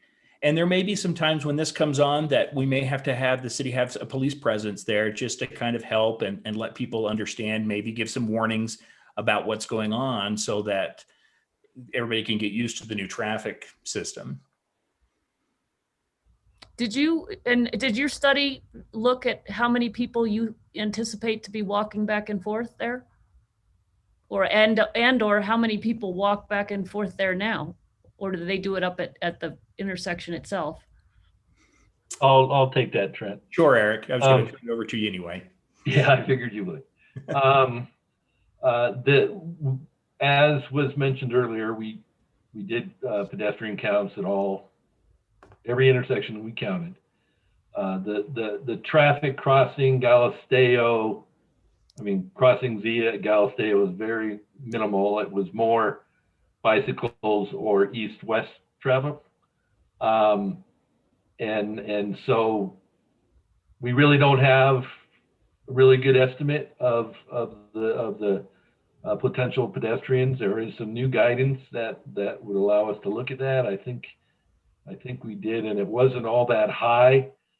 But that's something that don't come from experience.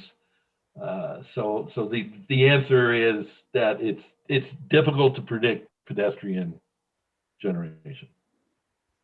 I mean, we know the number who cross at Zia in St. Francis. We have that number for the two counts that we did at that intersection.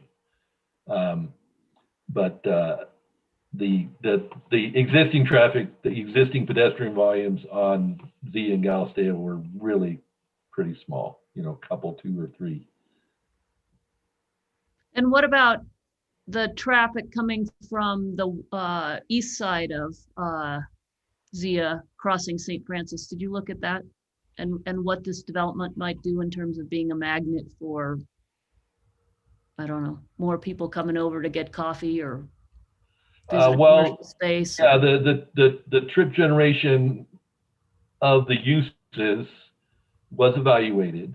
We did atypical trip distribution, what that means is that's where people come from or go to.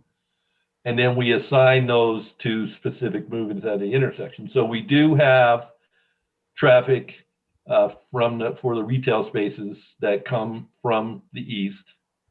We also have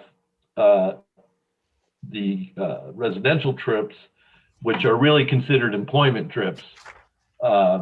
We have people who are using the east leg of Zia to travel to work, whether they're going up to, I think it's Botolph or Old Pecos. And so we do have that information, and that was included in the study. So yes, we have considered the traffic that would use the east leg of Zia Road.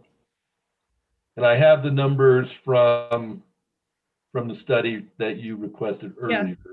Okay.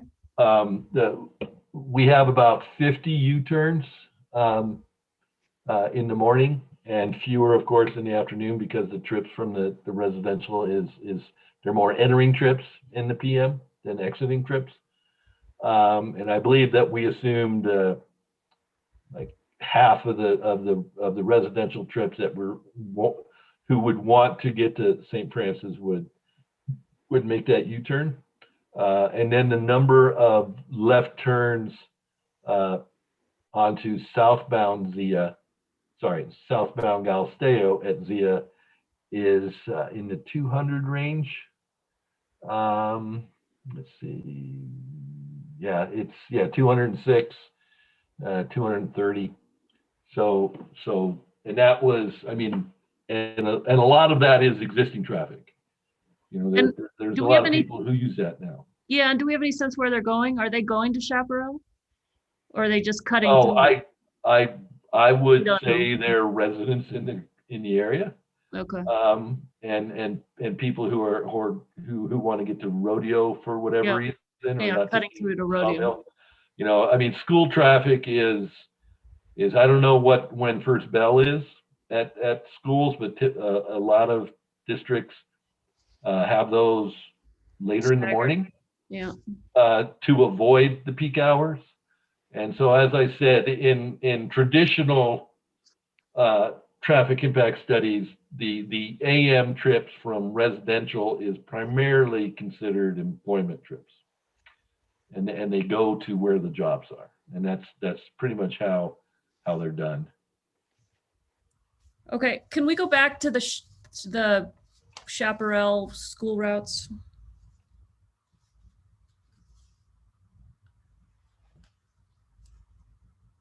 So there seemed to be quite a bit of concern, I think Councilor Villarreal touched on this, that people would not go the green route that you described, but that would cut through Camino Lumbre.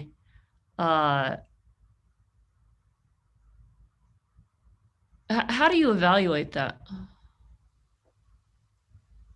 Councilor Romero Worth and Mayor and councilors, I think that, you know, it's not an easy thing to evaluate, but if you look at this feels a little more direct. And I think that, you know, there might be people who try this and then they kind of figure out, wow, it feels a little, because the longer you can be on the main street where the speeds are higher, yeah, and that's typically what people do, right? And so if you can stay on Galisteo till this point and then shoot over, then that's going to feel faster. That's going to feel more direct, it's a more direct route. And the people who are doing that, where are they coming from? So these would be residents in this part of Candlelight here. Okay. Living in this little neighborhood directly across. It would be, you know. But aren't they, so if it's those people, aren't they doing that already now anyway? Yeah, yes, they are. So it's not because of the changes that are happening at the intersection that would be driving traffic this way. That traffic is already going that way. That is correct. Unless they're coming from outside of the neighborhood, which I don't have a good feel for, but all right. Who was it? Was it Richard Wood? Was that his name? who talked to us? The Yes. engineer who Yes. said he'd done some looking at stuff. Have you all had a chance to look at his observations? I won't call it a study, but his observations and from his experience and his training. Yes, we did have quite a few interactions with Mr. Wood. He sent us a pretty lengthy list of questions and comments that we did respond to directly. And so we obviously focused our efforts on the city's traffic engineering consultants and the Department of Transportation and our own experts.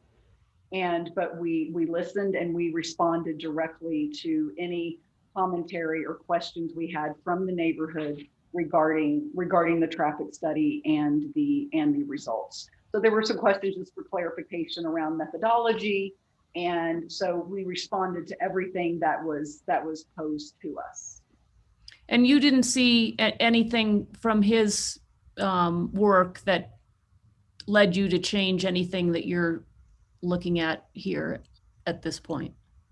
It did not lead us to change anything around the study or the methodology itself. We did learn some things from the neighborhood, in terms of traffic patterns and pedestrian patterns and desires around that. No question. I mean, they were a great source of information about that area and that intersection. And that that informed some things as far as how we move forward with the design and pedestrian amenities and things of that nature, for sure. I'd be happy to let Eric, because Eric was directly involved in developing the responses to the commentary that we received. And Eric, without going into gory detail, I know the hour is getting late, but Eric, did you want to, just touch on that a little bit about? Yeah, I think that'd be helpful just to understand maybe the nature of his concerns or observations. Sure. Well, no, I'll follow protocol. Mayor Weber, Councilor Romero-Worth. Yeah, he actually sent us 3 sets of questions, so we responded to them 3 times. And they were, as Jennifer mentioned, they were primarily clarifications, asking about level of service description, how the study was, his observations, which were valuable. I mean, I'm sure, traveling it for as long as he had, he's seen the good, the bad, and the ugly. And so that information was helpful. I do want to probably preempt the question that somebody will ask, is that he made the statement that I told him that pedestrians were not included, and I went back and found what I actually said. And I said that the methodology has limited capability to evaluate the impact of pedestrians, but we did evaluate the pedestrian traffic, and we will do additional, because I imagine that will be some of the questions as we move forward with the DOT design, that we'll look at that in more detail. But it was inaccurate to say that I said pedestrians were not evaluated. Okay. So I just wanted to. Yeah. Somebody's going to ask that, so I wanted to. Yeah, no, it did come up, so thanks. And then I guess I would like to talk to the gentleman from the state who's here with the rail runner. And there was some, I think in Councilor Cassett Sanchez's questioning, some sense that there might be more stops added, or that there might be an increase in ridership. And there you are, Mr. Cravens. And I'm sure you study all of that quite a bit. And I guess I'd be surprised if the city would be acquiring more stops at this point. And I just wonder what your projections look like for ridership, and how you evaluate, what you project. Does Mr. Craven need to be sworn? We Yes, need to get please. Mr. Craven sworn in, correct? Mr. Craven, under penalty of perjury, do you swear or affirm that the testimony you're about to give is the truth, the whole truth, and nothing but the truth? I do. Thank you. Hi, my name is Bill Craven. I'm with the New Mexico Department of Transportation. I'm the Rail Bureau Manager there. I'm based in Santa Fe at the general office. So, sorry, Counselor, could you repeat your question? Sure. So just a couple things. I'm curious. Do you anticipate more rail stops in the city of Santa Fe? Is that something that you think is in our future? It's possible there could be additional trains coming into Santa Fe. And it's also possible that there could be more of even within the existing number of trains that stop at Zia Station, if demand grows at that station. At this point, we have nothing to indicate, what the demand increase might be at Zia Station. We're really going to have to wait until after the pandemic ends and we get our ridership back to really start evaluating what can happen with more trains going in and out of Santa Fe. It's possible, but we can't commit to having anything more. What our hope right now is just to get back to the level we were at 13 months ago. And prior to the pandemic, did your demand models suggest that there might be an increase in ridership? What Rio Metro was mostly looking at was ways to increase ridership, and mostly they were looking at not ridership's going to increase if we keep doing what we're doing, but trying to look at ways to get more riders on board. So they were looking at things like more express routes. The express trains already do not stop at Zia Station. Looking at ways of speeding up travel between Albuquerque and Santa Fe, reducing the travel time, whether that's additional sidings, potentially even double tracking the entire route, which would be extremely expensive. Also looking at things to try and take advantage of, say, non-work opportunities to see if there's ways to, say, better time the midday trains and things like that to get more riders on them. But nothing specific has been done. Rio Metro's focus for the last 3 years primarily has been on getting positive train control implemented. And they just beat the deadline with Federal Railroad Administration of December 31st of last year to get it operating. They've just begun running trains again. It's been less than a month since, actually it was a month ago today, I think, that the trains restarted. So, they just haven't had a chance to really look at what comes after positive train control yet. And when you say that, what do you mean by that, positive train control?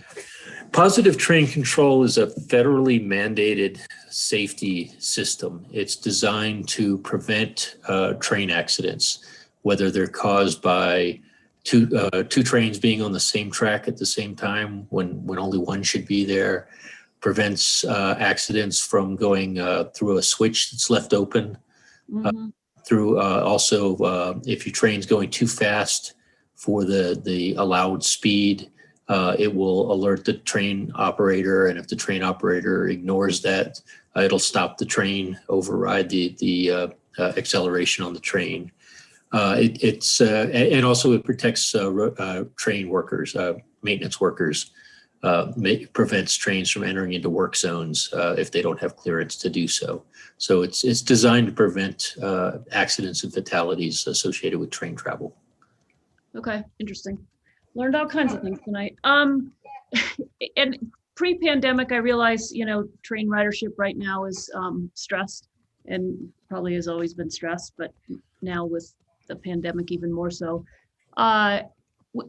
Was there any planning or hoping that the train might eventually go to the airport? Is there any thinking like that? I wouldn't call it serious planning. There's certainly groups, individuals that desire it. To route a train to the airport would be pretty expensive.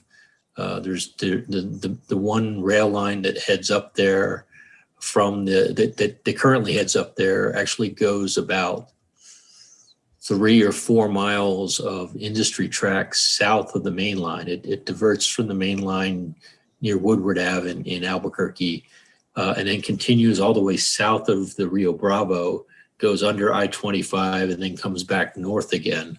Currently, that's the maximum speed of 10 miles an hour, and it's about 6 miles long. So without significant improvements, that's 40 minutes additional to the travel time from Santa Fe to Albuquerque to get to the airport. Okay. Unlikely, yeah. And the other route used to go up there. Now they tore out the track at the airport side. It was much shorter, and that's right through the rental facility now. So you'd have to take that out. Just one last question. This particular stop, even with this development, is still a kiss and ride. Is that true? Or are we going to change the status of this stop with this development? And is that something you even know the answer to? Maybe I'm not even asking the right person the question. The kiss and ride status was actually imposed by the Santa Fe City Council when the station opened. That was a condition put on that there would be no parking at the facility. So we view that as entirely as a matter between the city and the developer, whether there's any spaces that would be set aside for parking for the station. Okay, so then I guess my question is for Ms. Jenkins, is that contemplated at all in the parking that's being? We thank you, Councilor Mayor Worth, Mayor, councilors. So we are open to, and we can, based on our parking allotment, we can provide a modest number of parking spaces dedicated to ridership.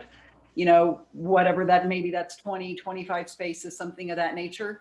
But again, that is based upon the situation's a little different, and especially in terms of how much better the intersection is going to function as a result of the improvements.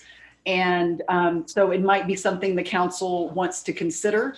It is, so we are open to it, if the council is interested in that scenario. Not something obviously we need to resolve tonight, but we can accommodate it within our parking program. Yeah, and so it makes me go back to the horizontal development, right? So like I can see like, okay, yeah, in terms of making that station more accessible to more riders, that could be, there's a positive side to it, right? But then there's also all right, that means we're taking up parking spaces for people who park while they go to Albuquerque, and what does that do to the ability to, the earlier conversation about density and putting, I'm sure that the parking doesn't take up the space that would be needed for 136 units, but I'm just curious, what, I don't know, how much parking you're thinking about. And like I said, a modest amount. We thought maybe we'd accommodate somewhere between 20 and 30 spaces if it was desired by the city, and if Rio Metro has an opinion about that. Again, not a lot of space, and so we like I said, we have a little bit of a potential excess parking, but we're not in any way dramatically over parked project. Okay, thank you. That's all I have. Thanks, Mayor. Very good, thank you. Councilor Abeyta, followed by Councilor Garcia, please. Thank you, Mayor. I want to go back to the U-turn for a second. With developments in the past, especially along Airport Road, one of the concerns the neighbors always raised was, well, the only way out is onto Airport Road, and you have to take a right or left, go up or down, and then make a U-turn. And the staff seem to be okay with that, and so does the traffic engineers. And in fact, they would argue that it actually is safer that way. And so is there any reason to believe that a U-turn here would be different than the U-turns you have to make on Airport Road? Thank you, Councilor Abeyta, Mayor, councilors. No, not to my knowledge. I think maybe either the city's engineer or my engineer could speak to that. But the U-turn is always considered to be a safer turning movement than an ill-advised left turn on a multiple lane busy roadway. Okay, and then as far as pedestrians and traffic, do we differentiate the times of day when we do these studies? Because it seems like St. Francis Drive is really crazy on the way to work, on the way home to work. But then as it goes later into the evening or weekends, or maybe even sometimes during the day, you don't have that same fill of traffic. Is that true, or is it just when I happen to drive? Yeah, absolutely. Thank you. During those So times, difference. The traffic study focuses on what we call the peak hours. So we have the AM peak hour or rush hour, which is from 7 a.m. to 9 a.m. And then we have the PM peak hour, which is 4 p.m. to 6 p.m. So those are, when we assess how does an intersection function, we focus on those peak hours, right? So the level of service. So, level of service is a function of delay. So what are the delays experienced? And we look at every 15-minute time period within that 2 hours. So it's very granular. And we look at the delay, and there's always, when we hear about, anecdotally about, oh, the traffic is so terrible, that most people are talking about one 15-minute period an entire 24 hours. That's often, because that's your experience, right? So you experience this significant delay, but that significant delay doesn't last all day, right? And these are very isolated occurrences. And are people walking or biking at the same time that they have those peak hours, or is it more spread out? Because it's more spread out. Yeah. So yeah, it's definitely it's typical that those other types of multimodal activities tend to be a little more spread out throughout the day. Okay, and then I would assume it'd be the same thing with schools, because then again, on the south side in my district, we have Sweeney and Airport Road, and there's always a concern about the traffic on Airport Road in the morning. But then we're told, well, that's just in the morning because school lets out at 3 o'clock, not at 5 o'clock, and then you don't have it on weekends. Yeah. Or in the summer months. And then and we have the same thing like with El Camino Real and that intersection of Agua Fria and South Meadows. And Yeah. we're given the same argument. Well, you're just thinking about that one time in the morning. It's not all the time. So I assume that would be the same with Chaparral. And while you don't even have Capshaw anymore on the other side, so you don't have that problem on the other side. Yes, that's true. Thank you, Councilor Beta. So yeah, so as Mr. Rage referenced, is school hours tend to be off peak. And yes, schools do, are traffic generators, but it tends to not be timed at the same time everybody's going to work or coming home from work. And that helps kind of spread that impact out. Okay. All right. Thank you. Thank you, Mayor. Thank you. Very good. Thank you, Counselor. Counselor Garcia, you have the floor. Thank you, Mr. Mayor. I guess clarification on the U-turns. There was a mention of 50 U-turns currently being conducted at that intersection at Zia. Correct? That is that would be going westbound and then making a U-turn to go eastbound. Is that correct?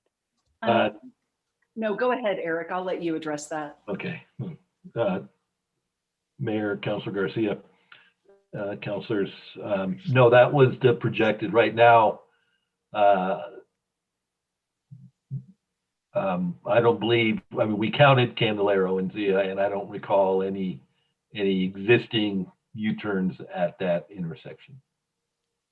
Okay, so you're projecting that there would be 50 U-turns with the proposed new development. So if I'm understanding the numbers correctly, there's 244 proposed units on the north side.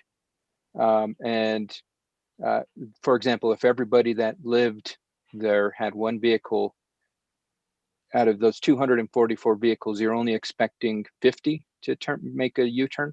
I think that's a little underestimation, because that's the only way to get from Zia onto St. Francis would be by making a U-turn, or else you have to take a long very diverted route. So am I understanding that correctly? You're thinking it would be only 50? Yes, not everybody from every apartment is leaving.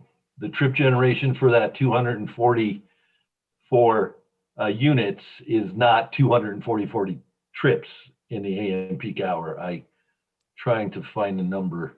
And then some of the trips are exiting, entering. And apartments don't generate the same number of trips as single family homes. So they only generate like 7 trips per day versus like 10 from a typical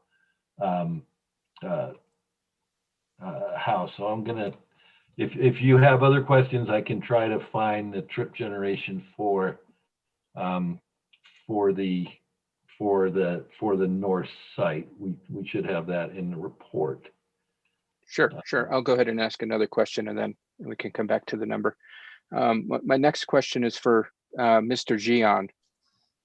Is he still with us? Mayor, councilors, I have to re-promote him. It looks like he got moved out. So just hold on a second.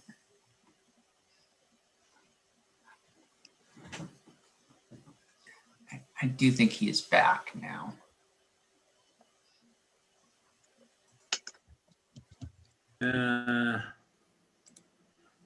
I apologize. I'm connected. I got disconnected. Reconnect. I apologize. Understandable. It happens to me multiple times throughout the day. It's a wonderful world of living in the Zoom world nowadays. Indeed. You had mentioned that you had concerns about the proposed plan. And my question is, given that you have concerns, would this be a plan that you would recommend that there be some changes to? Or would you approve it as is? If this was a plan that was running through NMDOT, would you work with the applicant to make the necessary changes, or would you say it's approved as is? No, we will work with the applicant to see if the changes we suggest or we recommend or we require are viable, and then we move on. Yes, we show our concerns, but if the concerns are the response is good, then we will approve as far as our end is concerned. Okay, thank you, Mr. Gian. I really appreciate that. Sorry for the quick question, and I guess. I'm ready, Counselor. Okay, I'll be with you in 1 second. Okay, go ahead. One second. Question for the city attorney. Given that this hasn't necessarily fully been approved by NMDOT, do we have to, if we want, make it a stipulation that it has to have NMDOT approval for this project to move forward? Thank you, Mayor. Councilor Garcia, I don't think it's a requirement, but I think you could add that as a condition of development plan approval. Okay, thank you so much. I really appreciate that, Ms. Paez. Sure. Eric, go ahead and go with the numbers that you had. Thank you so much for looking those up. Sure, Mayor Weber, Councilor Garcia, councilors. The trip generation manual for the study had approximately about 100 trips in the AM peak hour for those units. Okay. Because they'll leave at different times and et cetera. Yeah. Okay. Thank you for that. It's interesting numbers, given that it's all hypothetical. We don't know who, if this gets approved, who the individuals are that end up living at that space and the direction that they're going to be traveling to. And I think it definitely is in the hundreds that would probably be utilizing a U-turn. Just, I guess, for clarification, the Capshot property is not vacant anymore. It is now Desert Sage Academy. So there is a school right across the street from this proposed development. So I do want to make folks aware that there is that traffic that is currently existing in that sense. It's not just Chaparral down the road. With that, no other questions, Mr. Mayor. Thank you. Thank you, Counselor. Anybody else in the traffic and circulation, mobility, pedestrian safety? I wouldn't mind just raising a couple of matters, if you don't mind. At a macro level, we saw some numbers about delays and change in delay. I don't recall we actually ever saw levels of service in terms of the projections. And I'd be interested for whether it's a Mr. Thatcher or Mr. Rage, whoever would like to be able to give us just sort of an overview. Maybe Ms. Jenkins, you could put the slide up that shows the parameters, the scope of the study, and give us some sense up and down the corridors and intersections, what the level of service is now and what the projected levels of service would be, assuming that the trip generation that you've cited is what we need to work with, what we have to work with. So let me make sure I'm unmuted. Yes, thank you, Mayor Weber. So with respect to, let me just find my right slides here. So this is the intersection at Zia and St. Francis. So we this is in the AM and then in the PM, and these are the existing conditions. And one thing I do want to touch on is when we talk about trip generation, this is based upon the Institute of Transportation Engineers, which is a national organization that establishes trip generation data nationwide. So it's based upon land use. So an apartment, a house, an office, a store, whatever it is, that is the source of data nationwide. It is nationwide statistical data. So that is what we use for the trip generation. So we're not, we're not making it up. And yes, this is based on assumptions, but these are based on very well-studied, educated statistical analysis. So I think that's just an important point to make. So currently we have levels of service in the morning that range from a C to an E, and then we get into Fs that are failures. So levels of service are based upon based upon delay. So the higher, and so it's sort of like a grading system. If you have a level service of A, that means you have a minimal delay. If you go to a level service of F, that is considered an unacceptable delay. So A through E are considered acceptable levels of service, and you get into F, you get into basically they say that time period of the intersection is failing. And then in the build condition, we're at C and D. So we eliminate all failures in the AM with the proposed improvements, which includes the addition of the proposed traffic generation. In the PM, we have E's and F's in the 2-hour PM period. And then we go from D's, we improve to D, C's, and E's. So again, eliminating all the failures at the Zia and St. Francis intersection. I do not have, these are the unsignalized intersections that we analyze, which was Zia and Candelario, Zia Galisteo, Galisteo and one of our access drives, Galisteo and Luminoso, and then going all the way down to Rodeo at Galisteo. So you can see the levels of service here. It runs from A through D essentially. And then you can see the level of service here. There's, essentially there's either improvement or there is not a significant change on the unsignalized intersections. Thank you. And you mentioned that it's all, these are, statistical models and you're running computer generated data through them. What did you assume, or could you give us an idea of what you assumed about car ownership of the individuals who you would expect to be your residents? So for the purposes of this study, we did not assume a reduced automobile ownership. So this is based upon standard data, and I think it is highly likely that we will have reduced car ownership here, which is only going to improve matters, but we made no assumptions in that regard for the purposes of the study. Okay. A number of folks have raised the question about unwanted traffic wandering through residential neighborhoods. Did the city or any of our traffic and transportation planners look at disincentives that could be applied in those neighborhoods, whether we're talking about traffic calming, speed bumps, or other measures to make them less likely to become a path that we don't want people to take? Mr. Thatcher, did you take a look at that? Yes, Mayor and councilors, we did look at, from a standpoint, where would a vehicle go and what would be the route they may take if they experienced some type of delay. The only thing that we kind of came up as we looked at the data is, again, we've mentioned earlier, some of the school trips that would happen on the south side. There may be an uptick there, although we don't think it's going to be enough that would be noticeable by most residents.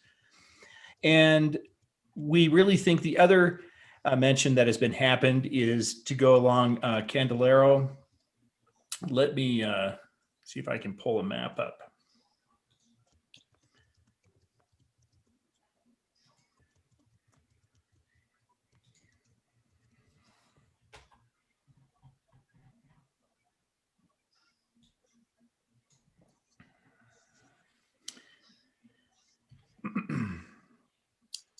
And I'll share my screen here real quick. And okay, have you got if I that? may. Have you got that capability? I'm not running the screen sharing mechanism. There you go. So we looked at what would occur.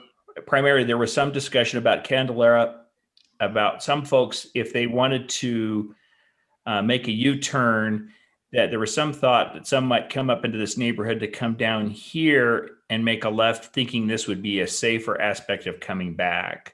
Mhm. We really didn't think that was going to be an issue. We really think that most folks will take the opportunity to use the U-turn that's closest. This is a lot longer. It's on a slower street.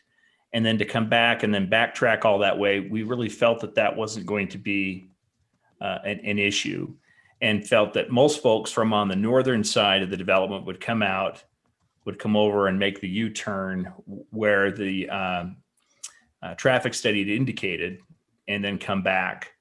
And we really didn't think there was going to be a big cut through element with this development. And it is obviously something that we can monitor as a city going forward. And then if there's something that seems to be an issue, then we can address whatever appropriate countermeasures may be needed. But at this point, we didn't really think that there was going to be anything that would warrant any further mitigation measures. But we would be in a position, and we would be willing to discuss with the neighbors the idea of traffic calming, speed bumps, disincentives, things that might, if we discover for whatever reason that people are taking that route and we want to discourage it, we have the capacity to discourage. Yes, and it has been my experience over I have almost 27 years of experience doing traffic analyses. When we've done neighborhood studies, a lot of neighbors or that end up are concerned about their traffic. When we do studies to find out who's doing the speeding, typically it's their neighbor across the street, it's the neighbor down the street, it's the folks that actually live in the neighborhood that are also speeding. And so a lot of times they think it's somebody outside their neighborhood, but in reality, it's the folks that are living there actually that are doing the speeding. But if we find that there's my opinion would be I don't think there would be a significant amount of cut through traffic, but in the evident that something in the future that was the case, I think there would be some countermeasures that we could take to try to discourage that. Well, I think that's a good thing to keep on the table for the future. Sure. Thank you, Mr. Thatcher. I have a Question, Ms. Jenkins, do you have that? There was a drawing that showed some what were described as improvements on pedestrian and bicycle. Sure. Something on that caught my eye. Let me find that is right here. Yeah, I'm a little concerned about the pedestrian underpass that's planned there. That's existing, Mayor Weber. Yeah, I'm just concerned about whether you had eyes on it, what you saw, what kinds of counts or other activities. If you were doing pedestrian and other behavior, did you notice anything about that underpass that caused you or the development concern? Thank you, Mayor Weber. No, we didn't actually assess the quantity of pedestrians moving through the underpass. We think as a public improvement and part of the pedestrian connectivity in this area, we think it's a great amenity. But we did not actually assess, the level of usage of the underpass. Okay, I just wondered whether we had eyes on the site. That's fair enough. That completes my few thoughts. Thank you very much. Thank you. Any other last thoughts about this particular category? If not, we can move to the next category, which is building height and view corridor concerns and the issues attendant to that. And I will wait to see which member of the governing body would like to raise a hand. Councilwoman Villarreal, followed by Councilor Vihel-Coppler. Thank you, Mr. Mayor. Just a quick question that I had asked staff about. When we look to the east side of St. Francis and you see big box Albertsons, you see the multi-level apartments, and those got approval on the east side.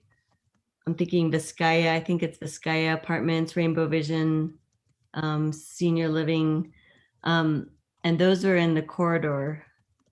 And I guess my question is how did those get approved? And because when I think about height differences, their height feels very equal to what we're looking at on the west side of this proposed development.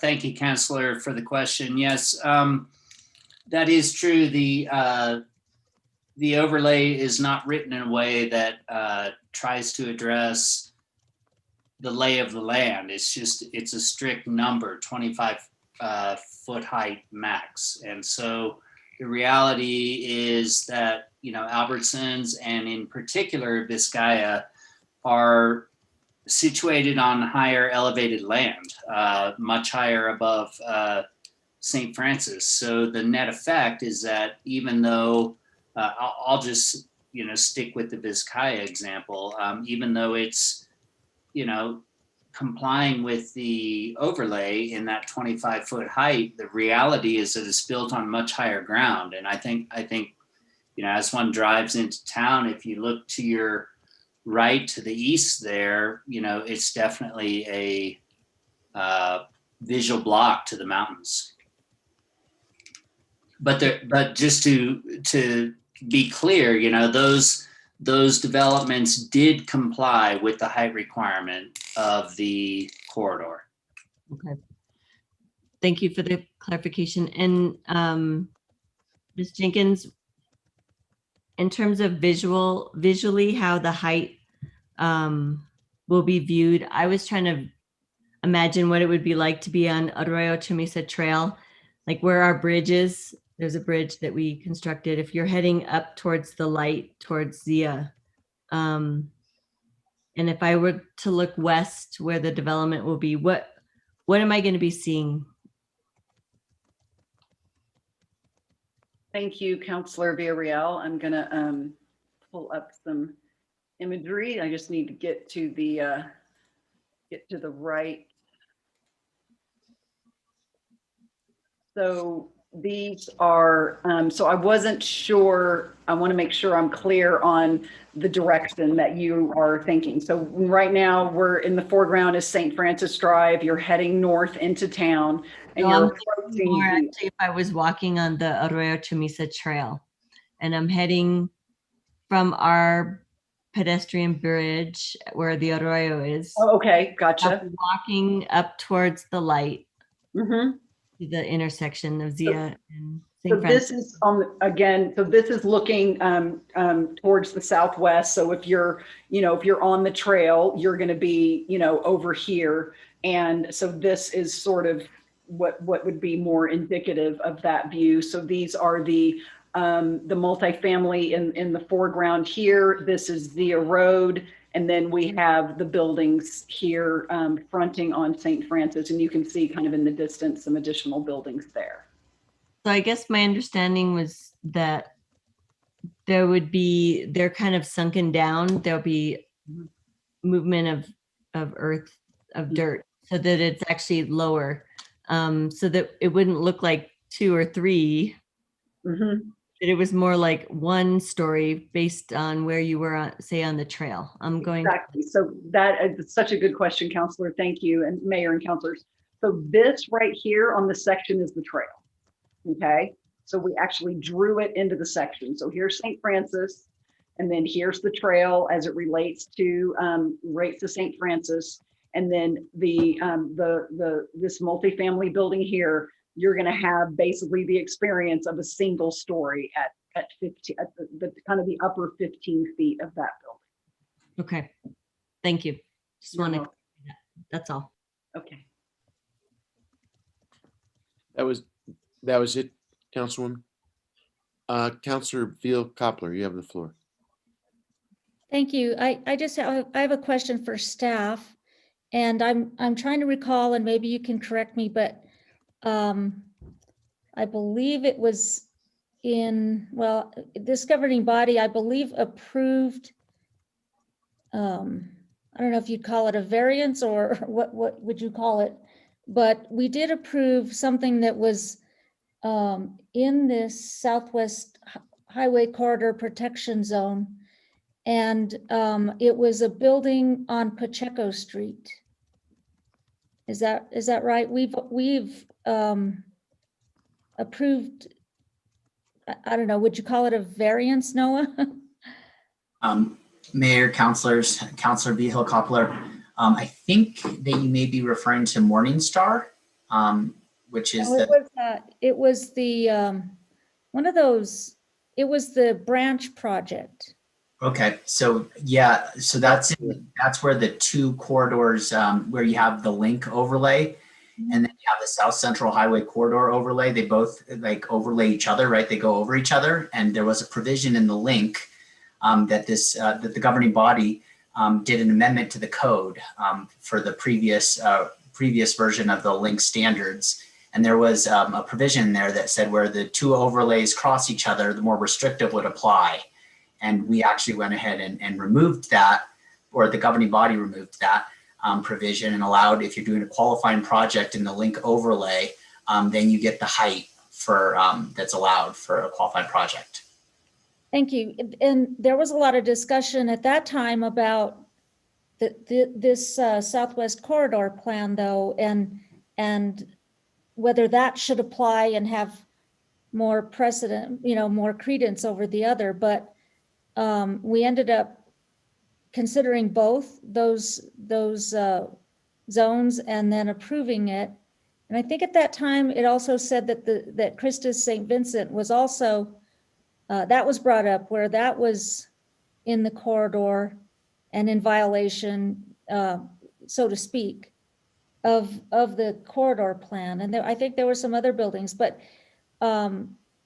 this particular, I don't know if it was Paulin Plaza, or I can't remember the name of the building. Yeah, was that okay? And that one sat at the very height of the hill, which made it even seem higher, as opposed to what we just talked about, where it's, some of these buildings are lower in the ground, but yet they violate. And so it's kind of, darn, if you're built on a hill, it's kind of not a good idea. But that building already didn't even, it surpassed the 25 feet. It was built that way. I think it was something like 36, not feet, but whatever, height over. But that was my question. I just wanted to know if indeed that we did approve, well, you said it was a code revision, but we did go outside of the southwest corridor for that. Okay. Counselor, Ms. Jenkins has her hand up. Maybe she would like to speak to your point you're making. Oh, thank you. Thank you, Mayor. Thank you, Councilor Vihil Copperle.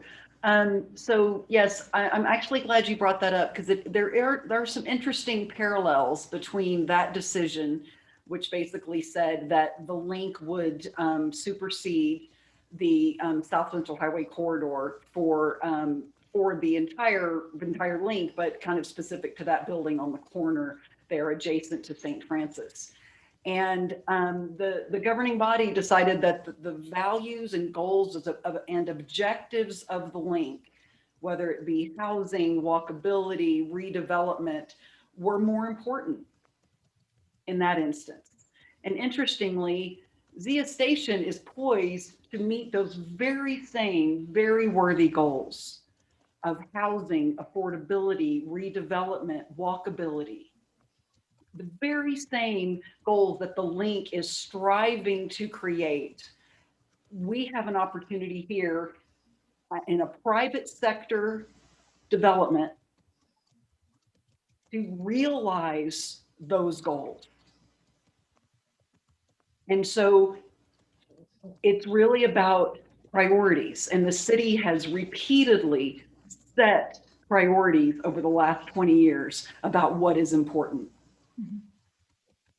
And we are here today to bring all of that and realize all of that in collaboration with the city of Santa Fe. So thank you very much for pointing that out.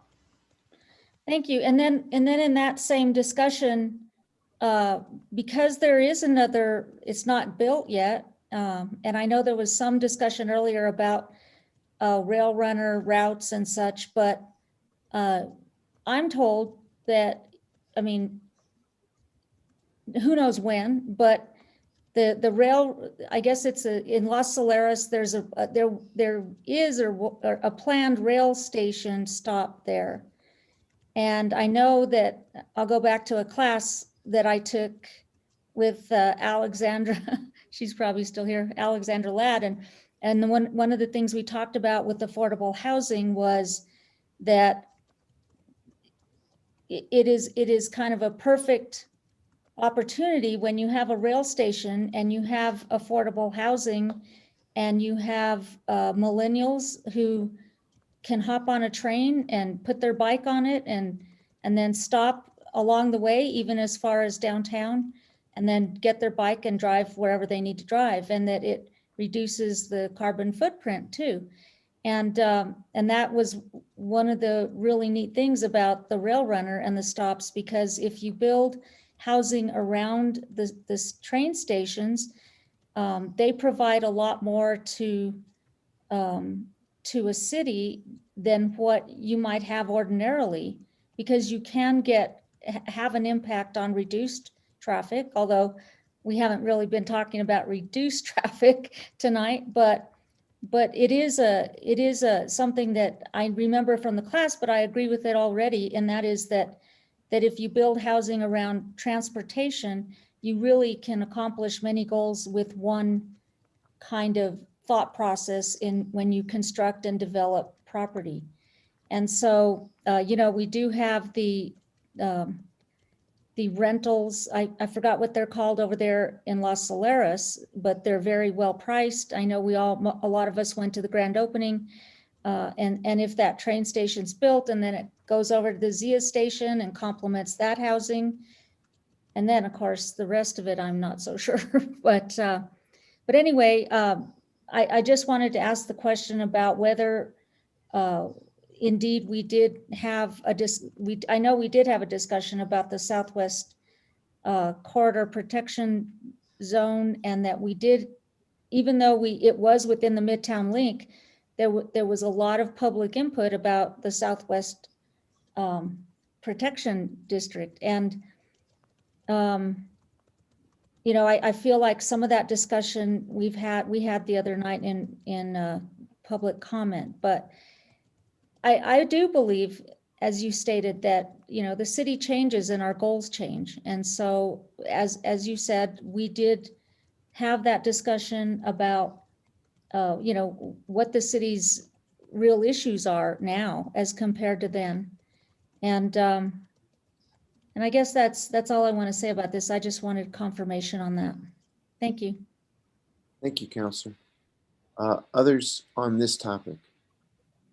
I have one question I'd like to get a chance to ask.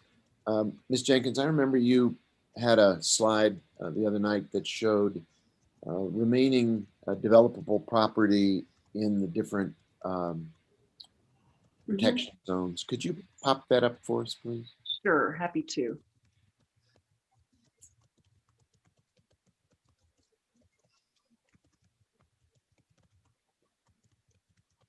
So thank you, Mayor Weber. So this in the pink is the South Central Highway Corridor overlay. Not seeing it at the moment. Oh, sorry. I forgot to hit a button. There we go. So thank you, my apologies. So in the pink is the South Central Highway Corridor. The building we were just talking about, the Pollen Plaza building is located right here within, and that's the St. Michael Link corridor there. These are the subject properties. And yeah, we looked at it, and these are the only undeveloped properties that remain in the corridor. So I guess playing devil's advocate, this is really addressed to our staff. Playing devil's advocate for a minute. Are you concerned, and Lee, I'll let you be the facilitator here, about setting dangerous precedents? Because we just talked about a previous case, and now there are a couple of, I guess those blue parcels are the areas that remain potentially in other sites to be, they could be considered at risk if you're worried about loss of the protection. Planning staff, what is your take on the issue of precedent setting and concern on these other sites? Mayor Weber, councilors, thank you for the question. It's a tough one to answer because it borders on opinion. The reality is that there are not a lot of undeveloped sites. So then, you know, what becomes a question, it's like, well, when somebody wants to redevelop, are they going to, you know, take this as precedent? It's hard to answer that. You know, we really shouldn't give opinion per se, but I think, you know, the reality on the ground is that there are just not many undeveloped sites, and that same way we are doing right now with this site, the Planning Commission and the council will look at the specifics of that site and whether it warrants, however you want to say it, an exception or whatever, will be specific to that site. Well, let me flip the question the other direction then, because I understand what you're saying. Is there any reason, is there any kind of assurance that we could offer that these are not prejudged, that there is no essential prejudging that these sites would ever be turned into an exception? Mr. Isaacson, your hand is up, and Ms. Jenkins, your hand is up. I think you know where I'm trying to get to here. Thank you, Mayor and councilors. I think I do understand what you're getting at. As Lee alluded to, you know, we have a process for rezoning of property. That's what we're discussing this evening.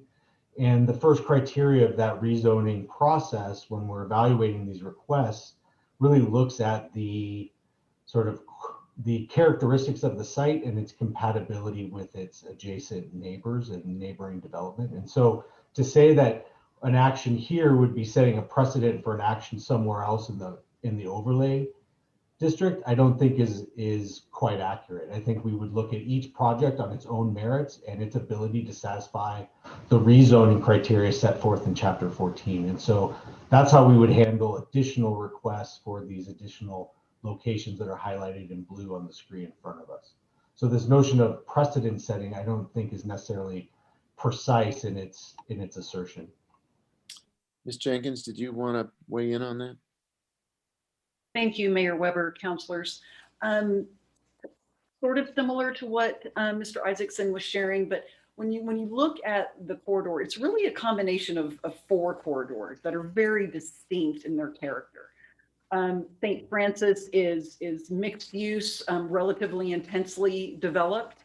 And then you have this segment of St. Michael's, which is primarily a medical office environment in that pattern. And then when you get to Old Pecos Trail, that's primarily a residential development pattern with a couple of institutional uses. So and then of course we have I-25, which is utterly unique unto itself.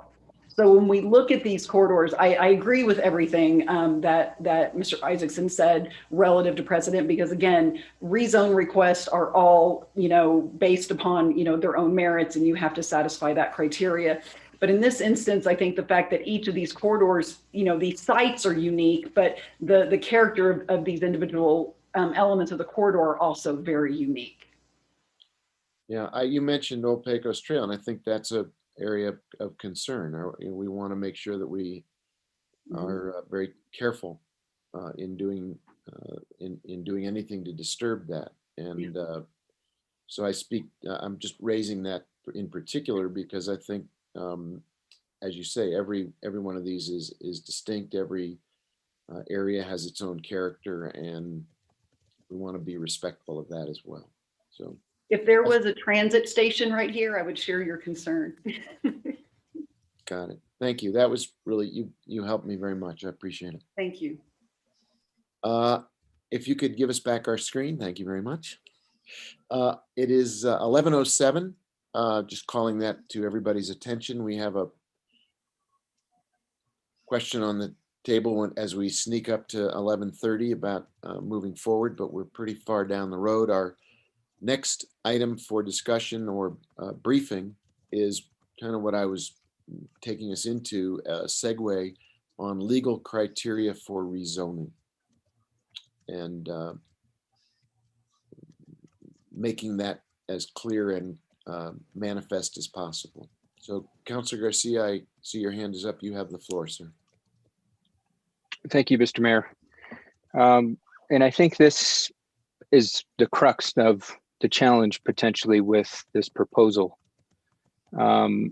Because I will respectfully disagree with the land use director in the sense that this does set precedents.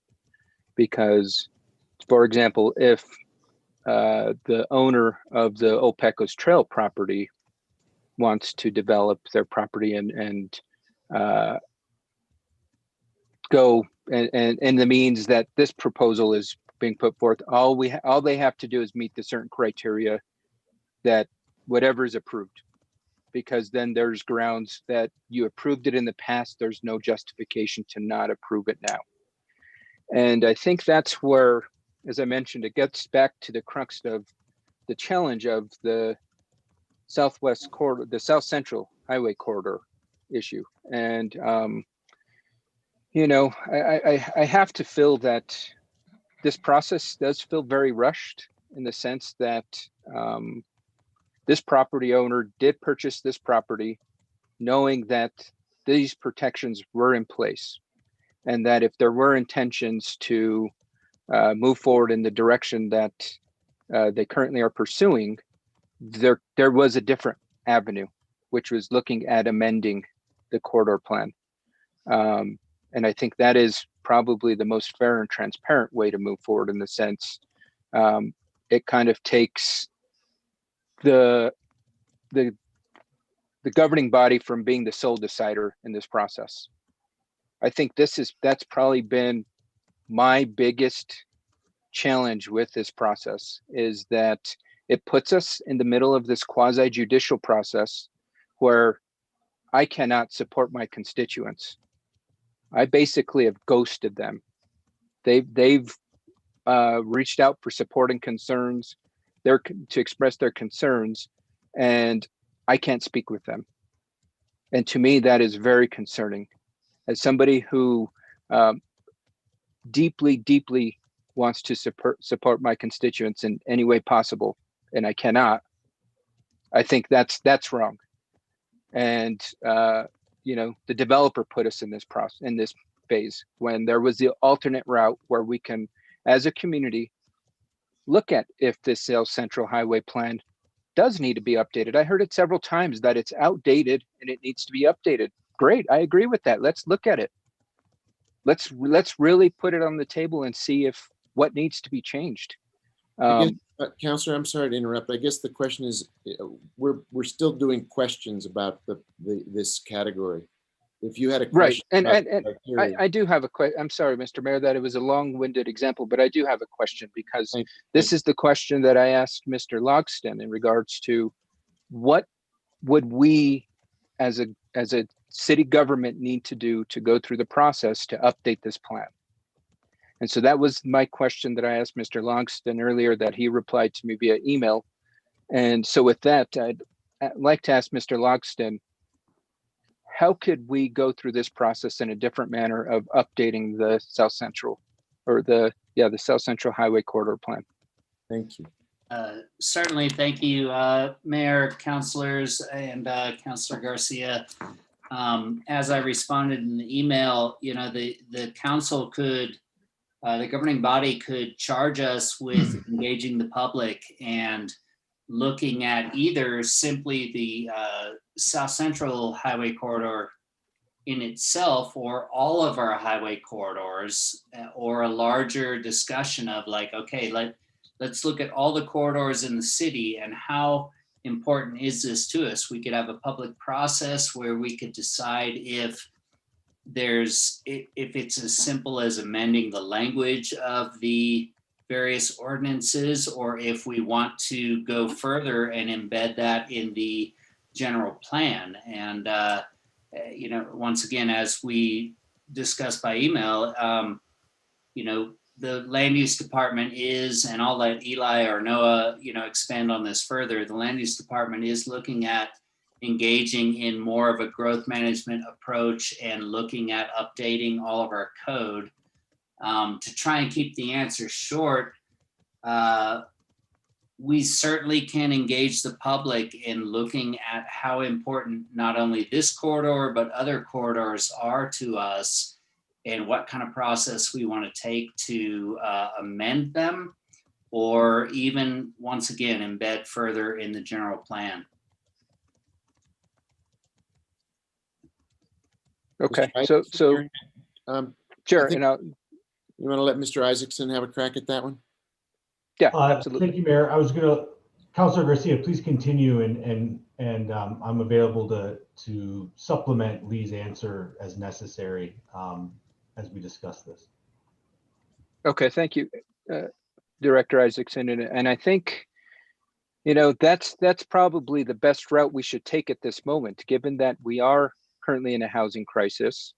We want to really take a hard look at what is prohibiting the challenges that are, this is not going to be the first challenge that comes in front of us in this sense. And let's really take a look at how we can engage the community, work together as a community to develop a plan that is a 21st century plan that really promotes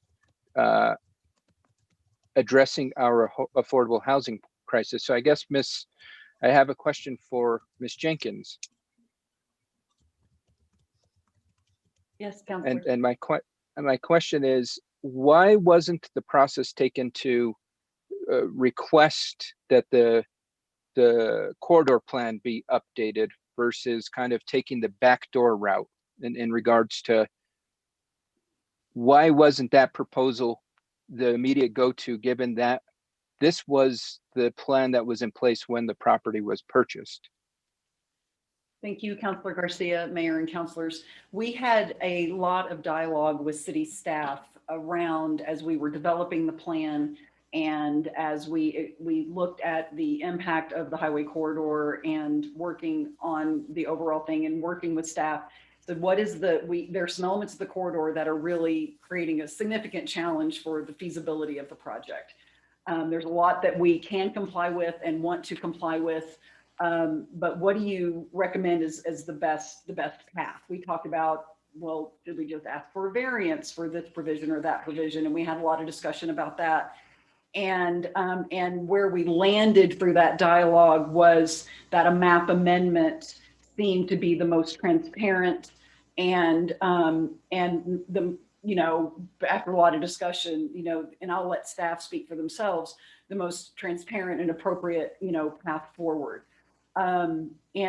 Honestly, the concept of amending the ordinance, there was not a lot of discussion about that internally with staff. They may have discussed that with one another, but that requires council, sponsorship, that requires council to direct staff. And, there's a lot of elements to that, as an applicant and as a property owner, that's not our process. That's a city sponsored effort.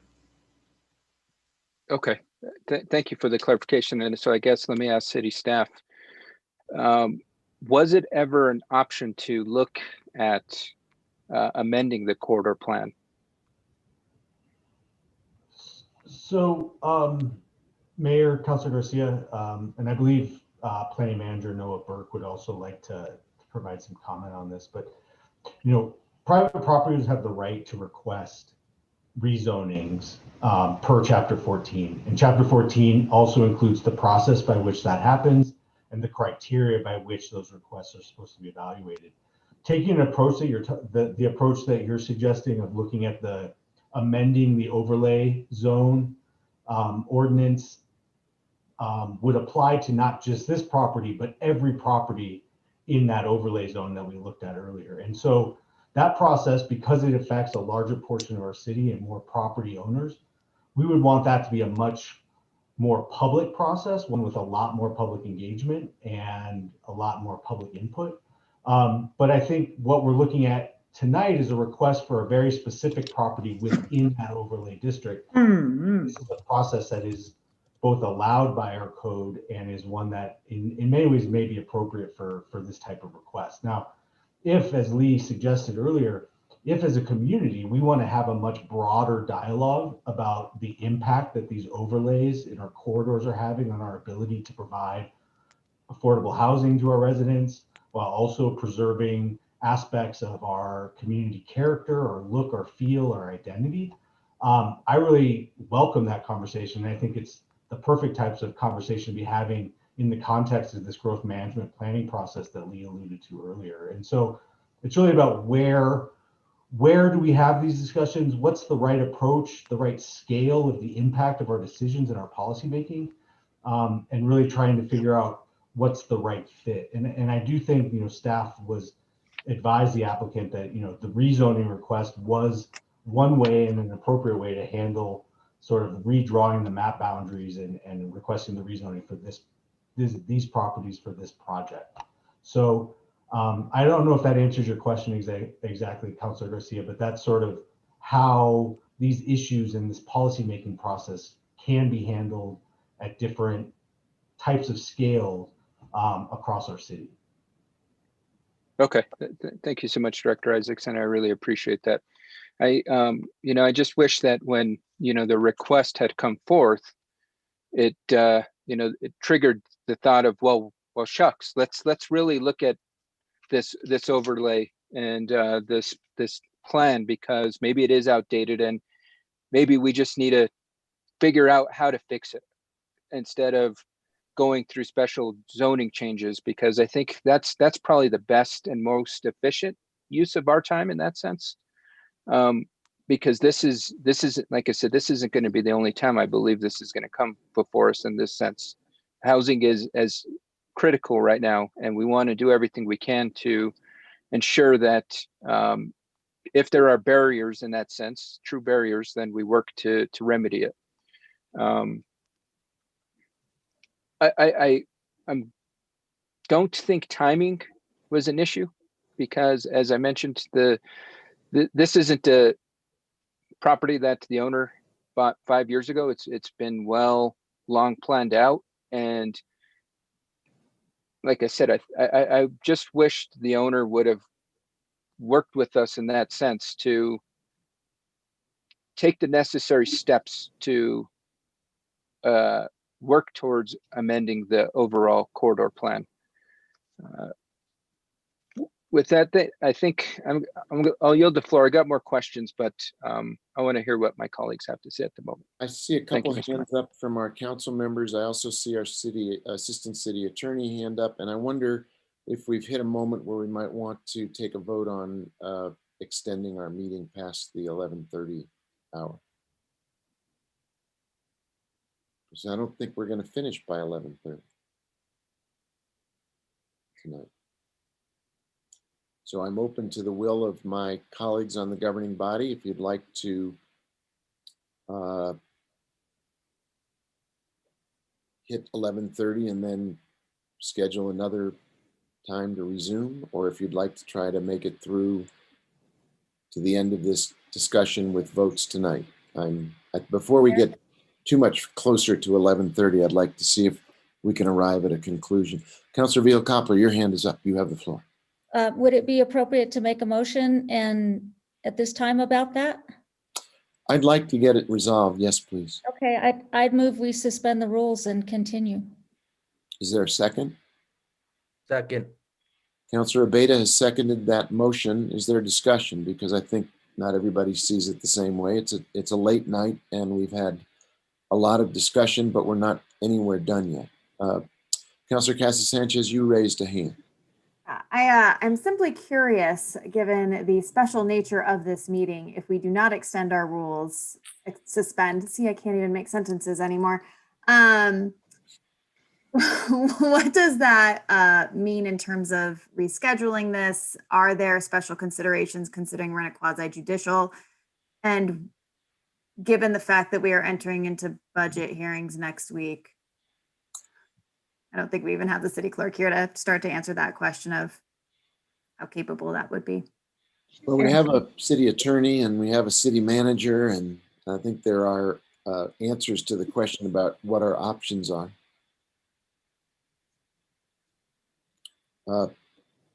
Ms. McSherry, do you have, there's no reason why we could not pick say we're going to pick this back up at another time, but there is a crowded agenda starting next week with our city budget. That is an absolute fact.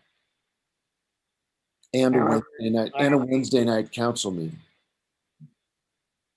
But in terms of the technical, we should, if you're not going to continue tonight, it would be ideal to pick a date certain to continue the hearing. Mayor.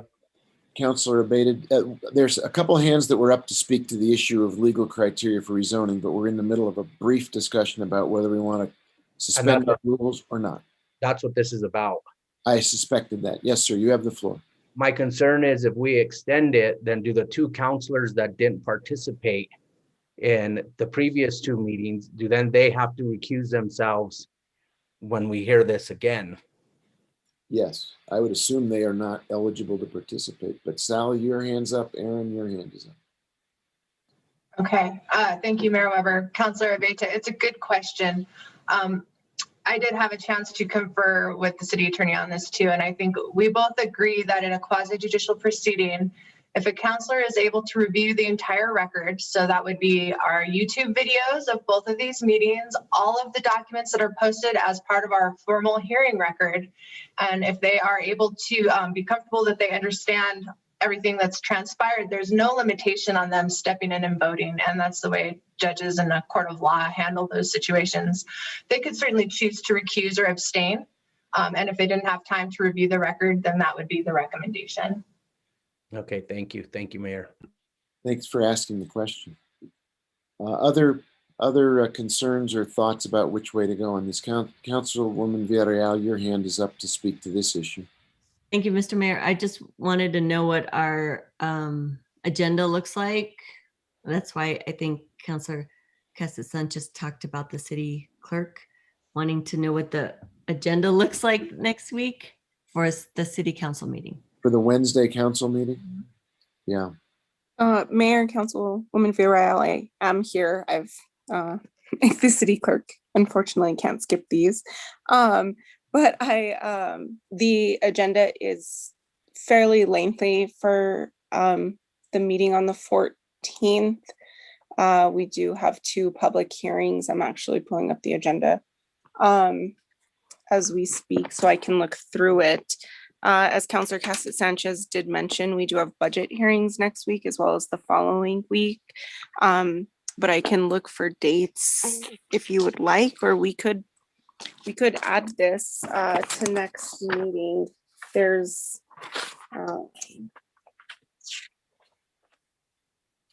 sorry, we have items scheduled through letter P right now on consent.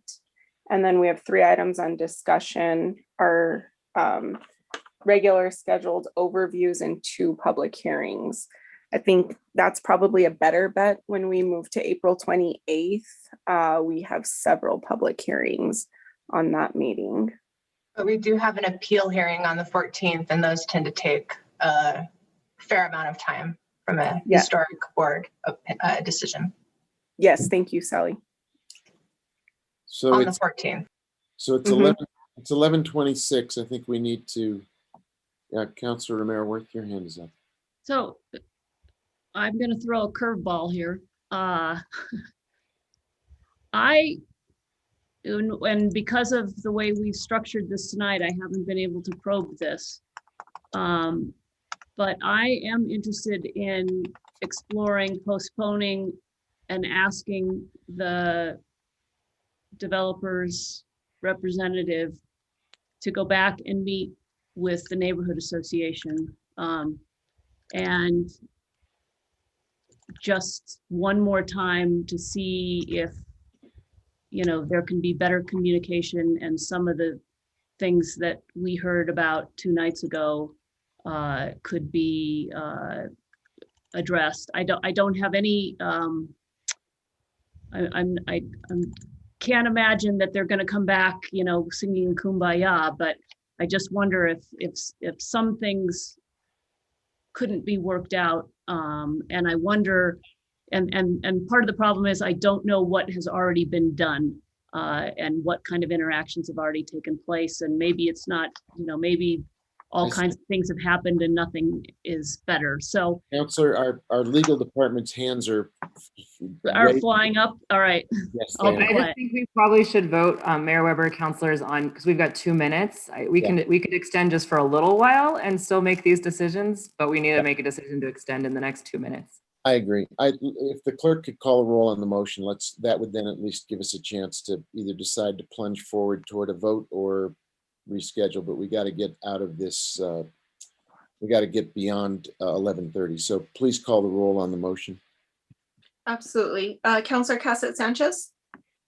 Yes. Councilor Garcia? Yes. Councilor Romero Worth? Yes.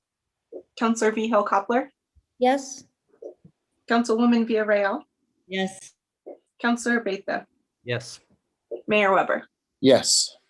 All right, motion has been approved to suspend the rules. Very good. So we have a little breathing room. We can either, I guess what I'd like to hear is whether the, putting aside the question of, because Councilor Mayorworth has something she wants to bring up. In the meantime, we've got to decide, we've got a little bit of time right now.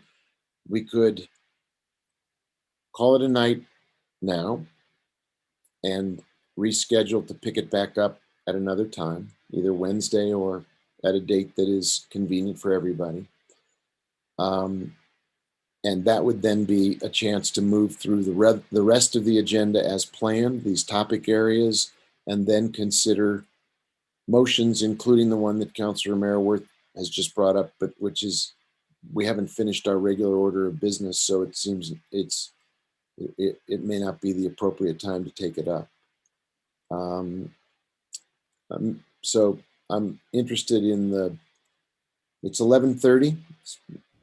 I'm ready to keep going if we have energy among the group. We've put in a long night, but we're really well informed and we've asked great questions and gotten an enormous amount of important information by virtue of the questions. Do folks want to carry on or look for another time and place for a continuation? Councilor Merrill.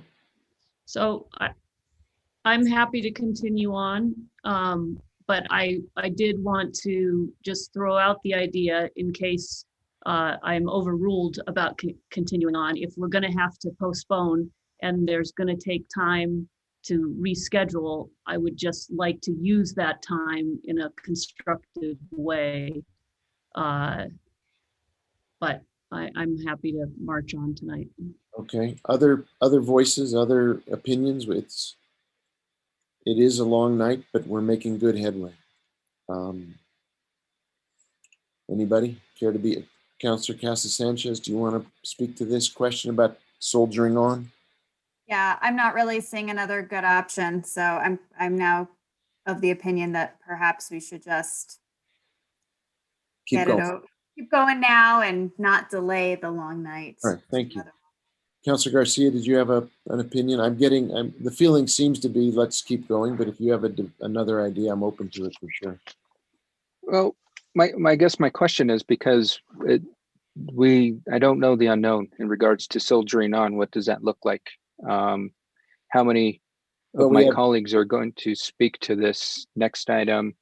How much debate we're going to have? So, I mean, I think that's a lot of unknown. And as I brought up in the past before, when we're making decisions at 1 o'clock, 2 o'clock in the morning, is that effective policy? And especially on a matter like this, I think we need to ensure we're making effective policy and we're not quick to decisions because we're all tired and exhausted and need to get to sleep. And I know some of us got to get to work some earlier than others tomorrow in that sense. So I don't want that subconsciously to affect folks. Thank you. Councilor Villacopper, you have a comment or a suggestion? Well, the intent of my motion was to carry on. And so I think we're having another debate about carrying on. So I'm not sure if that. Well, the motion certainly gave us the opportunity to take the sense of the group. I think what we got. Want me to make another motion? I'm all good with you, Councilor. Okay, and then I would also say that we had some timelines on this chart that was nicely prepared by the city attorney's office that said reasonable. And, I think we should reasonably stick to whatever the questions are, and that might help us soldier on a little faster. Thank you. Good suggestion. Thank you. Good suggestion. So what I would like to remind, all right, so let's go. We are talking about legal criteria for rezoning. If there are specific questions about that, let's address the questions to find out if we are clear on what the legal criteria are. Sal, you have a comment or a question? Mayor Weber, I do. Thank you, Mayor. And I just wanted to respond briefly to Councilor Garcia's previous suggestion regarding the applicant's option to sort of initiate a policy-making discussion about revising our overlay code provisions.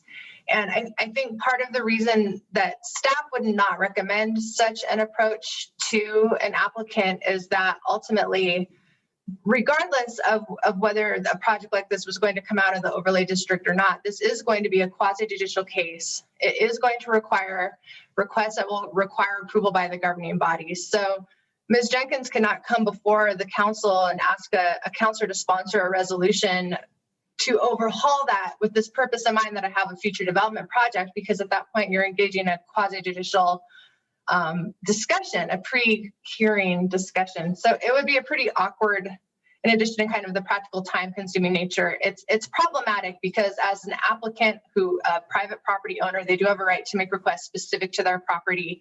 Those are requests that are going to be quasi-judicial, which I know is uncomfortable when it's in your district, but it's unfortunately the nature of how those are. So I just wanted to kind of make that point, that that's part of why staff did not recommend a more large code overhaul in response to this particular project.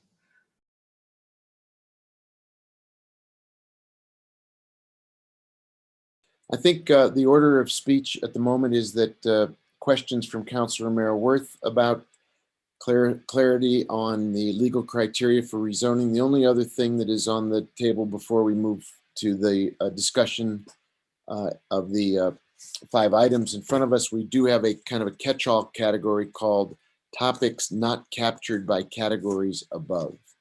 But to Councilor Vehil-Coppler's point, the time limit is reasonable and we have the ability to determine what we each agree is reasonable. So, Councilor Mayor. Mr. Mayor, can I respond to that? I wish the city attorney would have responded to that when I had the floor. Well, if you have a question, that would be appropriate. I don't think it's time for a running. I can phase it into a question. Absolutely. Okay, go ahead. Ask a question then, sir.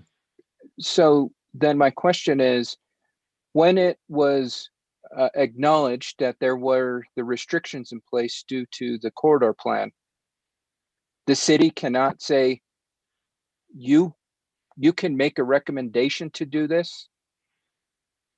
The city cannot provide that guidance to a constituent, to an applicant.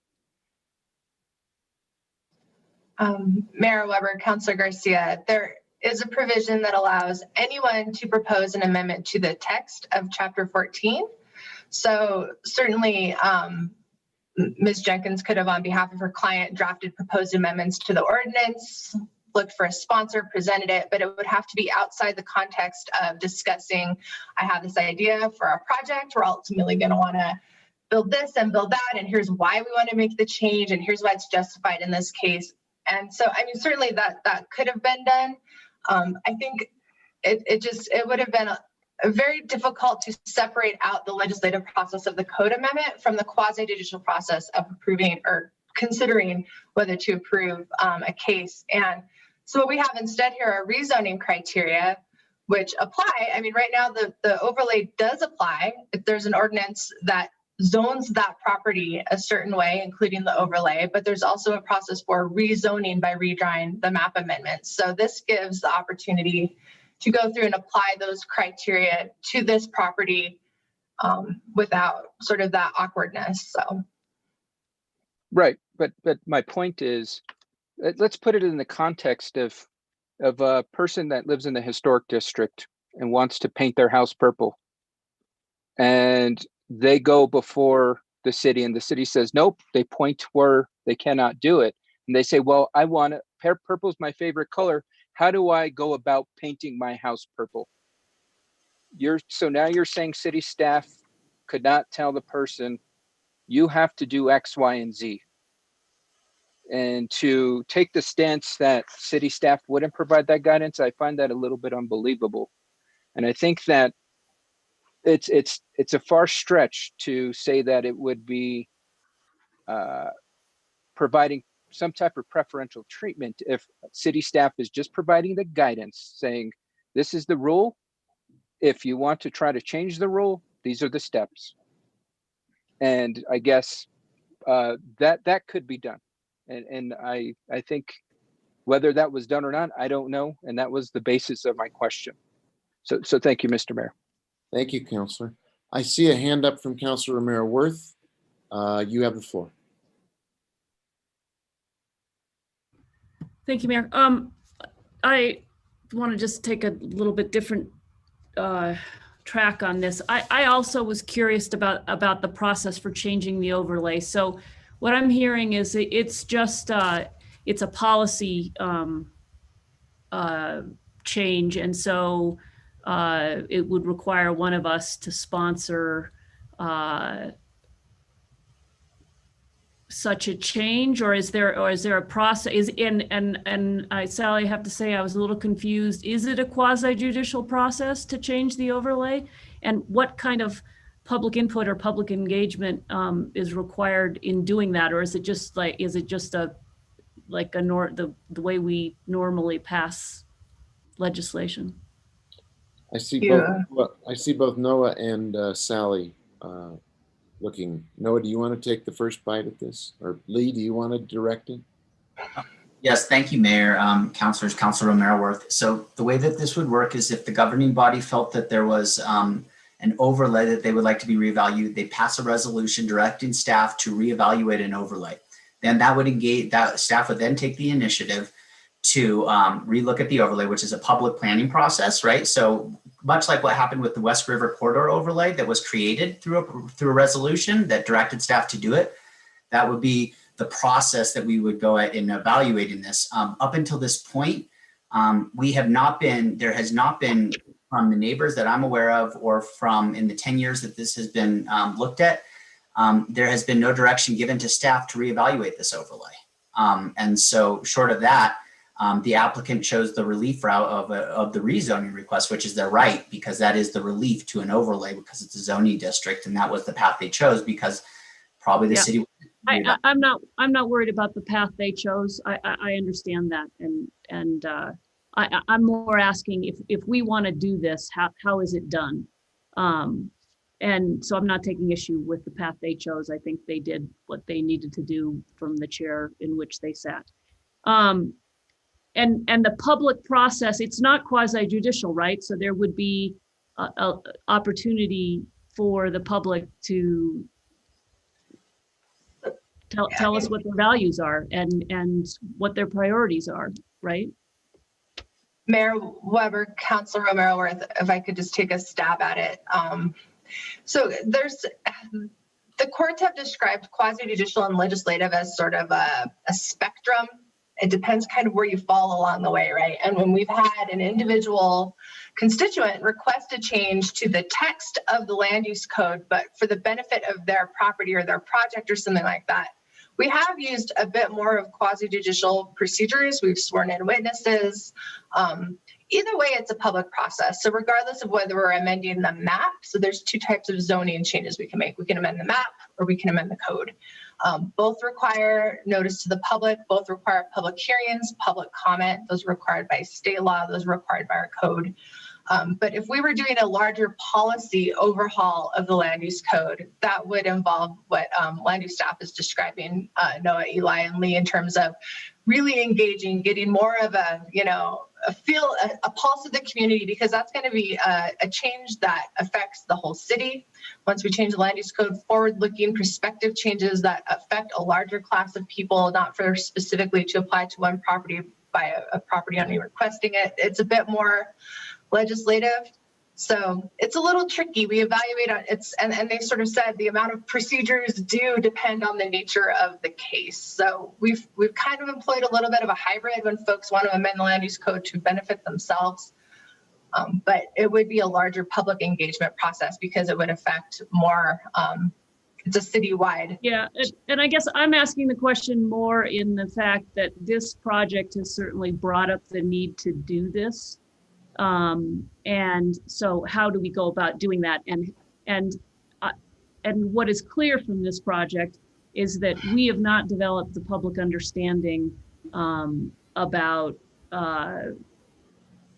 the trade-offs that are required if we really believe in affordable housing, and also we need to revisit the priorities that we set with those corridors, and we need to understand the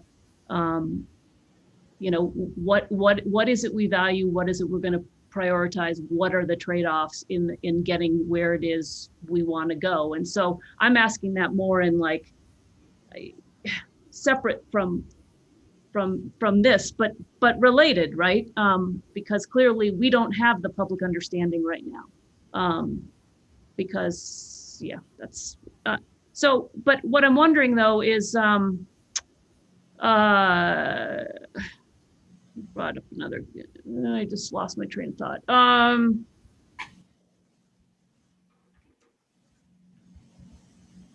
right, I'll yield for now because I can't remember what I was going to say.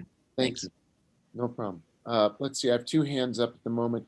Councilor Casa Sanchez, followed by Councilor Abeyta. Remember, we are addressing questions about the criteria for rezone. That's the topic on the table. You have the floor, Councilor Casa Sanchez. Thank you very much, Mr. Mayor. So I do kind of part of this conversation and the vision and the values, and I know that there was a conversation in Planning Commission about the general plan versus Chapter 14 that seems relevant at this moment. Whoever wants to address it, can you please address it?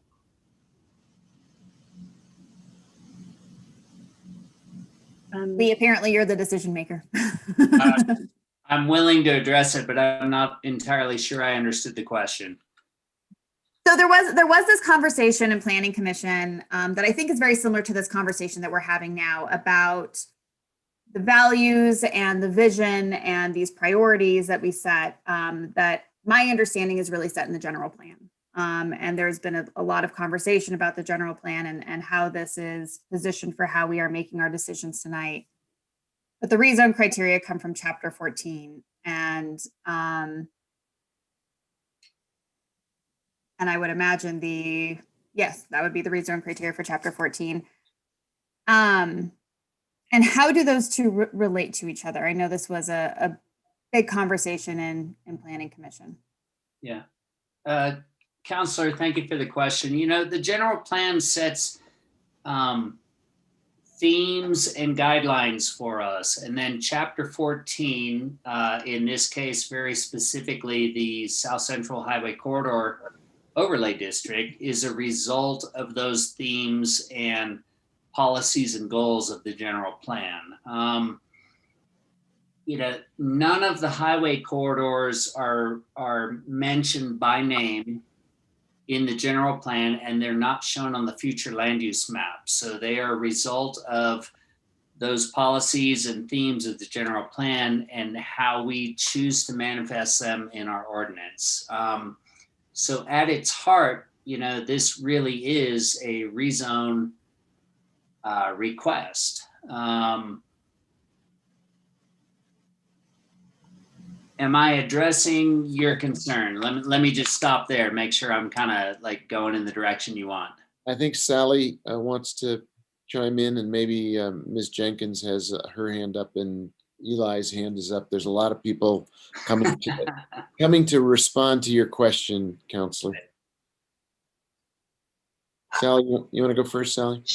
Sure, thank you, Mayor Weber, Councilor Casa Sanchez. I think coming at this as a non-planner has been maybe, I don't know if that helps me explain it or not, because I'm getting into the weeds now, but I haven't been there very long. So the general plan, it's a resolution adopted by the general body, the governing body. It's a comprehensive plan for the whole city. It has those themes and policies Lee was talking about, and it has the future land use map, which is sort of these bigger categories of the types of use and how we'd like to arrange them around the city. So that is super out of date. To go back to Councilor O'Mara-Worth's point, it was last amended, really overhauled in 1999, and it really needs to be looked at. So that guides our land use code and our zoning map decisions. And so we've used that resolution, that statement of policy, to adopt the law. The code is the law. The actual zoning that applies to property is also the law, because we adopt zoning by ordinance. And so we have adopted ordinance provisions in accordance with our general plan, and we have applied zoning to all of the property in the city in accordance with the future land use map. And so when we are seeking to change the zoning on a piece of property, that is a law that applies to that piece of property. But as Eli noted earlier, Director Isaacson noted earlier, we do have a specific process and specific criteria for deciding whether or not we should change the law, the specific zoning that applies to a piece of property. And the first criterion takes into account some sort of policy ideas, because it's the city changing its law that applies. It's zoning classification, which is a law that applies to the property. And that's kind of the place where we link those general plan policies back into evaluating whether or not we should change the law, change the zoning classification on a piece of property. And so the first criterion, I think, is a spot where a lot of this comes in, because in order to rezone property, you need to find one of the three conditions. Either there was a mistake in the original zoning. I don't think anyone's really arguing that there was necessarily a mistake in the zoning here. But there's two other options. The second being there has been a change in the surrounding area, altering the character of the neighborhood to such an extent as to justify changing the zoning. So here we could look at maybe changes in rail service, changes in the neighborhood. Okay, so the third option to meet this criterion is a different use category is more advantageous to the community as articulated in the general plan or other adopted city plans. So that's a place where we can use all of those underlying policy statements of our general plan to say, is it justified to change the zoning law that applies to this parcel of property? Is there a justification that meets one of those sort of sub criteria? So I don't know if that gets there, Councilor Casa-Sanchez. That's my. Yeah, you got there better than I was able to pose the question. So thank you for that, as usual, for your brilliance. Really quick, this conversation about, you know, a different process, and if we had gone through the ordinance change, looking at these different corridor studies, just for reference, Noah, how long did it take to do the West River corridor study? Thank you, Mayor, Councilors, Councilor Casa-Sanchez.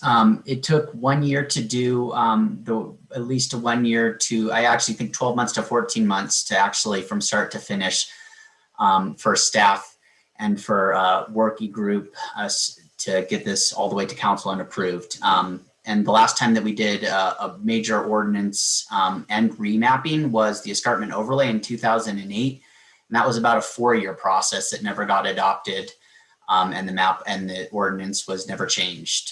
So that was the where we went ahead and did a map and we used more precise data and a huge stakeholder group, public meetings, and rewrote the ordinance. And that took 4 years. Yeah, so that to me, that just feels like a lot, really big commitment, a really big time commitment for a single property. If we are really discussing about it in this case and why we potentially did not go that route. Last question, is there any reason that we would consider this rezone different because it is in an overlay than other rezones that we have looked at? Mayor, Councilor Casa-Sanchez, there is no reason we would treat it differently. It has the same criteria.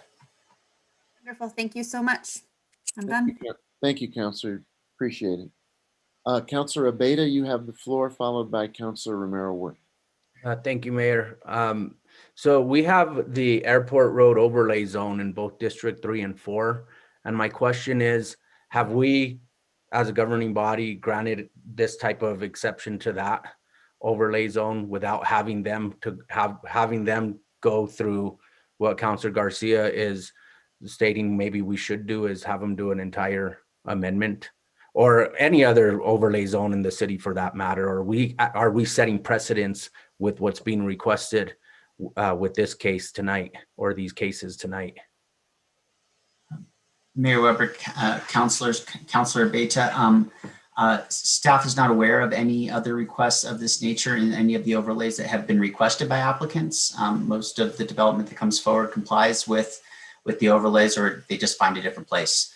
So I think we look at this by case basis. So I don't think that there would be a precedent set here. I'd actually think that every case is evaluated on its own merit and in its own context. So I don't necessarily think we'd be setting a precedent here. Okay, thank you. Thank you, Mayor. Councilor. Councilor Romero-Worth, you have the floor. Thank you. I remembered what I was going to ask. How many overlay or how many highway corridor overlay districts do we have? Like, so you were, somebody was talking about there's this one, which we could look at, or we could look at all of them. What?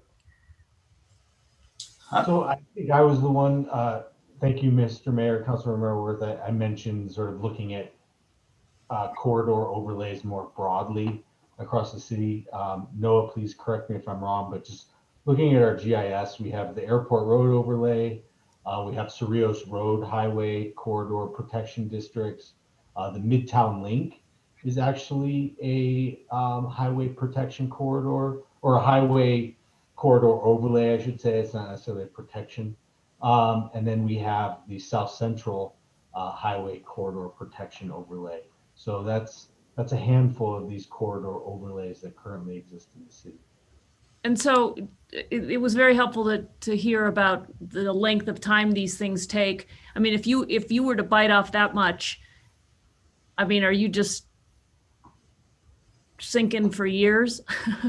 Well, thank you for that question, Councilor, Mr. Mayor. I think that is why I alluded to tackling this in the context of a much larger public planning process. I think trying to just say, we're going to spend 4 years just talking about corridor overlay districts would be a missed opportunity, because these issues that we're talking about tonight permeate so many aspects of our community, and issues that we have around providing affordable housing, sustainability, just look, feel, character, identity issues and questions. And so I think that this is the type of thing that we would certainly want to discuss in that framework of talking about growth management. And as you mentioned, I think you really nailed it, this notion of values, visions, and what are we willing to get for what are we willing to give for what we want to get in our community moving forward. And that's, I think, the proper venue to really engage in this robust public conversation. And it would also allow us to have much more public participation, so that we get the buy-in and the understanding of, all right, if you want affordable housing, where do you want to put it? How are we going to afford it? What, it may require height, because as we're seeing with this project, you've got to have the density in order to make the thing pencil. So we've got to figure out what the trade-offs are and what we're willing to do. And maybe we don't want that. Maybe we really don't want affordable housing. Maybe we want views. And so it's how do we I guess what I think my original question of how do you amend the overlay district is really like, how do we have these conversations so that we don't face these fights in a piecemeal way every single time. So I agree 100%. I think we want to avoid scenarios where we're doing policy making while we're hearing land use cases. I think we want to have processes for making land use policy, and then when it comes to hearing applications, we're applying those policies and reviewing as whether or not the application meets the criteria that are in our code, and not trying to blend the two, because I think when we try to do both simultaneously is where we get where we run into snags. And so having really robust planning conversations about policy, and then reviewing cases to see how well they measure up to those policies and criteria that are set forth in our documents. And I think that's the mode we want to get into, not trying to figure out the policies while we're reviewing the cases, if that makes sense. Yeah, and yet, to go back to the line of questioning Councilor Cassett Sanchez was referring to, which is sort of the dissent from the Planning Commission, which is, here we are making piecemeal decisions when we should be, going back and amending the overlay and the rules which govern, what you can do in this overlay, right? So it seems like we're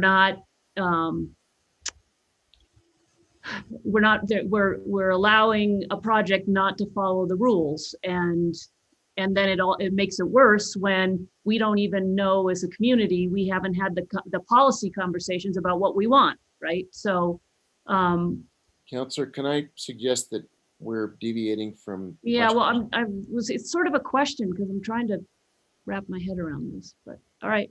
We will have time for discussion after we close the questions. I'm not trying to discourage your effort to untangle the issues, but I think if we had specific questions about the legal criteria for rezoning, we would be able to move on after that. I have one very simple question. I thought Sally did a nice job. Is there a way for you quickly to remind us of the legal criteria for rezoning, Sally? Can you just do that for the benefit of, it's midnight, we still have people listening and paying attention to this. What are the legal criteria? Let's be sure we all understand that this is a rezoning case, and as such, there are legal criteria. We can debate whether it belongs in a different category at a different time, but right now, these are the cases that are in front of us, and there are criteria. Thank you, Mayor. I think I've shared my screen. I've got Lee's staff report. Is that displayed adequately? Yes. Okay, so these are the criteria in our code for rezoning.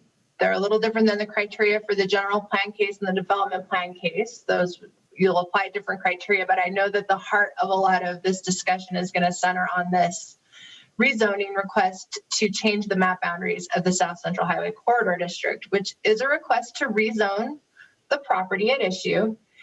And so here they are. The first one is the one I was referring to.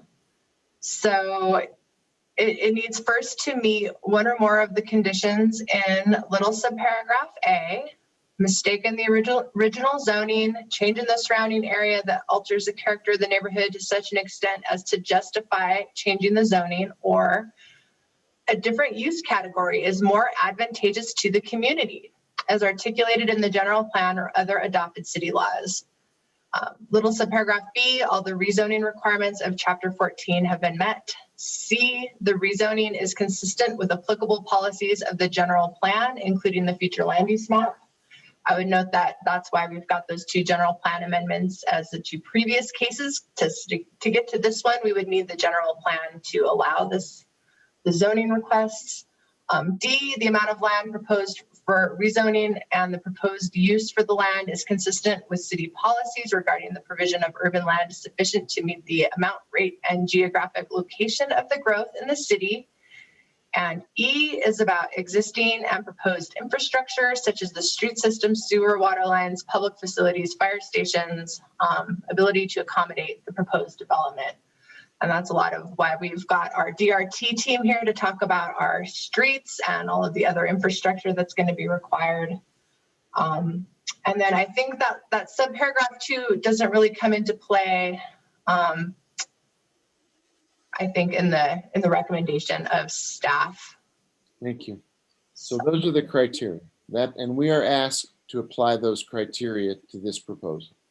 Correct. The request is to apply these criteria to the facts and evidence that have been presented in these hearings that are in the record, that giant packet of material that I know you all read. This is the legal test for deciding whether to change the law that applies to this property. And by the law, I mean the zoning classification. Thank you. And while I have you answering these questions, I think it's been suggested that somehow the applicant is doing something wrong by asking for the rezoning. But from what I understood from Councilor Cassett Sanchez's question, this request is completely within the rights of the landowner, any landowner, whether it's on Airport Road or in this location, to have their proposal measured against these criteria. I would agree with that, Mayor Weber. Is that accurate? I mean, they're not doing anything that is in any way, shape, or form a backdoor effort to build to move their project forward. They're using our rules and our laws and our processes and asking us to evaluate their proposal against our rezoning criteria. Is that correct? That's correct, Mayor Weber. Yes, I would agree with all of that. And it's the governing body's decision to determine whether or not these criteria are met. And I think there's room for decision making there, but it's an appropriate method for them to request this change. Thank you. Are there other questions regarding the specifics of legal criteria for rezoning? We still have a catch-all category where we can discuss other topics, such as some of the questions that were being raised regarding more macro level issues. And I have several there myself, but we also, we have Councilor Beal Koppler's reminder we should be reasonable in our time. So are there questions that fall into categories that have not yet been addressed? Councilor Cassett Sanchez, you have the floor. Thank you so much, Mr. Mayor. I will do my best to be efficient. Quick question about open space. I believe Melissa McDonald is here. So there's a dog park, there's a central plaza, and there's a kind of a pretty large piece of open space on the north parcel close to the Arroyo. Are these the responsibility of the developer or of our Parks Department? Is that addressed to the developer or to our staff? Great question. I suppose both of them, I hope, would have the information to answer it at this juncture in the. If I may, Mayor, councilors, Councilor Cassett Sanchez, I'm happy to answer that question. All of the open space, the dog park, the plaza area on the south side is all going to be privately maintained by the property owners. So the city will have no maintenance obligations in that regard. And then my next round of question mostly has to do with sustainability. The first, I suppose, is for you, Ms. Jenkins. Looking at, so you qualified for LEED Silver. And I was hoping you could spell out a little bit more, two pieces. One, what standards are met for this designation and what is not being met that would push you to a higher designation, and why did you not go for those? Yes, great. Thank you very much. That's a great question, Councilor and Mayor and councilors. So one thing I want to make very clear is that we worked with a lead AP architect in town because we were curious about, you know, this project, looking at this as a neighborhood project, you know, because LEED is a familiar set of metrics that I think it's a familiar terminology. We are not pursuing LEED certification, and we have reasons for that. Having a plaque on your building doesn't make you more sustainable, but they are good guidelines. And this project is the model of sustainability. Every single aspect of this project is the model for sustainability, but I'm happy to share my screen and we can look at some of those metrics. But we did it, it was really for, we wanted to educate ourselves and see, well, you know, we know what we want to do, and but where does that land? Because it really helps, you know, people to understand the project, and using LEED as a familiar metric was our intent. So I will be happy to go ahead and pull that up real quick. And not that anymore. And then we are over here in sustainability. So generally our sustainability measures are kind of summarized here. Obviously infill and the efficient use of infrastructure, compact development, which is land and water conservation. We get, when we talk about our open spaces, when we have compact development, and as opposed to sprawl, we have an opportunity to be conservative with land use and conservative primarily with water use. Obviously the multimodal transit opportunities, whether it's pedestrian, bicycle, the train, the bus, all those elements, reducing carbon footprint, reducing car trips. The mix of housing types and affordability, that is an important equity piece. And then of course the intense landscaping program and tree lined streets that we have is a big component of that. A lot of active and passive water harvesting. And then we get into the buildings themselves, participating. PNM has a great energy efficiency program. And through that, we expect to have 20% right off the top in terms of energy efficiency. Energy star appliances, smart thermostats, you know, really having a well-sealed building envelope, low-E windows, you know, solar, all those elements play into our sustainable program. And then we, like I said, we took the opportunity to say, well, what would it be? And this is based upon a neighborhood development. So this is not based upon a particular building, but we thought it was really useful to look at this from a standpoint of the project itself. And so these go into kind of all, these are like all the points that you can achieve, whether it's, you know, walkable streets, compact development, mixed use, housing types, you know, all, you know, reducing the parking footprint by utilizing these parking structures really helps us do that. So these are all, whoops, sorry.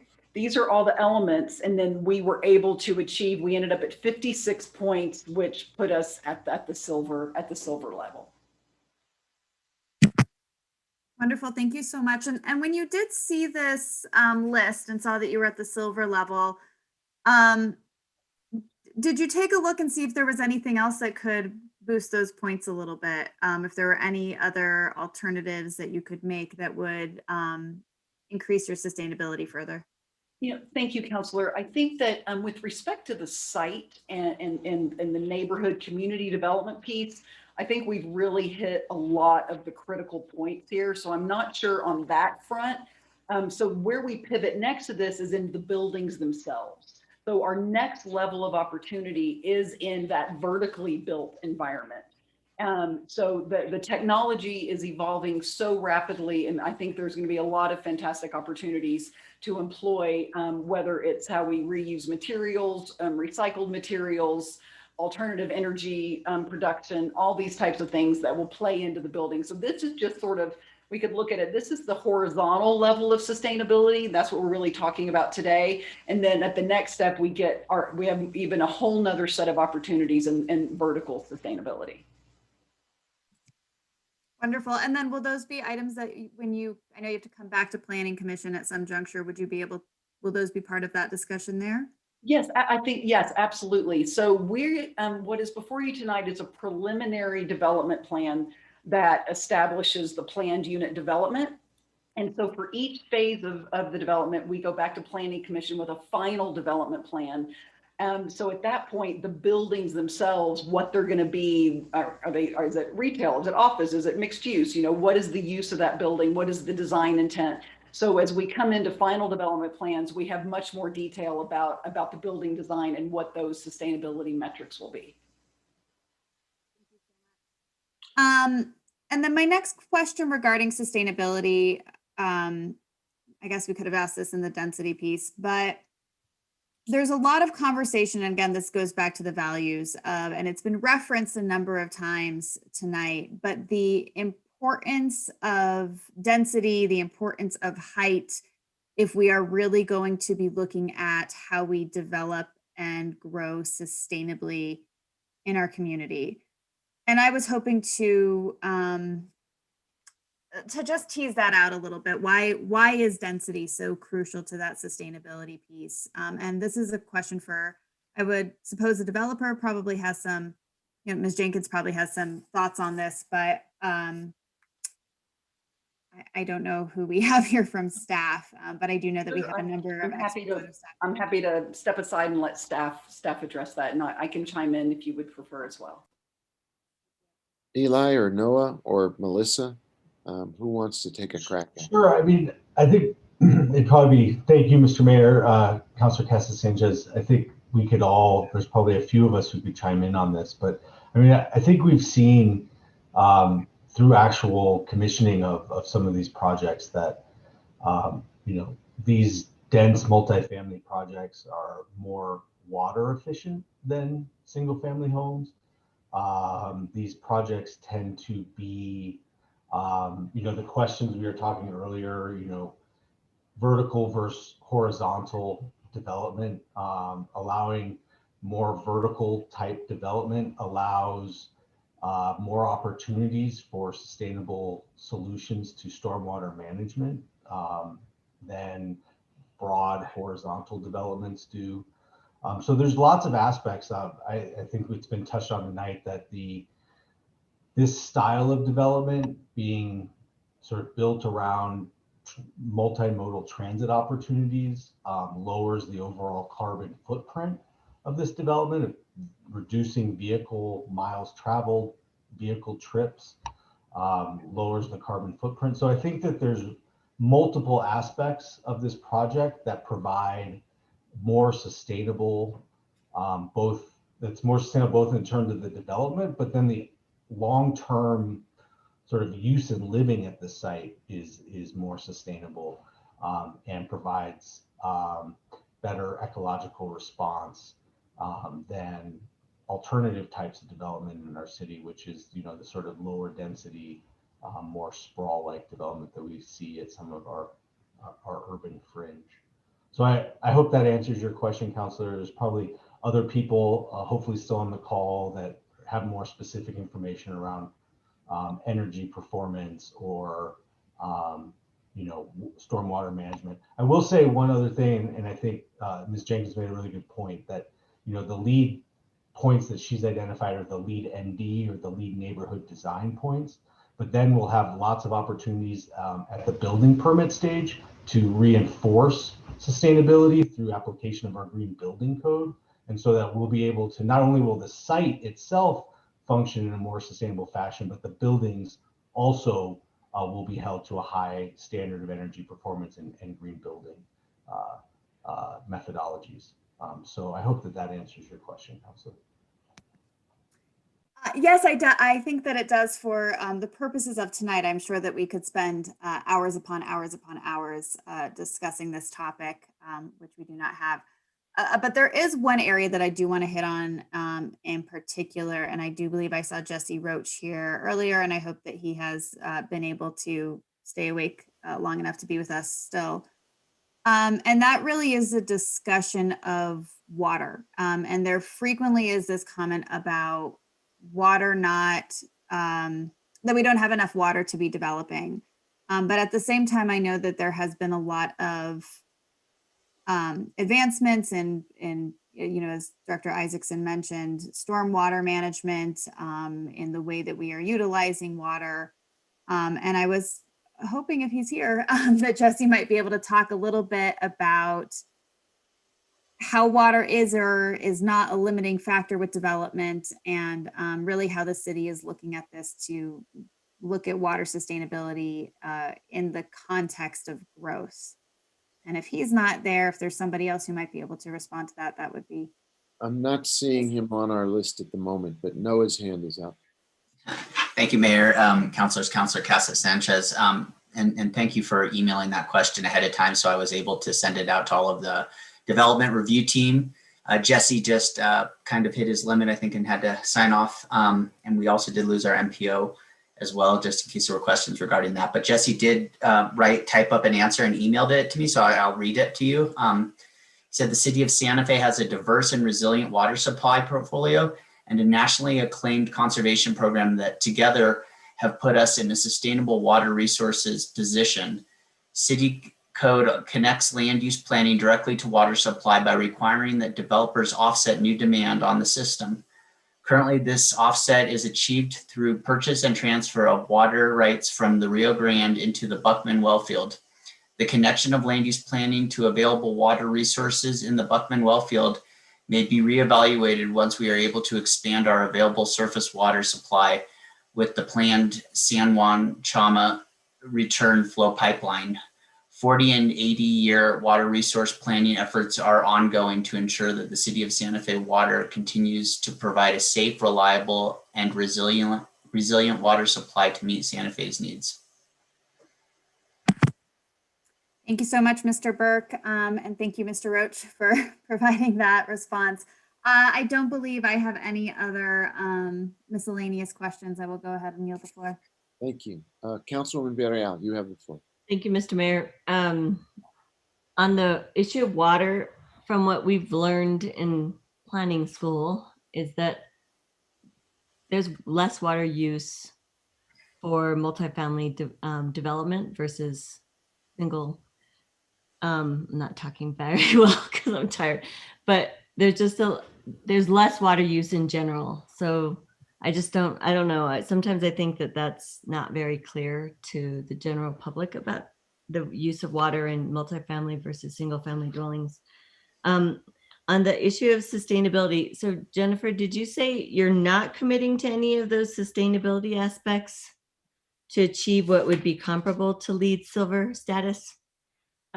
Thank you, Councilor Villarreal, councilors, and Mr. Mayor.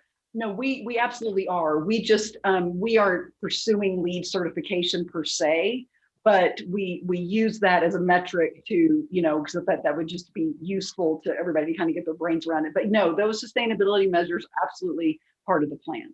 So who holds you accountable for that? Because you're saying, yeah, we will, but we're still assessing it. And in the end, you could say, well, we assessed it and didn't seem to fit into our our budget or So, something? thank you. No, Counselor. So the sustainable development, that LEED silver relates to neighborhood design. So our site plan that is memorialized in our preliminary development plan, that is attached to our zoning ordinance, really covers the vast majority of those elements. We have a conceptual terrain management plan that is part of that has been reviewed that addresses the water harvesting. Obviously, the roadway improvements, access to the multimodal transit, the walkability, all of those elements. We have a conceptual landscaping plan preliminary that was submitted that shows all of those improvements. So all of that, we've already committed ourselves to it because it's part of our development plan. What about as it relates to water catchment and even solar? Because that was on the list. Yes. Yeah, So yes, as we are designing these buildings, and in terms of, is there going to be a solar panel in every single building? I honestly don't know at this point. Some of those, there are height issues, obviously, that need to be taken into account with respect to that. But that is definitely something. So as I mentioned previously, as we come in with final development plans for each phase of construction, the buildings are much further along in their design. And as Eli said, we will be complying with the city's green building standards, which ensure a certain level of sustainability. And then we will be able to, and we are committed, and I will commit right now that as part of each final development plan, we will be able to address and be more specific about the sustainability measures that go into the vertical development. But I can tell you that everything that is creating that that we meet that LEED silver designation on neighborhood development, that is already memorialized in our development plan. Okay, I'm just making sure we don't need to do a condition. I know, I hear you. Absolutely. Thank you. The other question that didn't really fit into any category, it's related to rezoning, and it's related to the corridor overlay in general. And this is, I guess, for staff. I don't know who would want to take this on that knows that corridor plan inside and out in terms of the language, since you've had to really get to know it because of this project. But this is about what it says in the language and the criteria. One of the criteria is about preserving visual openness and continuity. But when I looked at it, it sounded like it was referring to the highway entrance as you are on the street. It doesn't say anywhere in the corridor that it's intended to preserve visual openness as seen from the neighborhood level. Can someone explain that or just confirm that that's what I've Assistant Sally's Attorney. hand is up to Yeah. help you with Thank that. you, Mayor Weber. Councilor Villarreal, that's correct. The statement that you're referring to is in the purpose and intent section, which we do use when in kind of interpreting the rest of the provisions that apply to the overlay district, but it's the first purpose listed in the purpose and intent, and it does say, establish a clear sense of visual openness and continuity of development as seen from major highway entrances to Santa Fe. That is the exact wording of that purpose. Major highway entrances, which means off of the freeway, not Onto necessarily St. Francis. not necessarily coming from Zia, right? Mayor, Council, I would agree with your assessment of that. Okay. And that's one of the things that I'd been grappling with, because we keep talking about, well, this overlay zone is supposed to protect the visual openness, and it's going to block my view of whatever the mountains. The density and height will impede that. And the more and more I kept reading it, I was like, well, it didn't talk about the neighborhood view scape. It's talking about as a person driving down the highway entrance or off the highway or onto the main street, I guess that would be St. Francis, what they would be seeing as they go down, which if you were driving, you probably wouldn't want to be looking in all different directions. You'd probably be wanting to focus on the street. So I was having a hard time with that piece. And so as if we followed what it says, in this case, I guess my point is that we're not talking about the neighborhood viewscape from the neighborhood perspective. I just wanted to clarify that because that was a sticking point for me too with this overlay. The other random question I had was parking garage. Who maintains the parking garage, and is that paid parking? Thank you. Ms. Jenkins? Yes, thank you very much, Mayor. Thank you, Councilor Villarreal, Mayor. So the parking structures are private. We have there will be spaces that will be assigned for various uses, and then there will be open spaces, you know, for customers or guests of the property. We have not fully developed the parking program from that standpoint. There are experts and consultants that we will be engaging to help us develop managing the parking. And so there may be opportunities for certain businesses to kind of own a space. And so they would pay similar at the convention center, you know, you can lease a space long-term, but the managing the parking correctly is really key to the vitality and viability of the project, right? You want to make sure there's always adequate parking and that it's known as people visit this, oh, you can always get a spot in there, it's great, and and then we need to make sure we accommodate, you know, designated parking for our residential tenants. And so all those factors play into it, but it is privately owned. There will be some revenue component. I would anticipate there will be some open parking and some reserved parking. So it'll be a combination. And the businesses would probably have a validation option? Yes, I would expect that would be part of the program. And no, please. You. And I was thinking, you know, if we think about this in terms of typically with any kind of commercial environment, you have what they call common area maintenance, right? So you pay your rent, but then you pay a little bit towards, you know, trash collection and snow removal and all those types of things. So maintaining the parking structures would be part of that CAM program. Right. So are residents going to be responsible for CAM? You know, not the residents themselves, because they it's probably just be rolled into to the rent in terms of some of those, you know, like any apartment community, right? And you know, a little piece of your rent's going to go towards trash removal, a little piece of your rent's going to go towards snow removal. You know, that's just part of the operation. I would not see there being being deemed with a separate fee. It just gets rolled into the operations. Basically, it gets rolled into the rental. What's charged for their rent? Exactly. Okay. And the other question that was related to housing was, are you, I guess, I don't know, I guess this is a question, but are you considering prohibiting short-term rentals? We have no intention to allow short-term rentals, and we would welcome a condition of approval that prohibits short-term rentals in any of the residential units. Okay, I will be posing a condition for that. I think that's it. Thank you. Thank you. I think Councilor Romero Worth has her hand up. You have the floor. Thank you, Mayor. Ms. Jenkins, can you talk a little bit about your work with the neighborhoods? Yes, I would love to talk about our work with the neighborhoods. So we, of course, the work with the neighborhoods started back in the early 2000s. Prior to Jenkins Gavin's involvement in the project, but there was a lot of discussion as soon as Merritt and his team put the pumice plant property under contract, and we're kind of envisioning, you know, a redevelopment of really at that point, really just kind of looking at the south side of Zia. A lot of interaction with the neighborhood, a lot of interaction with the city.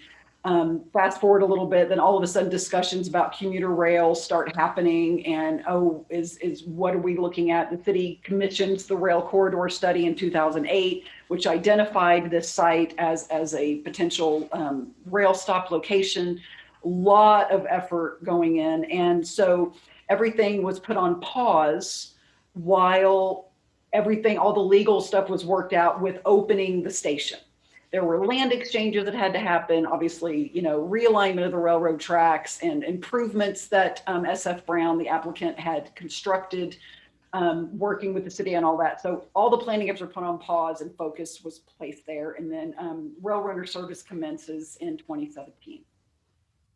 Then in early 2019, or maybe it was even late 2018, Merritt and his team reached out to me and Colleen and said, we think now's the time that we want to bring this back forward again, but we need to look at it. We want you to look at this with fresh eyes because we were not involved previously. So we had the benefit of looking at this based upon, current market conditions, based upon the rail runner, based upon, and like I said, just taking a fresh look at it. So we started meeting with the community in the summer of 2019. And almost like a blank piece of paper. I mean, I think our first image that we presented literally had like colored bubbles on it. And we were like, well, we're kind of thinking, at that point we were sort of toying with the idea of, primarily residential on the north side, but maybe some commercial along Zia. We were kind of toying with that. And then we talked about the south, and we just really rough. And so it was really it was like we had a little listening tour.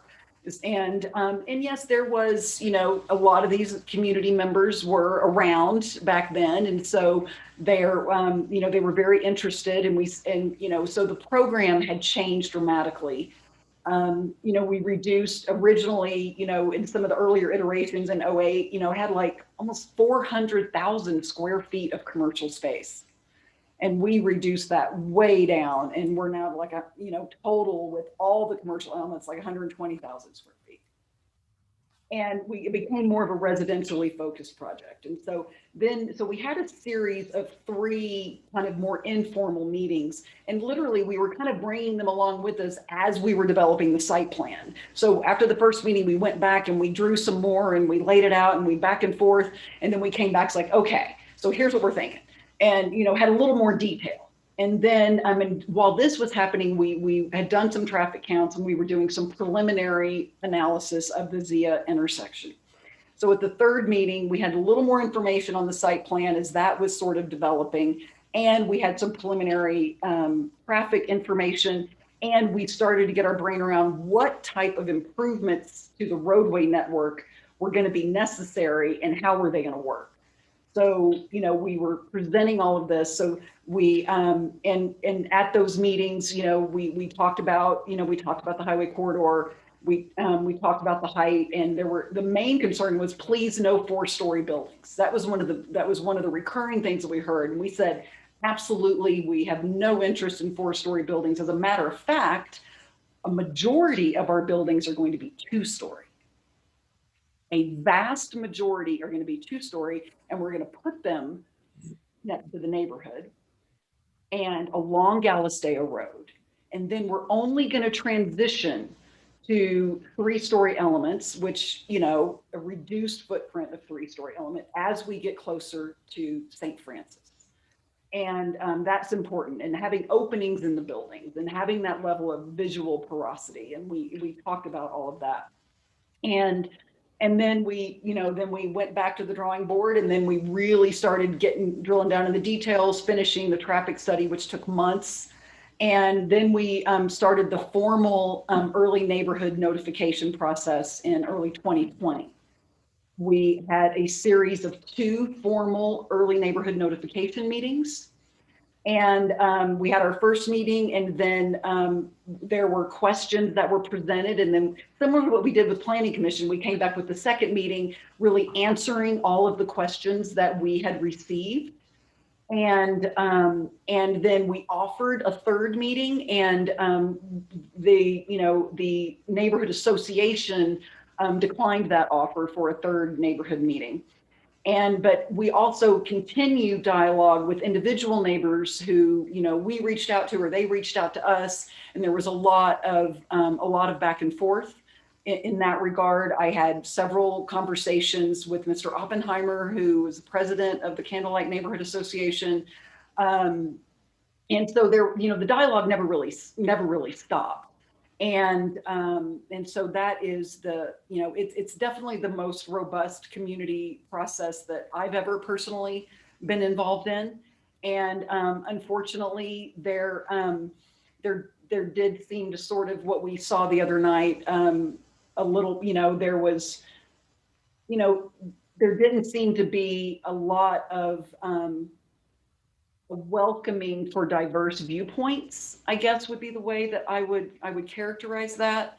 And so, but I think that's maybe what we heard some of the neighbors, speak about on Tuesday. So it was unfortunate, the neighborhood sort of, I guess the term we heard was faction kind of developing, which is unfortunate. But as far as the feedback we heard, we heard feedback about please no 4 stories. And, we heard feedback about, the highway corridor. We had feedback about architectural style and about, really wanting us to honor, traditional vernacular and incorporate it into the kind of the architectural scheme. We said, absolutely. One of the big things the neighborhood asked us for was, can we figure out a way to have another crossing, a safe pedestrian crossing on Zia? We really believed in that. We wanted it for ourselves as well. And so we worked really hard to do that. We heard about, sidewalk improvements, and we heard about traffic. That was the primary concern we heard. And I think, and if there's any lack of clarity on this point, I would love the opportunity to visit this. But we have eliminated all failing conditions. We have reduced the line of cars that currently lines up in the morning approaching St. Francis on Zia by 91%. It is dramatic improvement.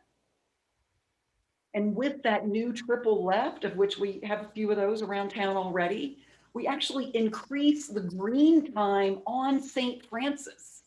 So not only do we improve how getting from Zia onto St. Francis works, we're actually improving how St. Francis works in Zia. And that is frankly our obligation. We cannot introduce new cars into a non-functional situation.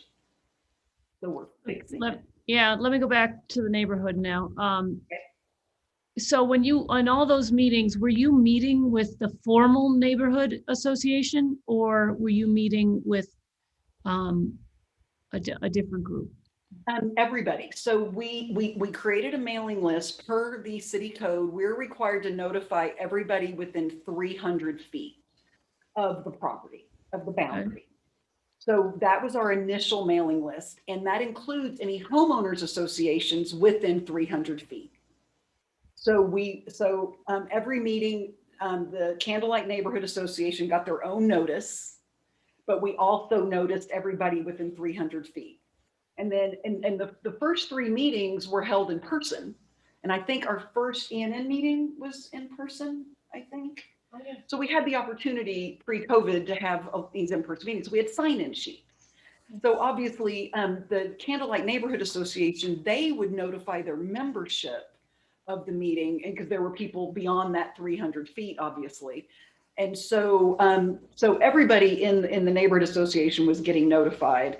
And but any person who signed in at the meeting, even if they were 350 feet away, they would be added to our mailing list. So our mailing list continually grew. We always, at a minimum, were notifying everybody within 300 feet. And then with every meeting, every new person who attended that meeting, they would get added to the mailing list as well. So do you have any sense why there's still such strong feelings and lack of support, I guess, given the work that you've done? And I mean, is it, yeah. Just You curious know, what your thoughts are. I find it curious myself. And, there has been concern about, of maintaining the corridor standards. And even though we feel like we've accomplished so much around the traffic, it almost like did they not really did I not explain it well enough? Or did they not really understand how much better it was going to operate? I think a lot of people were focused more, well, there's going to be this many more cars on the road, which of course so I think they were kind of more focused on there's just going to be more cars and we can't handle more cars. And I totally understand that, but it's about that there's more cars on the road, but yes, we're fixing the network in order to accommodate that. And I think that is that next piece of it. So it was a little bit, so that was sometimes, could be a little frustrating. It's like, no, I understand that. And, let's talk about what we're gonna construct that's gonna really make it better. And then I think sometimes it comes down to the change, and this project's been around for a lot, and in fear about what it could mean. And I totally respect all of that. And, but it felt like at a certain point, I remember there was one meeting, I don't know if it was the ENN meeting or maybe the third neighborhood meeting. And I said, we want to hear from you in terms of, if this building, you want us to move it and it's too close, and maybe increase the setback or add some landscaping buffer here, or could you do this, or could you do that? We did honestly hear a lot of that. And I think what I've experienced in my line of work is that sometimes there can be an attitude, I guess, that if there's that kind of back and forth engagement, well, could you do this, or could you do that, or I'm concerned about this, it's sometimes perceived as a tacit sort of approval of the project, right? And so I experienced sometimes with neighborhood groups that they kind of hold their cards pretty close to the chest, because if there's engagement at that level, then it's sort of a tacit endorsement of things. And so that's a little bit of my experience. I don't want to put words in anybody's mouth with respect to the neighborhood. I heard from a lot of neighbors over there who are very supportive. You heard from a few of them on Tuesday. And I heard from a lot of neighbors who said, I'm not going to say anything because I'm uncomfortable. And I don't want to, and that was unfortunate. Yeah, I guess that's the other thing is, do you have any sense of what level of support or what level of opposition you have? I mean, we heard, I don't know, I think somebody counted 27 people were in favor, and I think it was like 24 and 14, or yeah. I think it was somewhere in that ballpark. And so, I mean, I can tell you just personal experience, there was probably at least about, half a dozen people in the neighborhood that I had personal communications with who expressed their support, but told me that they were politely declining to testify at the hearing. Okay, thank you. Just one other question that came up at the hearing, and I think it's really for Sally. Sally, can you, and you sent a memo, but maybe quickly, and I know the hour's late, describe the due process rights of the various parties involved in this? We heard. Sure. I think it was this Historic Santa Fe Foundation, I want to say, talked Tuesday night about due process rights being violated, and I just want to be clear about what's what there. Okay, sure. Mayor Weber, councilors, Councilor Romero-Worth, the stage that we're in right now in this proceeding is that we have a landowner who has applied for approvals from the city.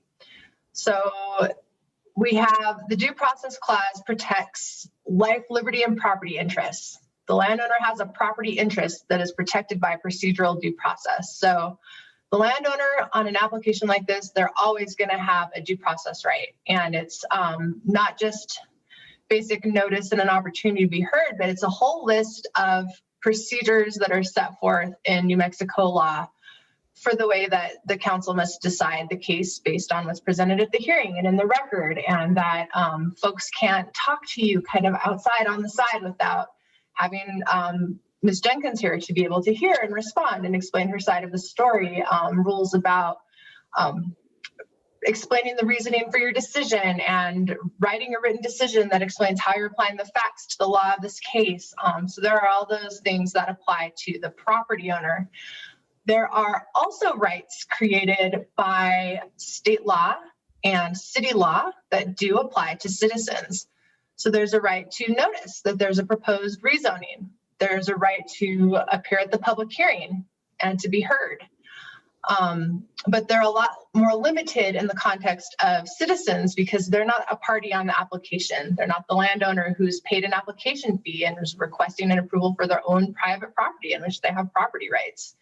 So the due process rights that apply to citizens who are not a landowner at this stage when we're first considering an application, they are those procedural rights that are provided by law.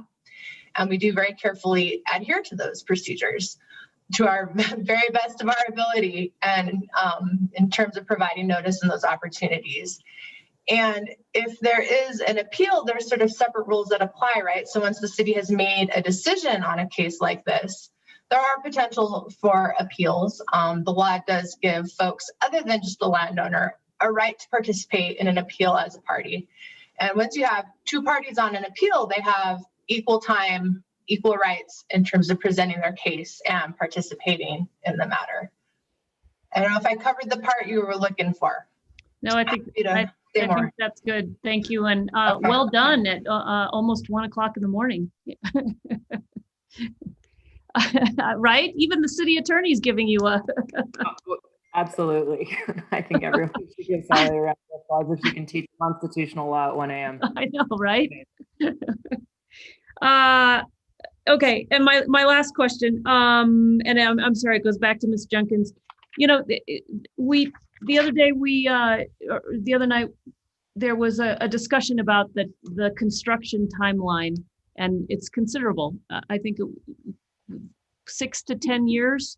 Was that the number that was brought up? And maybe can you talk about that and how that works and all the things? I mean, this is a huge project, so. But I think there was also some comment like, why can't you do it faster too? So just curious. We would love to do it faster. So yes, thank you, Councilor Merriworth. I appreciate that question, Mayor, councilors.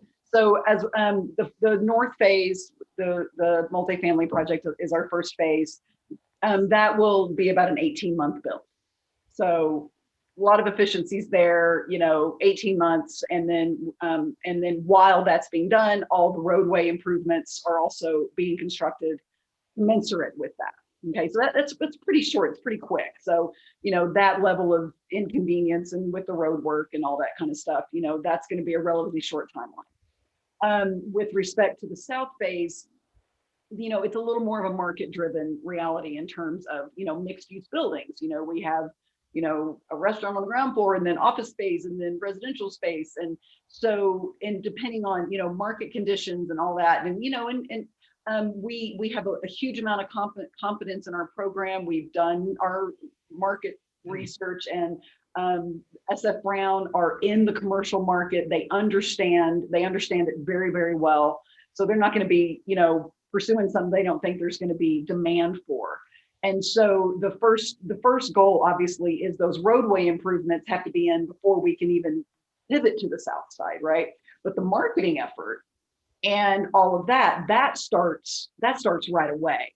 And so if we have an opportunity, to pull the trigger on 2 buildings right away, because we have demand and we're doing that, we'll pull the trigger on 2 buildings right away. There may be 1 building that's a pre-leased building, and maybe the building next door, we can get financing to build that speculatively. Right? Build it and they will come kind of thing. That's somewhat is up to the bank to decide if they want to do that. And so it is market driven. So I think there's a very good possibility that the south side, we could see the south side finish itself out really within about 5 or 6 years. And it may not be constant construction, right? We may have an initial little burst of construction, and that will kind of stabilize. And then oh, now we're going to pull the trigger on this building. And so I think 10 years at the outside, I don't expect it to take that long. We're trying to, be conservative. And the bottom line is we don't know exactly, but I think more realistically, we're probably looking at around that 5-year time frame, just based on our understanding of the market conditions. Okay, and I lied. I have one other question, which goes back to a question I asked at the beginning of the evening, and you said you'd get back to me, which is this balance between the commercial versus the residential mix on the property, and just wondered if your people had a chance to think about that in the hours that we've been chatting. So you hit the nail on the head when you said balance, right? So it is about that proper balance, and the housing supports the commercial. And yes, the broader neighborhood and broader community also is supportive of the commercial. But mixed use is really dependent on housing density. And as I mentioned on Tuesday night, we have a lot of examples in this town of failed mixed use efforts.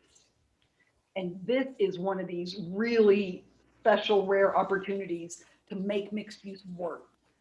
And that balance, if you start upping the commercial square footage and lowering the residential, you're out of balance at that point, and you don't have that critical mass that is critical for mixed use feasibility. So it doesn't really solve the problem. And the pandemic, how is that? What factors have you had to think about? So we've had this discussion. Like, do people still want office space? Like, is that a thing anymore? And based on what we understand is people desperately want office space, but they want a different kind of office space. It's not the same kind of office space, right? It's not necessarily, the big office park and there's nothing around you. You got to get in your car to drive to lunch. It's not necessarily that more suburban model of office space. But we have determined that there's a lot of people who, maybe working at home was great for a while, but oh, please, when can I go back to work and get out of my pajamas, right?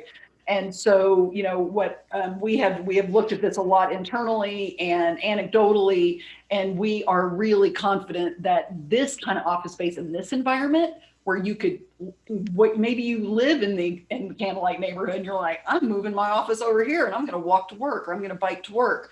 And so we think that in this environment and access to the train, I think it's going to go great guns. Okay, thank you. And now for sure I'm done. Thank you, Counselor. Thank you, Counselor.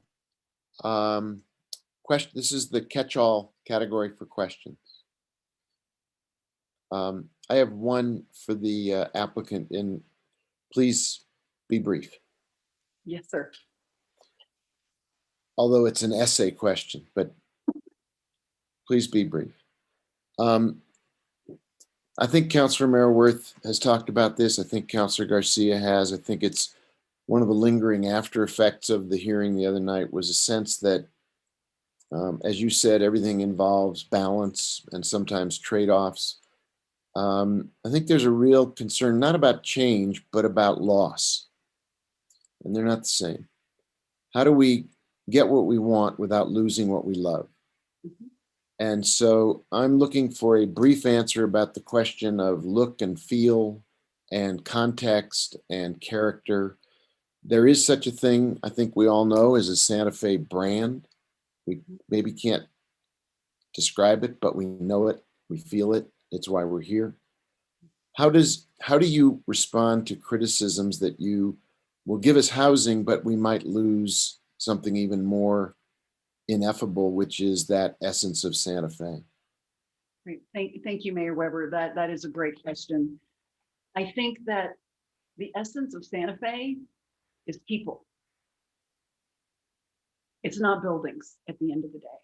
It is about people, and it's about community.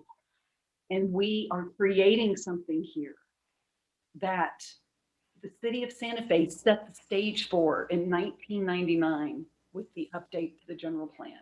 There's a lot of, yes, we've all agreed the general plan needs to be updated, but there is a lot of good stuff in that document.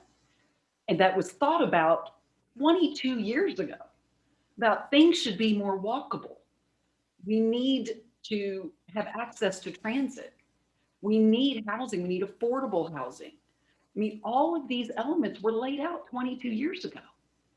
And this is the first time we have an opportunity to realize every single one of them in one place. And yes, architecture matters. Architecture is critically important. And that is why we have engaged with 4 or 5, how many, 5 architects, 4 architects? We have 4 architects because we want a diverse vision. Because Santa Fe is an incredibly, frankly, a pretty diverse architectural environment, even in the downtown historic districts. Pull off the stucco and you have brick, right? I mean, this was a Victorian environment. I'm sitting in a brick house in a Victorian with a big white front porch right now in the middle of downtown Santa Fe. Okay, so we have an opportunity here, and the architecture is so critical to what we're trying to achieve. Is that yes, we have Santa Fe's traditional vernacular. We have, you know, we have those elements that we're all so familiar with and that are near and dear to our heart, whether it's territorial, Pueblo, or some of those northern New Mexico elements with shed roofs and all those things. That we have incorporated all of it. There are going to be buildings that feel really traditional. And there's going to be buildings that feel really traditional, but maybe the materials are a little more contemporary or a little more new. Playing with that vernacular a little bit. This is Santa Fe, and it will feel like Santa Fe. Absolutely. But what's going to make it special is the people. Okay, thank you. That was, Thank you. I really feel like that's an important, unspoken, but deeply felt concern. If there are any other questions, now is the time to raise them, because if not, I will close the question and answer period. And once it is closed, no more questions would be allowed of the witnesses. And we would move to motions and to discussion of the motions. So please, if you have a question that you haven't asked, now's the time to ask. Seeing no more hands, I will close the question and answer period. And I will open now we have 1, 2, 3, 4, 5 different matters in front of us, and I would entertain a motion on the first case. Mayor, Council, I move to approve the request to amend the general plan future land use classification from low density residential to high density residential for 13.3 acres at the northwest corner of St. Francis Drive and Zia Road, and to adopt the findings of the Planning Commission as outlined in section 4B of the staff report. is there a second? Second. There was a motion made by Councilor Cassett Sanchez and seconded by Councilor Vihil Coppler. Is there discussion of this motion? Councilor Garcia, you have the floor. Thank you, Mr. Mayor. I know that there was a couple conditions, and I don't think it pertains to this. I just want to clarify that it would be for, I guess, item C, I guess, City Attorney. Thank you, Mayor Weber. Councilor Garcia, my recommendation on conditions is that if you wish to put any conditions on the use, and as an example, I will use the short-term rental limitation. That's something that I think that should be carried by the zoning, and specifically the C2 PUD zoning, because that really controls the types of uses allowed in the project. So that would be the fourth case. I guess it should be D on the agenda. If there's other conditions that are more related to the development plan, and honestly, I don't remember what all of them are, but I think for the most part, the other conditions that have been mentioned tonight should be attached to the final case, the development plan, because they're more of conditions of development. So if there's anything about bank stabilization or affordable housing, those kinds of things are going to be carried by the development plan, the last case. Okay, thank you so much. I appreciate that. No other questions, Mayor. Okay, any other discussion of the motion that is before us? The motion pertaining to case, the first case, case A.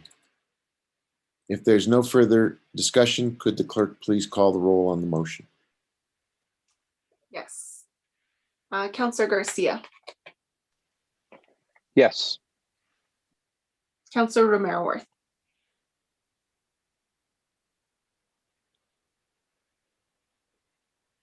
Can't find the mute button. Yes. Counselor Vihel Coppler, Yes. Councilwoman Villarreal, Yes. Counselor Abeyta, Yes. Counselor Cassett Sanchez, Yes. Mayor Weber. Yes. Motion has been approved. Okay, and then with that, we move to the next case. And I would entertain a motion for what is in our agenda as 7B, case 2020-2914. Is there a motion on that case? Mayor? Yes. I would like to move to approve the request to amend the existing general plan future land use classification from low density residential to transitional mixed use for 1.9 acres at the southwest corner of Zia Road and Galisteo Road, and to adopt the findings of the Planning Commission as outlined in section 4C of the staff report. Second. Councilor Vihel Coppler has moved and Councilwoman Villarreal has seconded approving the request. Is there discussion of this motion? If not, could the clerk please call the roll on that motion? Counselor Romero Worth, Yes. Counselor Vihel Coppler, Yes. Councilwoman Villarreal, Yes. Counselor Abeyta, Yes. Counselor Cassett Sanchez, Yes. Counselor Garcia, Yes. Mayor Weber. Yes. Motion has been approved. Thank you. That then brings us to what is 7C on our agenda, and that is the overlay rezoning. Is there a motion on that case? Mayor, Councilor Cassett Sanchez, you have the floor. I would like to move to approve the request to amend the boundaries on the official zoning map of the South Central Highway Corridor Protection District to exclude two properties totaling 22.7 acres, northwest and southwest corners of St. Francis Drive and Zia Road from the overlay district, and to adopt the findings of the Planning Commission as outlined in section 4.E of the staff report. Is there a second? Second. Councilor Cassett Sanchez moved, Councilor Vihel Coppler seconded the motion to approve. Is there discussion? I don't see any hands. Could the clerk please call the roll on that motion? Counselor Vihel Coppler, Yes. Councilwoman Villarreal, Yes. Counselor Abeyta, Yes. Counselor Cassett Sanchez, Yes. Counselor Garcia, Yes. Counselor Romero Worth, No. Mayor Weber. Yes. Motion has been approved. Thank you. That then brings us to the next item, which is D in our agenda. It is the General Commercial Planned Unit Development Rezone.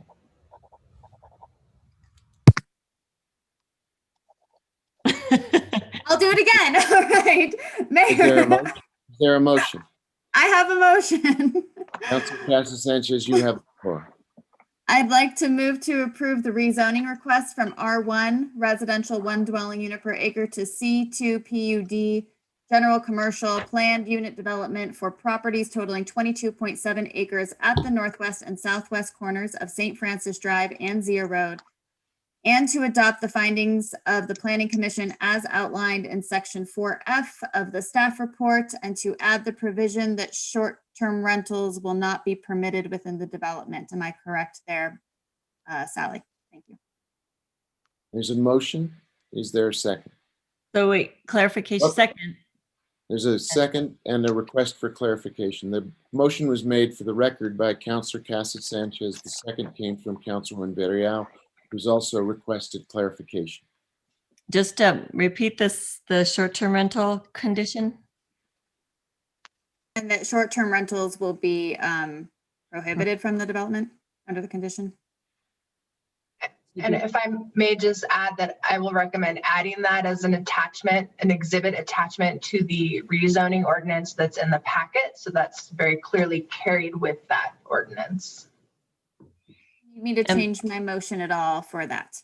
No, I don't believe so. I just want to clarify that I understand your motion to incorporate that, but if anyone disagrees, call a point of order, please. So I have a clarification. I'm still asking about that clarification. Okay, sorry. It just is that pertaining to the entire development or just the dwelling units? That's for Sally.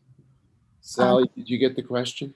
Thank you, Mayor. Councilor Villarreal. I guess the question was whether that would be anywhere in the development. I would be inclined to say that it's anywhere within the planned unit development, on the theory that potentially our uses could shift over time within that whole area. It's attached to the zoning for that entire chunk of land. So I think it would be anywhere would be my recommendation.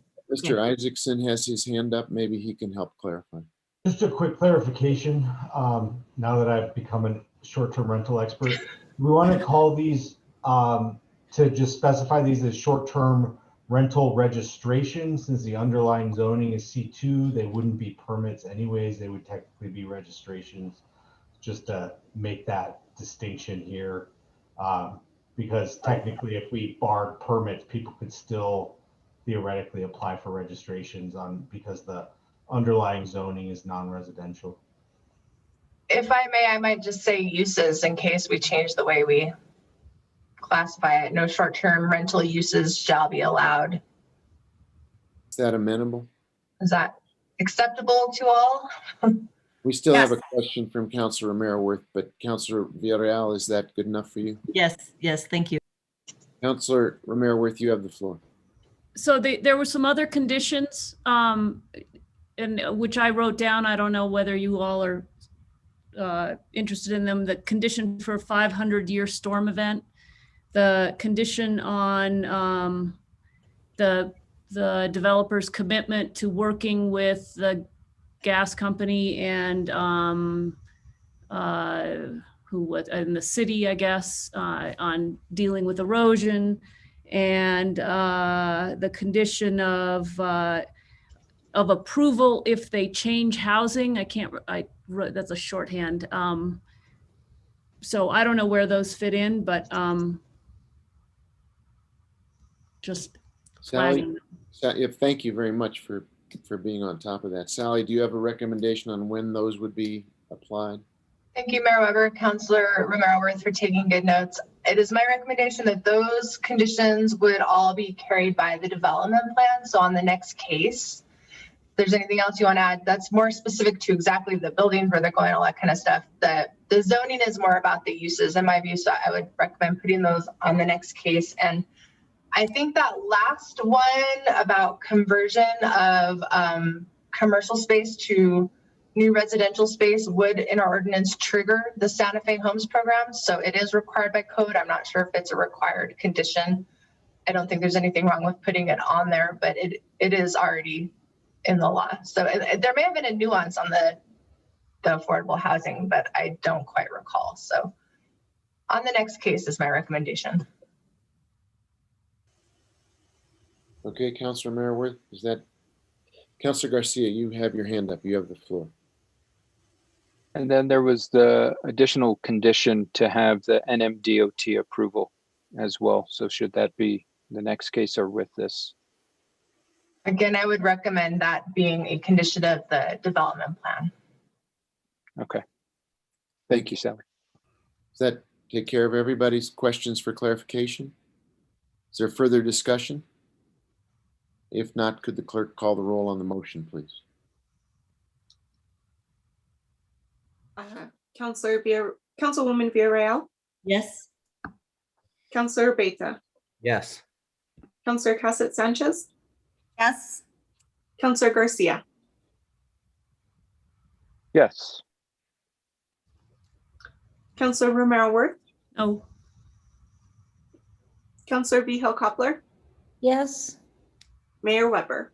Yes, Motion has been approved. thank you.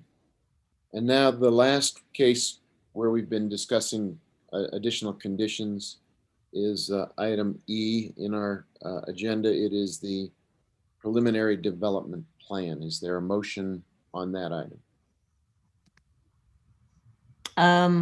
I'll go. Move to approve the request for preliminary development plan approval for a mixed-use planned unit development, including the applicant's proposed innovative street design, and to adopt the findings of the Planning Commission as outlined in section blah, blah, blah of the staff report. Sorry, I can't read those. 4.h. Yes, thank you. With the